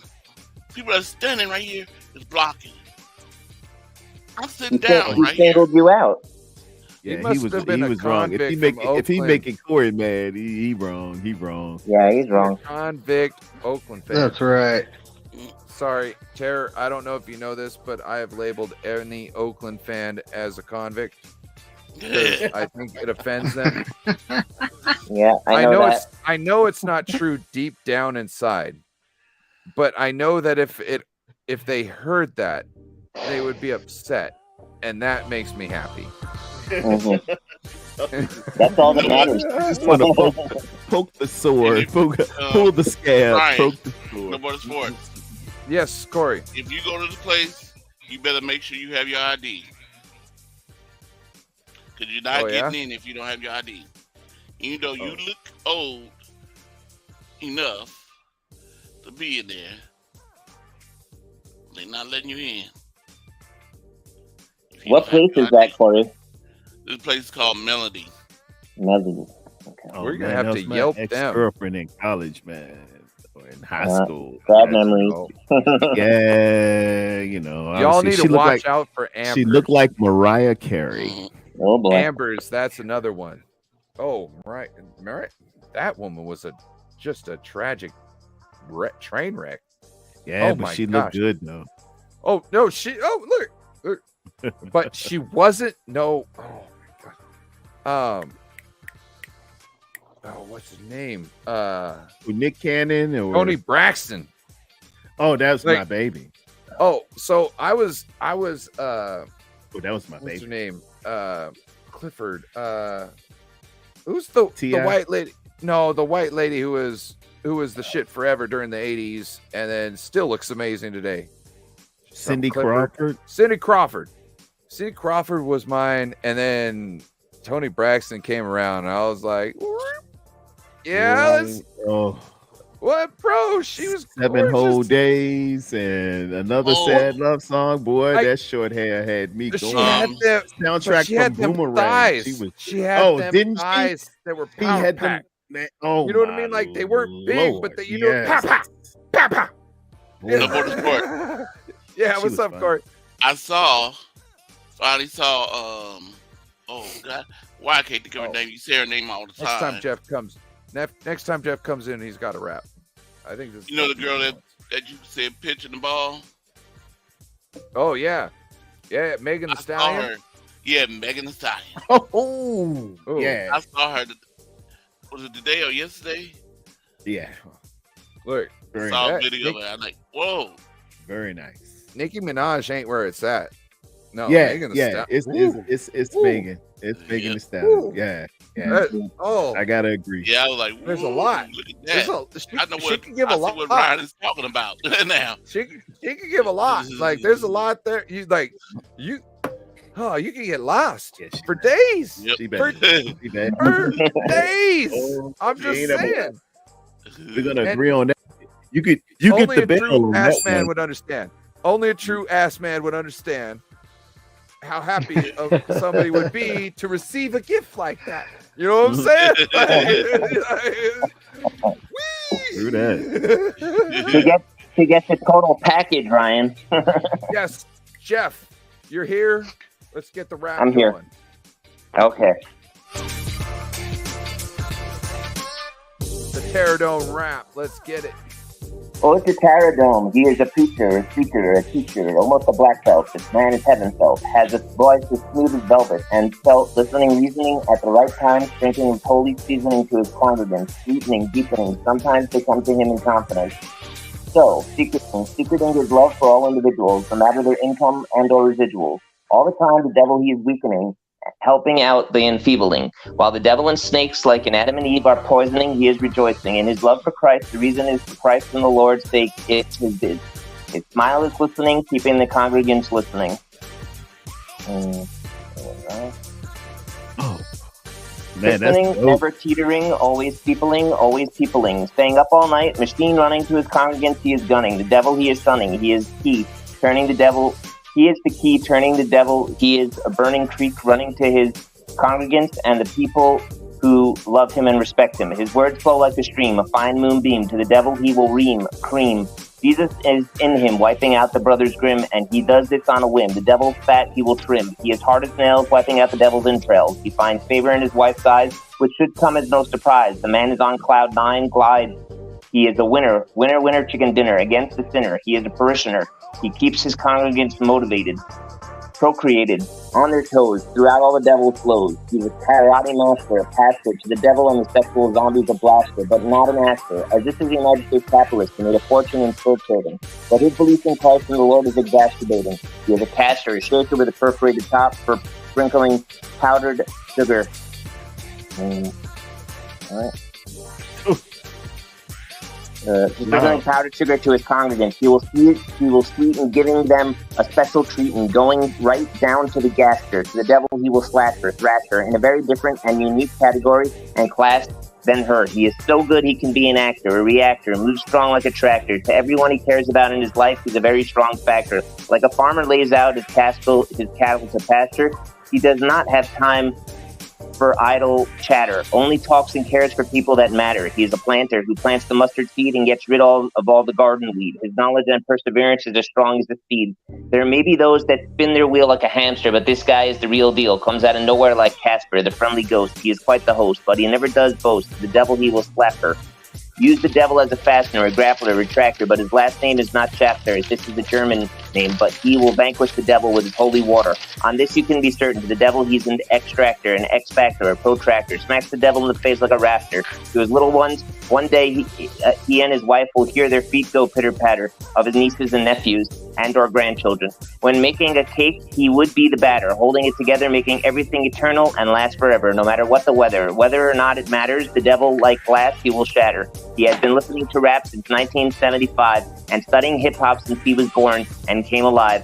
This jive turkey...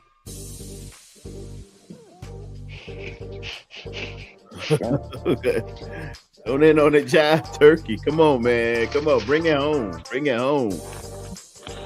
Where was I? This jive turkey can shake and jive. I would not have known that in the Bronx on Sedgwick Avenue in 1974 is where breakdancing, hip hop, and rap all began. If it was not for this man, the man who always has a plan. He is a minister, never sinister, always a listener, never a prisoner. To his own desires, like an NBA jam, as they say. Oh my, he's on fire. My 49er faithful brother from another mother. They're looking to discover, as the T-shirt says, and I am a minister. Anything you say can be used in sermon, but this man is not German. He loves his congregants, their religion, their race, their creed, and his people. This man always believes and repeats. If you learn another person, and if you do not heed his warning or his advice, you will pay the price. Your life could worsen. He is always down to earth since birth. Wow. Wow. Is Bebop still in the chat, by the way, Ryan? Wow, dude. Yes, because I got Bebop next. Can I do Bebop?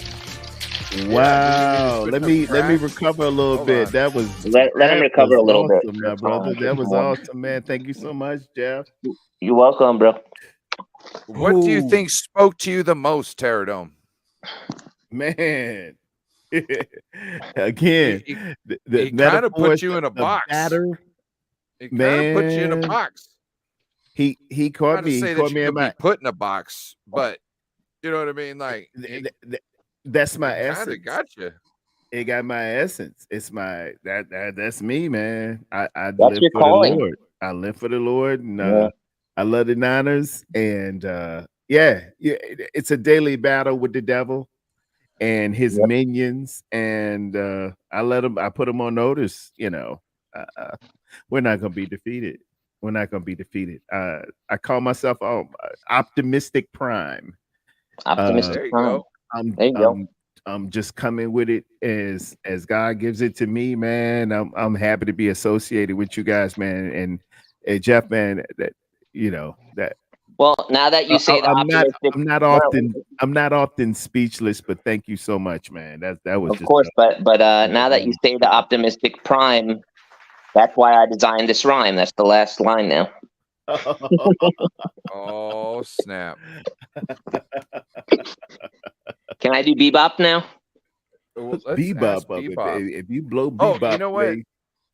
You know, I was going to ask Bebop what track we should play for him. Yeah, I think you should. I think he'll still respond. I think there's only one. Which one? It's called Bop. Bop. Okay. That's it. Yeah, Bebop. He's one of our hardest continual viewers. So why shouldn't he get a dank ass track like this for his rap? That's right. Feel me? I'm talking about. Yeah. Go ahead, Jeff. All right, let's do it. Let me just find it. Now, here we go. You Tear don't look like you want to tear it up. Ode to Bebop. Friends, are you ready? Go ahead, bro. Yeah, we're ready. Go ahead. Okay, Ode to Bebop, friends with Rocksteady, the Shredder, Clang, Metalhead from the Ninja Turtles that hated the Neutrino Kids and the Ninja Turtles like a plague, the flu. That is just some of Bro Bebop, or as I like to say, Dance to the Beat Bop. He calls me Jeff, bro. What a name. Honored and privileged to have that name, yo. It is such a genius name. It is insane, bro. Bebop really enjoys riding his electric bike. He is pretty tall, so I'm sure over the net in volleyball. I'm sure he spiked it over the net in volleyball. He can more than likely over the net spike. Shows support on Ryan's and Bryant and all other channels of the 49ers always. They're always fair, always does care. A very nice guy, always respectful. Never does cry. May have played sports, so catching balls on the fly. His jokes are great fun and wry. He looks and reminds me of Casey Jones. From the Ninja Turtles, he has drive, determination, ambition with no suspicion. Always making great comments about the Niners' great positions. Always attentively, he does listen. Bryant, the demo layman, always gives him a shout out, and for coming on that the chat does thank him. He is intellectual, not susceptible, very respectable. To the ladies in his generation, delectable, loves his schooling, and that is no fooling, loves to get things done. A real wonderful person to be around. I am really glad to know him. This year, the other team...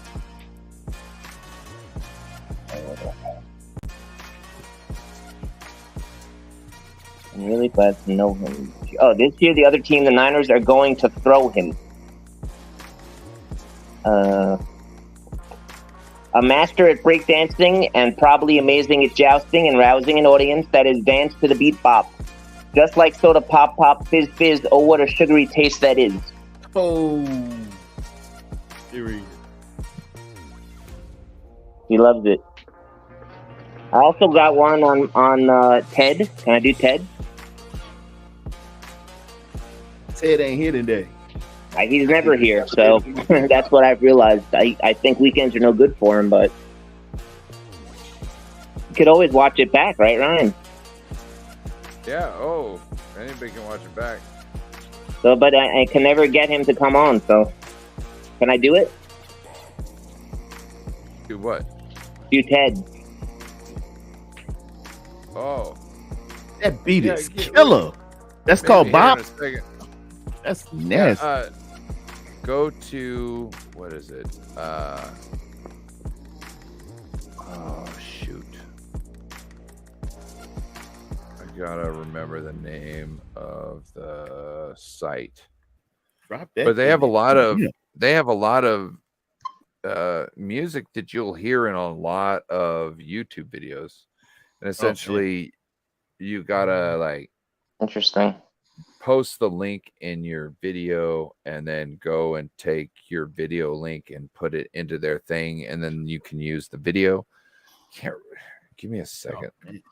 That is. I Terradome, I know you're starting a have you started a channel yet, Terradome, or Yes, sir. officially rolled out your channel?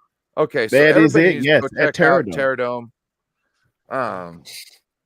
He's obviously talking about lots of things due to the 49ers, so you must check him out. Oh But yeah, you gotta talk 49ers. let me get that link figured out.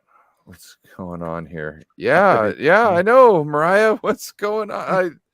You should be sleeping or kicking it with your family right now and not wondering why Beto left. I know. I appreciate you. I don't know. Beto's very mad. Yeah, Beto got hot. Yeah, I he got very left. angry. It was over Purdy, if I remember correctly. It was over Purdy. I can't even remember what it was over. That's why it's so crazy. Oh, 96 was Oh. on here. Yeah, man, Beto was here. Yeah, he was here, yeah. Got a little hot, you know. You got a Yeah, little hot under they the got a collar. little heated. Yeah. Who? Okay, Say the you least. 96 and Yeah. who? Oh, me. With Oh. Ryan. Yeah, Ryan. Oh. yeah, I backed up. I wasn't involved this time. Which I was like, I was on with a any- Rams fan Wednesday, man. He made me mad, man. Well, he didn't make me I was mad. like, if It anybody's wasn't gonna Rudy, was it? to go no, it crazy over was this Dan stuff, on Sports Laugh and Chill. But he left. I didn't. I was smiling. Yeah, me and Rudy went at it once or was twice. this on your channel? No, I was on with Sports Laugh and Chill. We did the state greats from your perspective states. You put together an all-star team, and I'm from the state of Virginia. Man, let me roll my defense out for you. Just know that my defense, my free safety was Ken Easley. My strong safety was Cam Chancellor. My defensive end was Bruce Smith on one side, Charles Haley on the other, and outside linebacker Lawrence Taylor. I really felt good with my defense. And then my quarterback was like Michael Vick. I had Fran Tarkenton on the bench, and Russell Wilson was my third. It was an embarrassment of riches. And the Rams guy got a little mad at me or something, and they had some humding. Pennsylvania's loaded. Pennsylvania's quarterback. They went QB5, dude. They went Johnny Unitas. No, QB1 was Dan Marino. He went Johnny Unitas. He went Joe Montana. And then Joe Namath, and I was like, well, if we put one out, we gotta see 4 more. They were loaded, man. Like Pennsylvania, what, Tony at what Dorsett, point- Aaron Donald. At what point do you get mad at another person being able to tout names, and does that diminish the players that you're proud of? You know, like it says more about the other person, you know what I mean, who can't stand up to saying like, okay, hell, you had a great team. Like look, Seattle Seahawks, right? Like when you look at wide receivers throughout the league, no one would think that Bill Belichick would want what's his name from the Seattle Seahawks? DK Metcalf? No, from Tyler back in the Lockett? day. No, from back in the Steve Largent. Steve Largent. Yes, Yeah. out of everybody, because he wanted to show everybody, like, look, this is a guy you don't know anything about, but you should. Yeah, Steve Largent was that deal. It was like Yeah. you don't have to be upset that somebody one-upped you. You've got great people that you can put people onto, whether they're better at somebody else or not. And like you should be proud about being able to showcase the people from your area. You know what I mean? Whether And he somebody's was got a better I think list or not. and that was cool. We just shifted the it was after the lineups and stuff, and we talked about our players. He just started. I said, you know, the 49ers going to go 15-2 this year, and him and another guy, Jordan, who was pretty cool too. They got mad and started talking about, well, y'all ain't gonna win. You know, you lost last year. You lost, and I had to push back. I said, you Rams, we own you guys. You won that one championship. Congratulations. You won a Super Bowl. Yeah. If Jaquaski Todd didn't have boxing gloves on, you wouldn't have won that. And I Aaron don't Donald even leave and blame that Jalen on Tart. Hurts. I don't blame that loss on Tart because I ain't gonna I think- blame it, but that was a contributing factor for them to get that It was- one ring. it was the biggest like gimme in something. the game. But everybody on that team probably did something that could have contributed course. to a win. And Of that's why course. I don't blame Tart. And I feel so bad for him because I feel like he's wearing that across his chest. Yeah, And yeah. you know what I But mean? just for the sake of argument, I had to just throw that in there. We've won Yeah. every game. If you go back, I think has it Like, been would 5 you years? believe that Matthew We're Staffy undefeated in 5 years. would airmail you the fucking winning reception of the game? Like, I would be scared fucking too. Like, you know what I'm saying? At that point, Yeah. it's like, look, I'm trying to steal shit from you. You're gift drafting it to me. Is there a bomb I or mean, he something? did, right? It was like a punt. Yeah. Oh, we just need to just take that and he had green grass in front of him. It very well could have been, you know, a 7-point swing. We would have banged it right on in. Pause. And you know, we're beating Cincinnati in that Super Bowl. That's who they played. Hey, Or- Pterodome, were you in think it was the Cincinnati. Army, right? Yes, sir. What is it? 23rd Regiment? They don't say yes, sir. They say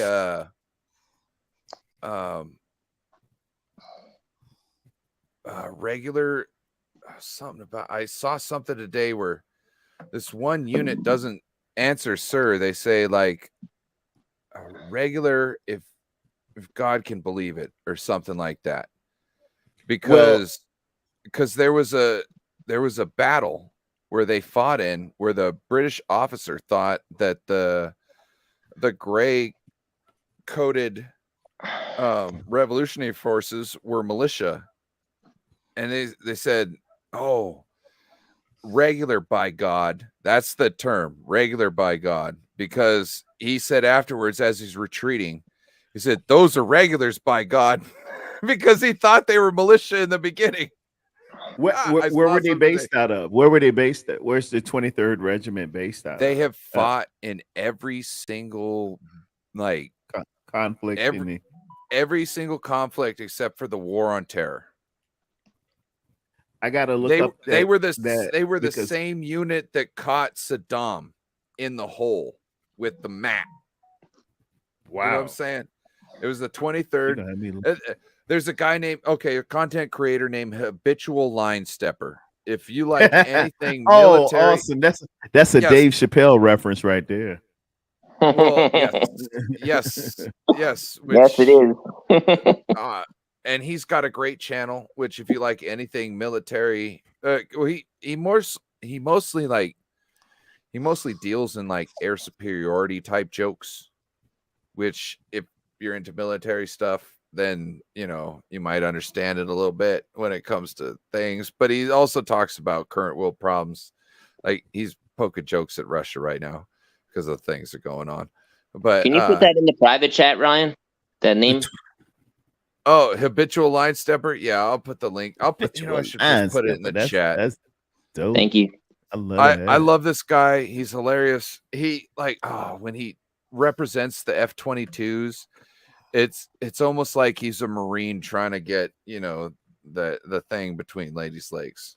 You know what I mean? Like it's like I gotta now. And I not to dog any Marines. I was almost one of you. I failed my UA. Going into I was waiting for my letter to say, hey, this is when you come to camp, as the planes were hitting the towers. Oh, What wow. subjects are on the UA, Ryan? Huh?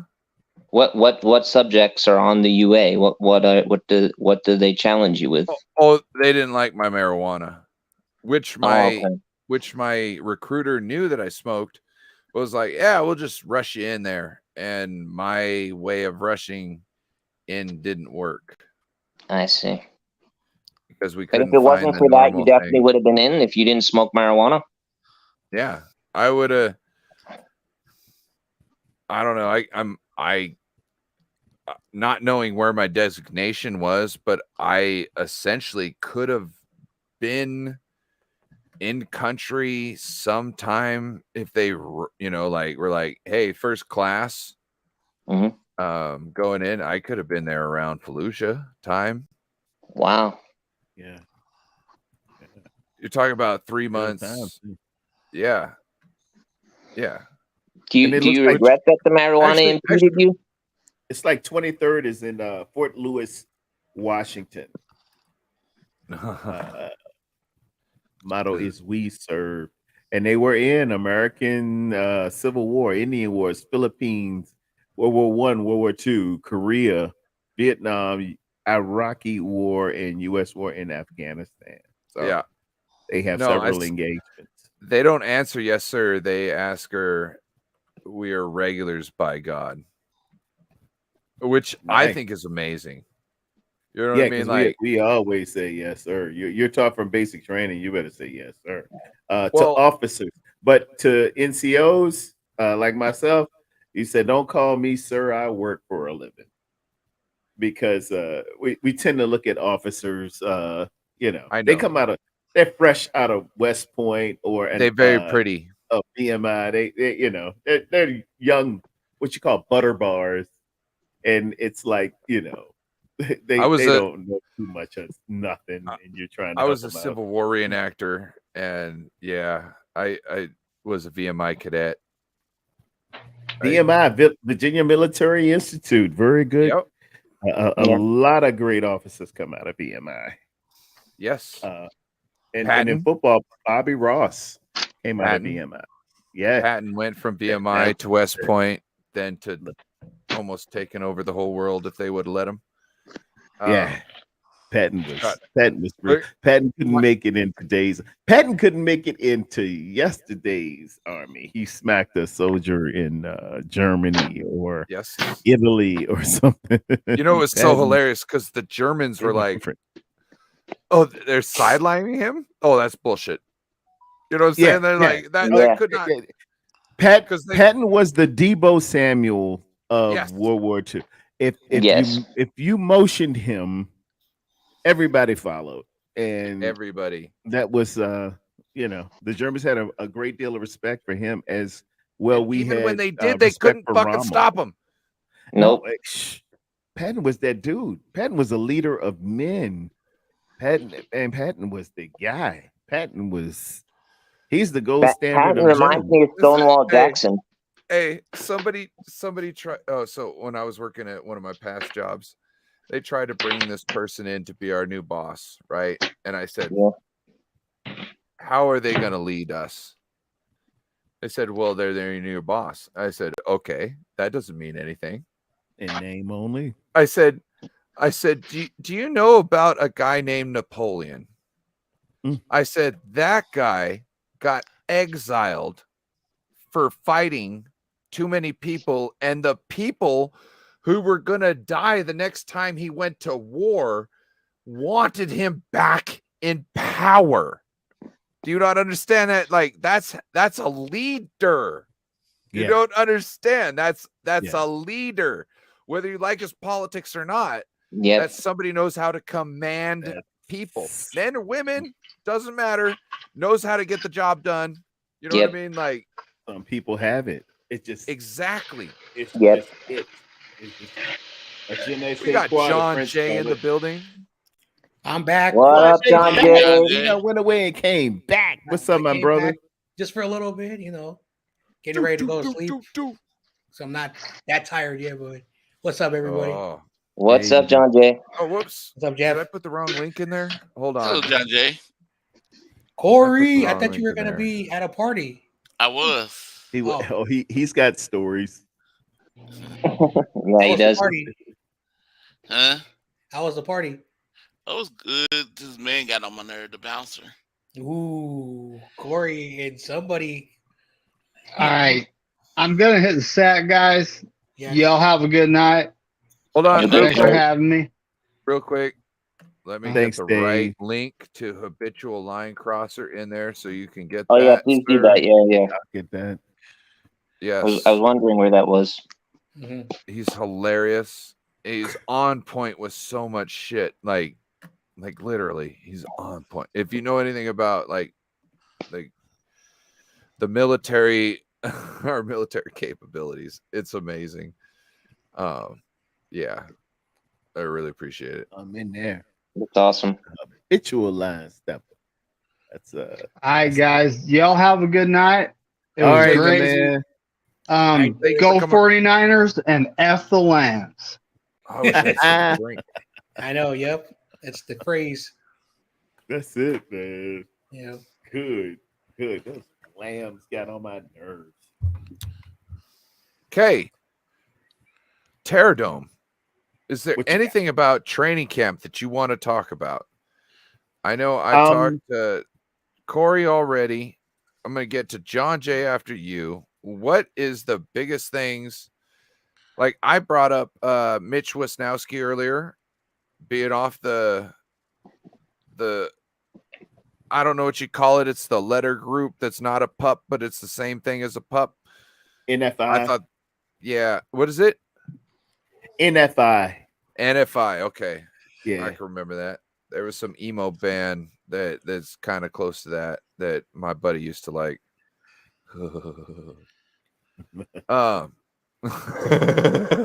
I'm telling you, bruh.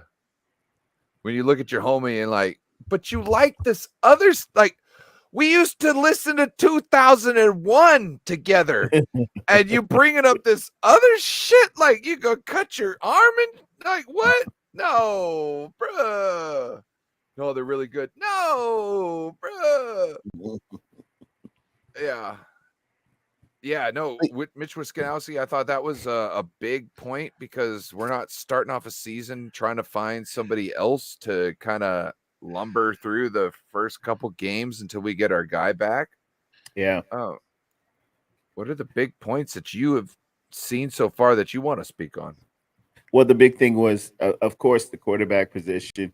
Brock Purdy was just such a incredible welcome surprise for some, but affirmation for others, particularly myself. I felt like no news was good news with him coming back, and you weren't hearing too much, but I knew probably everything was going all right because you would have heard of a setback. The thing Right, I'm no looking news is forward good to- news in his Yeah. situation. Oh, yeah. And In we can his kind of see that. with injury, they said there's a plan. Brock's the guy. He's coming back, and you didn't hear anything else. He just kept his head down, kept working, and he gives great homage and respect to his doctors. I can't place them right now, but they did a masterful job. In terms of what I'm looking forward to, mostly our biggest concern, I feel, has been the offensive line, and you're really gonna see the nuts and bolts of that next week when we put pads on. We're gonna see if McKivitz can block some of our elites. Hopefully, Nick Bosa will be back, and we're gonna see a lot of one-on-ones, a lot of content creators. We're just totally isolating to the quarterback position initially, but I really feel like we're gonna the pause for concern was always the offensive line. So we're gonna be looking at Mr. McKivitz really hard, fine-tooth combing it, and seeing if he's that guy. That's what I'm looking past and looking forward to.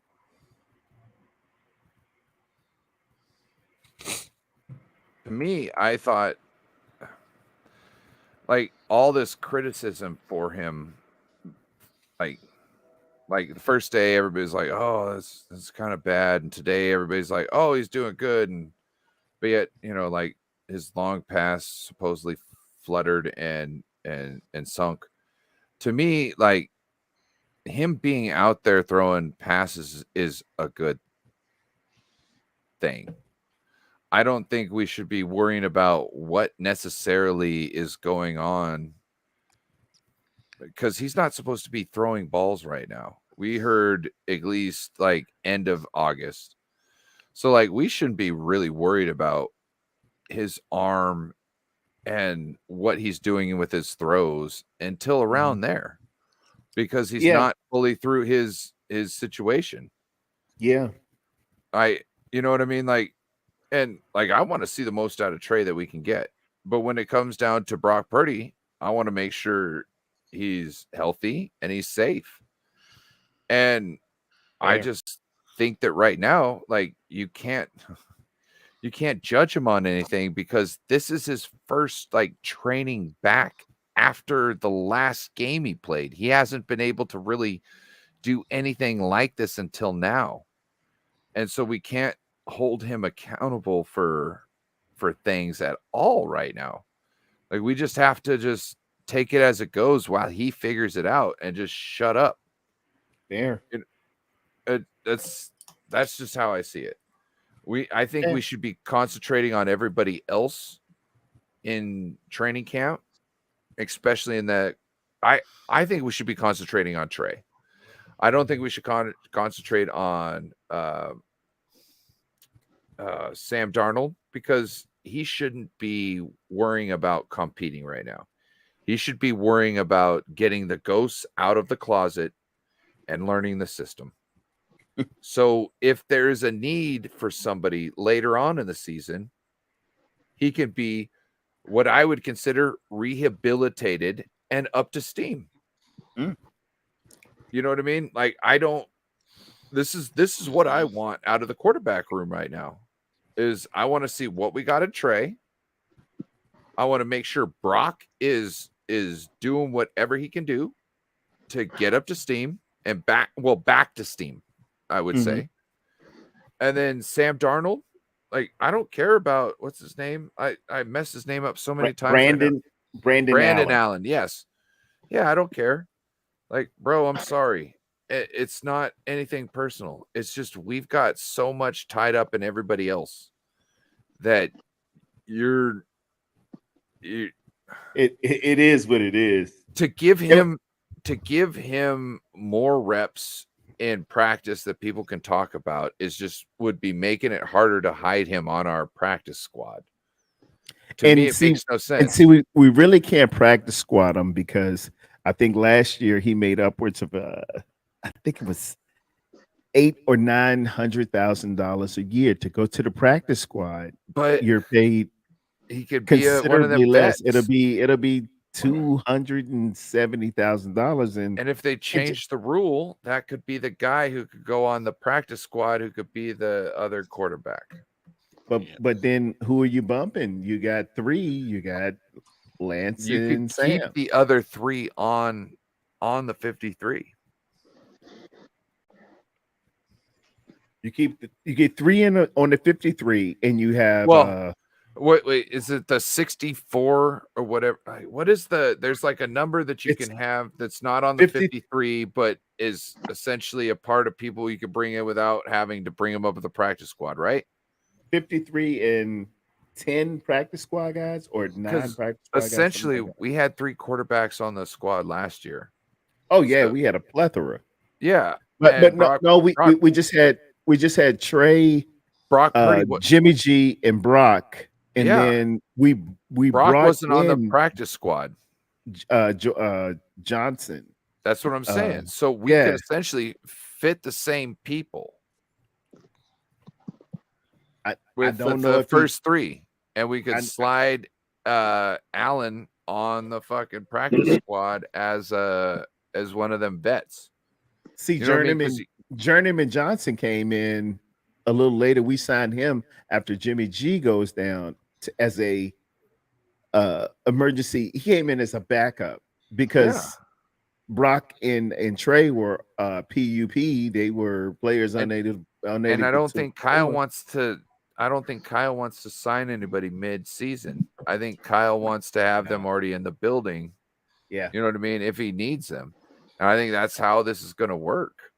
I think that's kind of why he's got dudes and say how this can get pulled off, but it's I don't kind like of how he's running it for Byron Allen. He's Byron Allen, Brandon Allen. He's kind of it doesn't matter because we had that guy. Remember that guy that got cooked against Miami, the cornerback. Was he Brian Allen? When Fitzmagic came that time.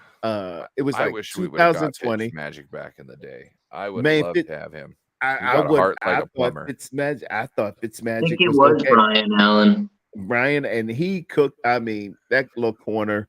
I think they fired him like the day after. Man, I don't even think they waited till Monday. They cut him. I'll be right back.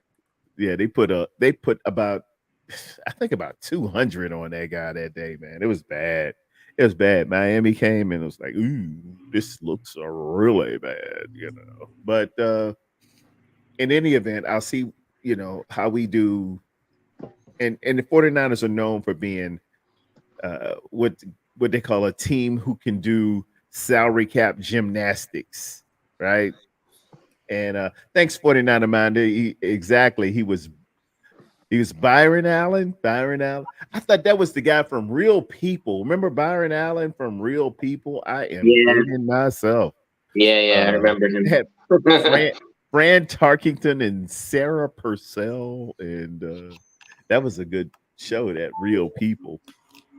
But man, it was a bad day for that kid. And this is how bad it was. Witherspoon was the starter, and he was hurt that day. We had to put Witherspoon back in because Allen was getting cooked so much. And he was like, it was like half a Witherspoon. It was a bad day, dude. It was bad. It was bad. But I'm still excited about this team, man. I think we got everything we need in the house. And, regardless of where you fall on the quarterbacks, I really feel like this is the best we can do for what is available unto us. You got Brock, who was just amazing and special to me. You got Trey, who's coming along and is a grinder and trying to do the best that he possibly can. And Sam Darnold, who, has had his moments and faux pas, but, we really got to look at it, guys. He was a number 3 overall pick. He was a first rounder. He came out of a storied franchise in the USC Trojans, who used to just roll people up. And then you got Joe Burrow's backup from last year being like your swing practice to regular season guy. So, the world will tell you we don't have a franchise quarterback, but amongst that, I can't name another team that might have the options nor the hope that San Francisco 49ers have. And as well as, something could happen, and it almost did with Burrows this week. He was just on a regular rollout. Nobody touched him or anything, man. He pops a calf. It looked like an Achilles initially when I saw it. But this would be like the ultimate if we could sell Brandon Allen back to Cincinnati for like a second and a third or something like that. It'd be like stealing. We brought him in to try him out and everything, and now you need him. We'll just give him back to you. But like the Ginsu knives, wait a minute, there's more. Give us your first round next year and your second round 2 years removed. That would be the ultimate to me. Tara, no, you didn't just do a reference to the Ginsu knives. That was awesome. Hey, thank you very much, man. That's Thank you know you how they say not available in stores. But wait, Yeah, exactly. there's more. You get a 2-for-1. And, Yeah, exactly. you get the paring knives. I love those. I'm an infomercial guy, man. I'd be watching. Oh, you're an infomercial guy. Yeah, Hold on. everybody, because they're always on, set it and forget it, and Oh. Insu, and Just wait. the chop.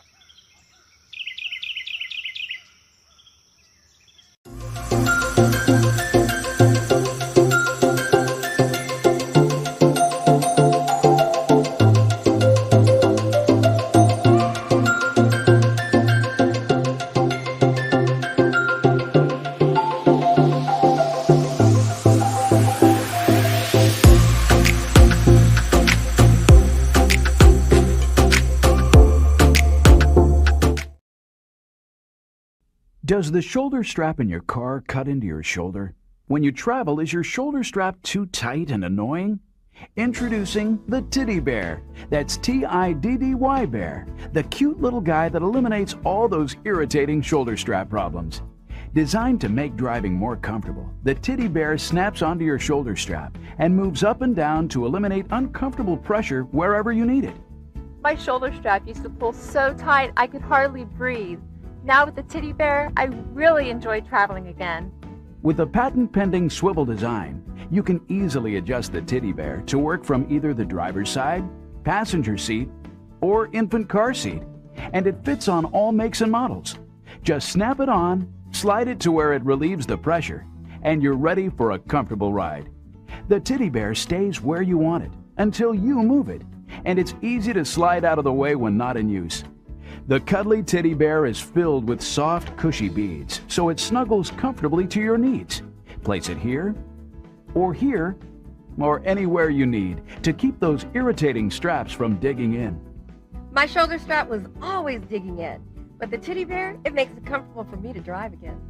Kids of all sizes love the cuddly Titty Bear, and the secure snap-on button makes the Titty Bear safe and fun for infants and small children too. The cuddly Titty Bear is so comfortable and convenient to use, your whole family will love it. If you're in and out of your car all day like I am, you're really going to enjoy the comfort of the Titty Bear. Now you can have your own Titty Bear and eliminate those annoying shoulder strap pains. Call and order your Titty Bear right now.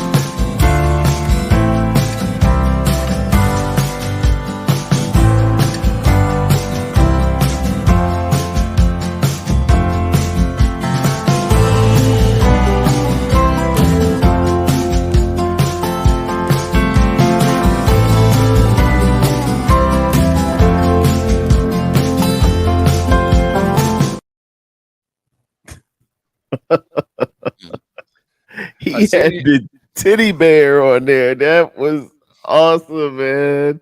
Tara, I watched your screen the whole time when that was going on because I know you might not have seen it as everybody else probably here had. That And was you're hilarious. did you notice Corey Davis's secret to his chicken? The secret sauce. The Yeah. sauce he puts on there. Oh my god, y'all killing that. Oh man, that was awesome. That was awesome. I need that B-roll, man. Need that B-roll. It took me a little bit, but I thought I did justice. Yeah. No. Even the hard, you could have stopped at the hardwood. The hardwood, lasts longer. It's like that could be a blue chew or something. Do you know what renob is? What's renob? Spell it backwards. Boner.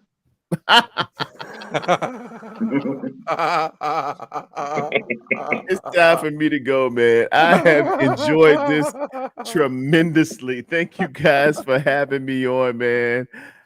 Jeff, the rap was incredible. Corey, man, I got a bone up on my trivia. Pause. And No Border Sports.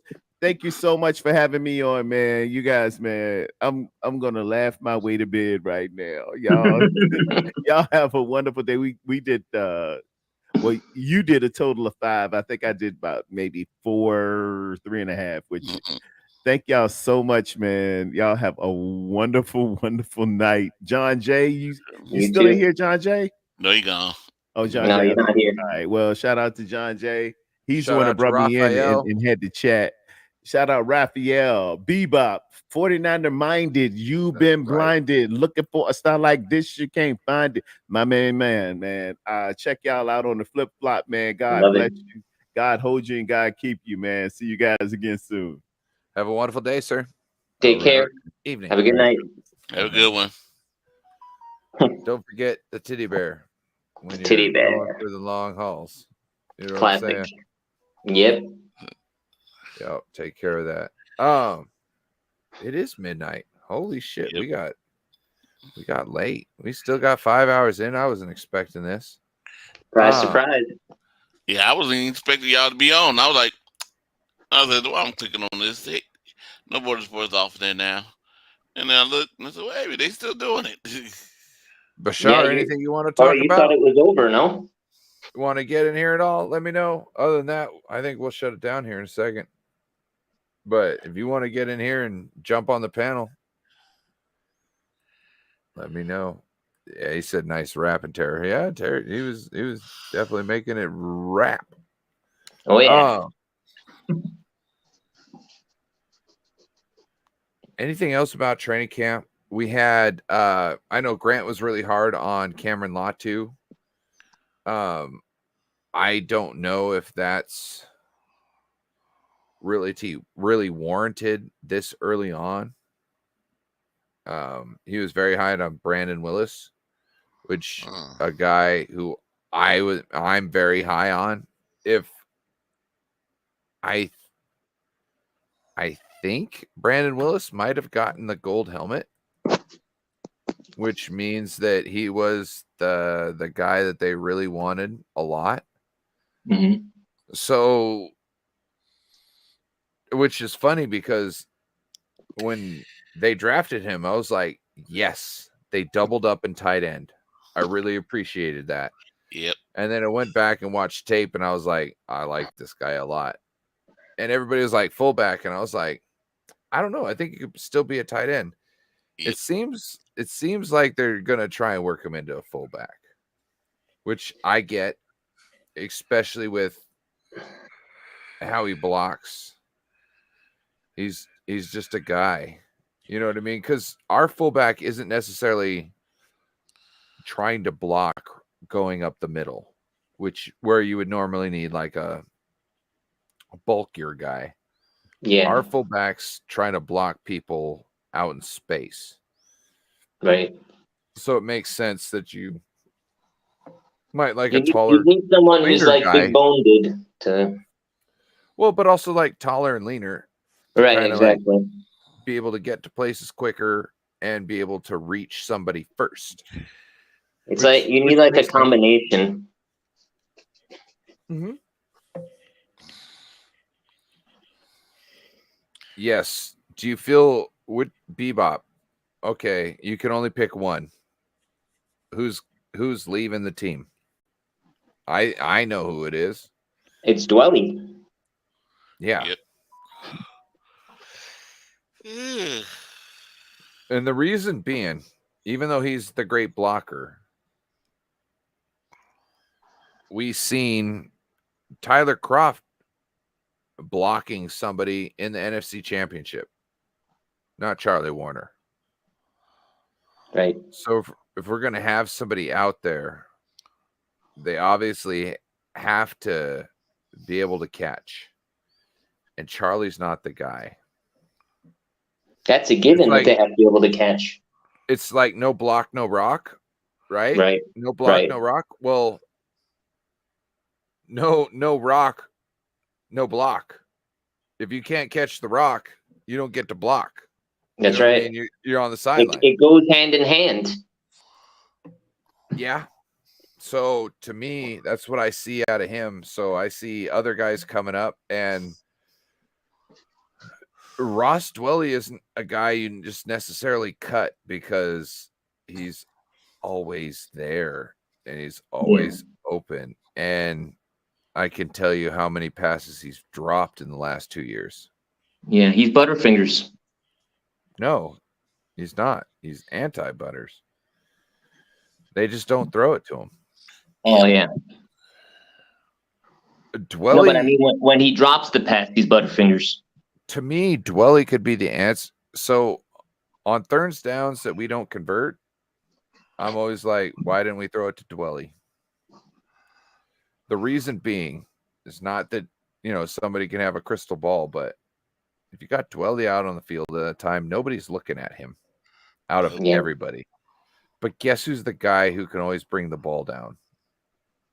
Dwelly. So put him into a position and use him. It makes no sense to me not to. You need to utilize him. Yes, Bebop, the new guys are pretty big.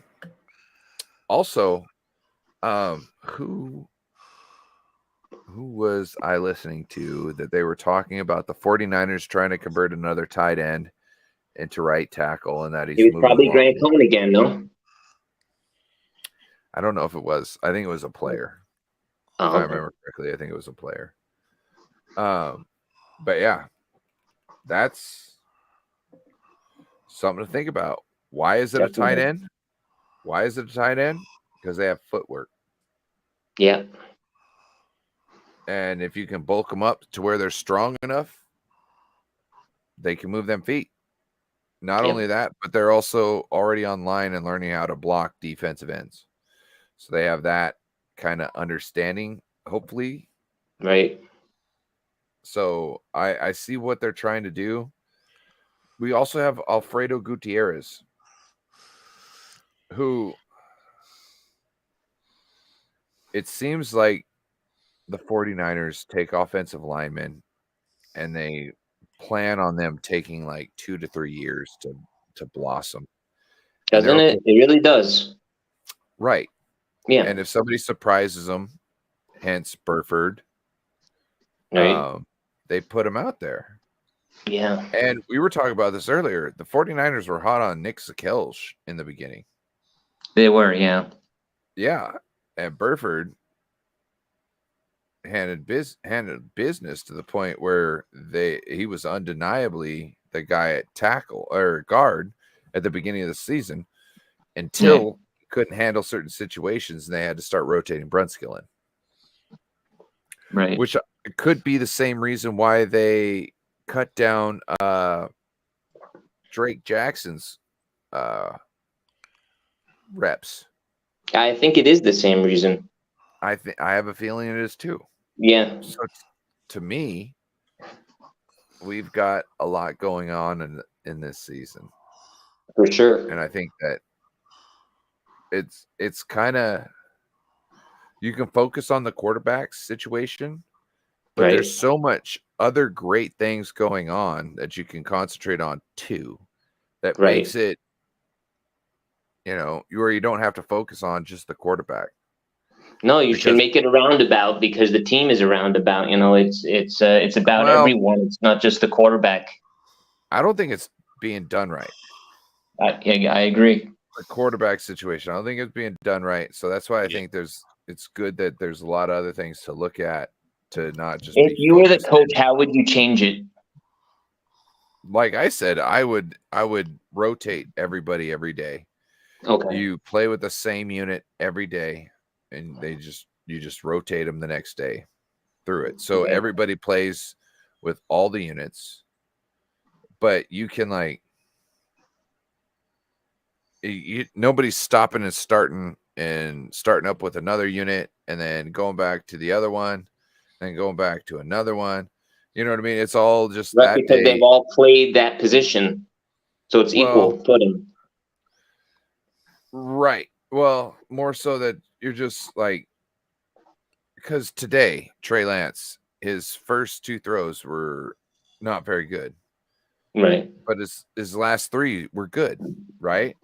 So His he got last 3 were clutch. Yeah, he got 5 attempts, right? You're right. So how about we just make sure Actually, Trey McManus Lance, said he had 6 of 12 on that. let's just make sure Trey Lance, works all let's say he could have 8 completions. Let's have them all with the same unit. So Right. he can build off of every rep. It's about the foundation that you lay in order to get to the building. Yes, exactly. So I feel that's better than just, hey, you guys. If you go don't have this, the we're gonna move foundation, this you can't around, get go to the with this. building. I think it's better that you build the rapport throughout the day with one group than to do it for 2 hours or an hour and then build it with another one. Right. You know what I mean? Yeah, that's what I'm saying. I think Yeah, you'll you get a better. shouldn't switch it up. You focus, and that's Yeah, and truly, I'm glad our media is not going after Brock Purdy right now. But if the media was going after Brock Purdy, I would just set him with the 3s until he was just smoking people and move him to the 2s, and then move back to the 1s. Because right now he just needs to worry about getting back to Brock Purdy, not worried about what the media thinks about what his throw's doing. Because he should give 2 shits about what the media says. Exactly, but he's not ready to be throwing even really. You know what I mean? He's not ready to be starting at this moment. He's not cleared to start. So why should we be worrying about his tallies? And that's what I'm saying. It would be, a good thing to kind of hide him a little bit, let other people face more scrutiny who you need to figure out what they have in the tank. Right. Or in the arsenal. Yep.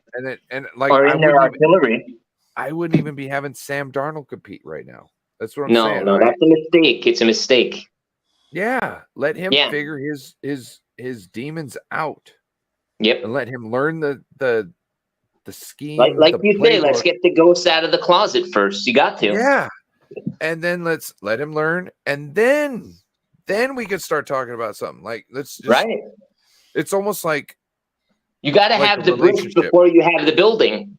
Well, it's like a relationship. You can't move on from a past relationship and get into a new one until you've actually moved on from the last relationship. And you're not dwelling on it any longer. Exactly.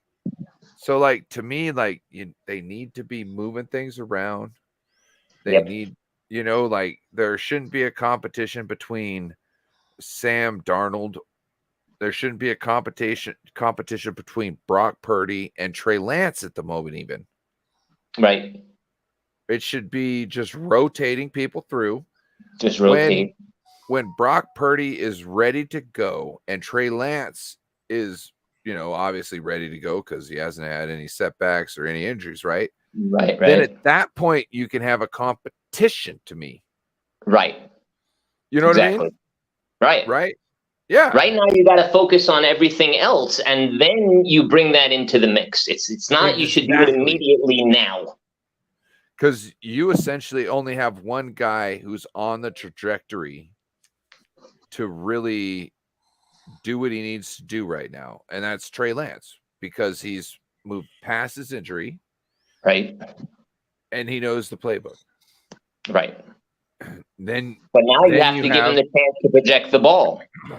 right. And I'm just saying, like, I'm not saying in a couple weeks things can't change. I'm just saying right now as Right, we look at it, and I'm not saying he gets 100% full first team reps. All I'm No, we're saying just is talking looking at the about here and now. competition doesn't need to be happening right now. Right, right. You That's need to not be what we need to focusing focus on. Right. You need to be focusing on the development of all the people in the room. The Right, and then development once they're of- developed, then you can have the competition. Right. Right. To me, that's how I see it. Yeah. I mean, you can't have the building unless you have the foundation, and you're not having the foundation if you don't do the rotation. and it doesn't look like they're having a competition anyways. Right. Because it seems like Brock Purdy is the number one leader. Right. Which I'm not gonna argue, other than the fact that if he's not, like the first day, if he's not helping people get better, maybe he shouldn't be in that situation. But it seems like today he was able to do a little bit more. But Right. it seems like he's not able to push the ball down the field, which I feel needs to be worked on in training camp. And if Worked on in training camp. if he can't work every aspect of the field, right, maybe he needs to go back down to the other people who don't necessarily, you're not going to count on to play this year, right, to help him get in the groove and get ready to throw that ball down the field. Right. And until that point, put other people in that situation so everybody else on the team can get a full workout, is what I would say. You know, yeah, like yeah, I would say that too. being used to the most of their ability. Exactly.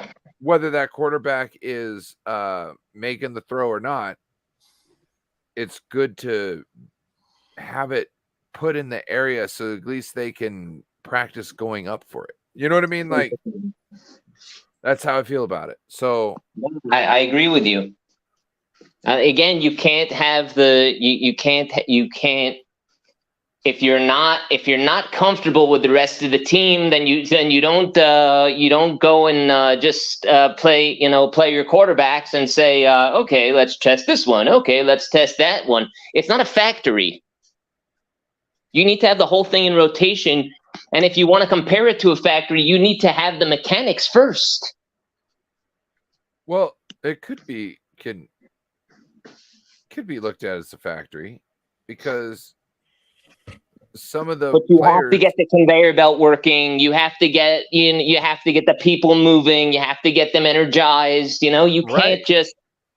So like you can have one sector of your warehouse working and the other one that Right. you need to work on. Right. And that's what I'm talking about. Like, right. But if you they just need to say, be working let's on have all the of them. CEO fight it out with the manager, I mean, it's a waste of time. For what? They need to be working on all of them, but in different essential stages and ways. Exactly. So like Exactly. Sam Darnold needs to be kind of treated as like Trey Lance Yes. a year ago. Right. You know what I mean? Like, worry about the game plan. Don't worry about this other stuff. Or like Right. his first year. You know what I mean? Worry about the game Exactly. plan. Don't worry about this other stuff. Exactly. And It's Brock the game Purdy, plan that counts. Everything else will fall into place. yeah, and Purdy obviously needs to be, supported until he's full go. Right. So you need to make sure you're doing that. And I think that's why, like, it's a great time to figure out what you got in Trey. Not saying he's gonna do everything that we expect. I'm just saying this is a great time to figure it out. Holy This moly. is a great time for trial and error. And it's not like he has to take every rep. What I'm saying is, like, No. we split it up. We Yeah. split it up. We rotate them, keep them in the same group every day. Keep them in the same So group. they can stack success on success. Yeah. Anything else anybody wants to talk It's about? kind of like a domino rally effect, you know. Like once you have the domino, and then it pushes on the other ones, and it motivates the other people. Yeah. Corey, you got anything you want to talk about? I'd like to see. I'm interested to see the running backs, how they use the running backs this season. Is Kyle gonna run one running back down, working too hard, or is he gonna split it? Which is crazy because we always have a talented room. So it's like, why do we need to run one guy down? Right. Yeah, 'cause, I want to see them split the like we were talking earlier before I got off about maybe putting Elijah Mitchell as running back 3. Yeah, I can see that. Yeah. Maybe I don't know. Maybe save them for the playoffs. Because every time that's when we really need them in the playoffs. That's when it counts. That's when it's do or die in the playoffs. That's all it's about. You get one game to prove yourself, and it's do or die. That's it. No holds bar. So you need to save the best for the playoffs. He's right. You let them relax, and then when they're when it's the playoffs, you put them in, because that's when we need them the most.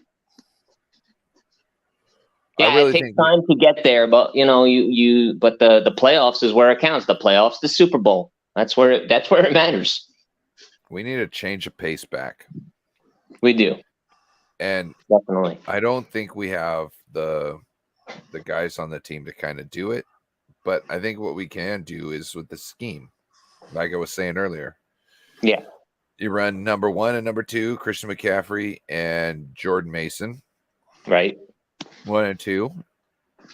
And then once the third quarter ends, put in Mitchell. Pound him. Right. You can bring those other guys back in. Like you need a play, this and that. Christian McCaffrey pass out of the backfield. It's going to win the day for you. Do it. You can. Do it. Yeah. But make sure you got the other guy in the backfield so they think he's running it. Exactly. You gotta twist their minds. You gotta make them think like they don't know what's coming. That that's how to do it. That's how to win games. Anything, Jeff, you want to talk about?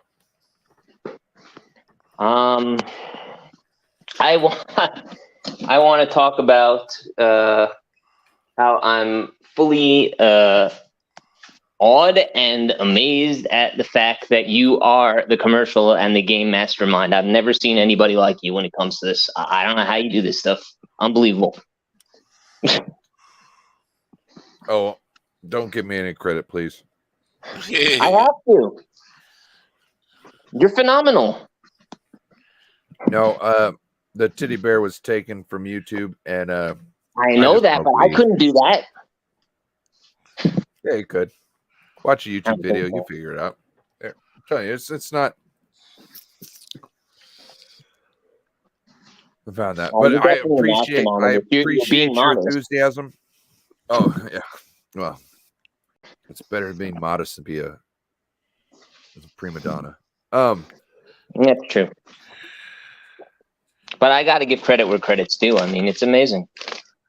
Oh, thank you, Corey. Thank you. We got a show Sunday night. You want to tell everybody about it? Yes, we do. We got a show Sunday night, the result show to say what we did this season. I mean, this past Thursday. Some people, the 2 people went 14-1. There's some people that went 13-2. There's certain people that went 8-7. Oh, I probably. Oh boy, that's a tough one. But tune in and see at 7 o'clock p.m. Pacific Time, 8 p.m. Central Time, 10 p.m. Eastern Time, and see how did you do on 49ers Trivia. All right. Jeff. All right, Ryan, there was one more thing. Tomorrow I have a pending meeting with a girl who's a 49er fan, and we might do diversity with that. Then I'm going to work with her. Okay. Is So that that on should your be channel? very interesting. Yeah, no, it's going to be my channel and her channel combined. So we're working on it.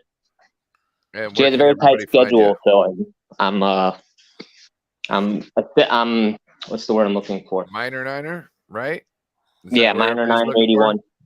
So when you come on the shows, you should probably have Minor Niner as your thing, so people know what your channel name is. Just for future reference. Yeah, I've had it on the channel before. I just put it on your channel because I do the raps on your channel, and I put other things. No, I got you. I'm just letting you know. So if anybody past or in the future sees this, they'll know. But with that, I want to thank everybody who joined the chat tonight. Bebop, shout out, still in the chat, holding it strong. We had everybody. Steve-O brought on the conversation about the Mitchell being the RB3. We got Bashar in the house. We got Raphael. Appreciate you stopping in, Raphael. Jeff, who's on the panel here tonight. Who else? We had more people in the beginning.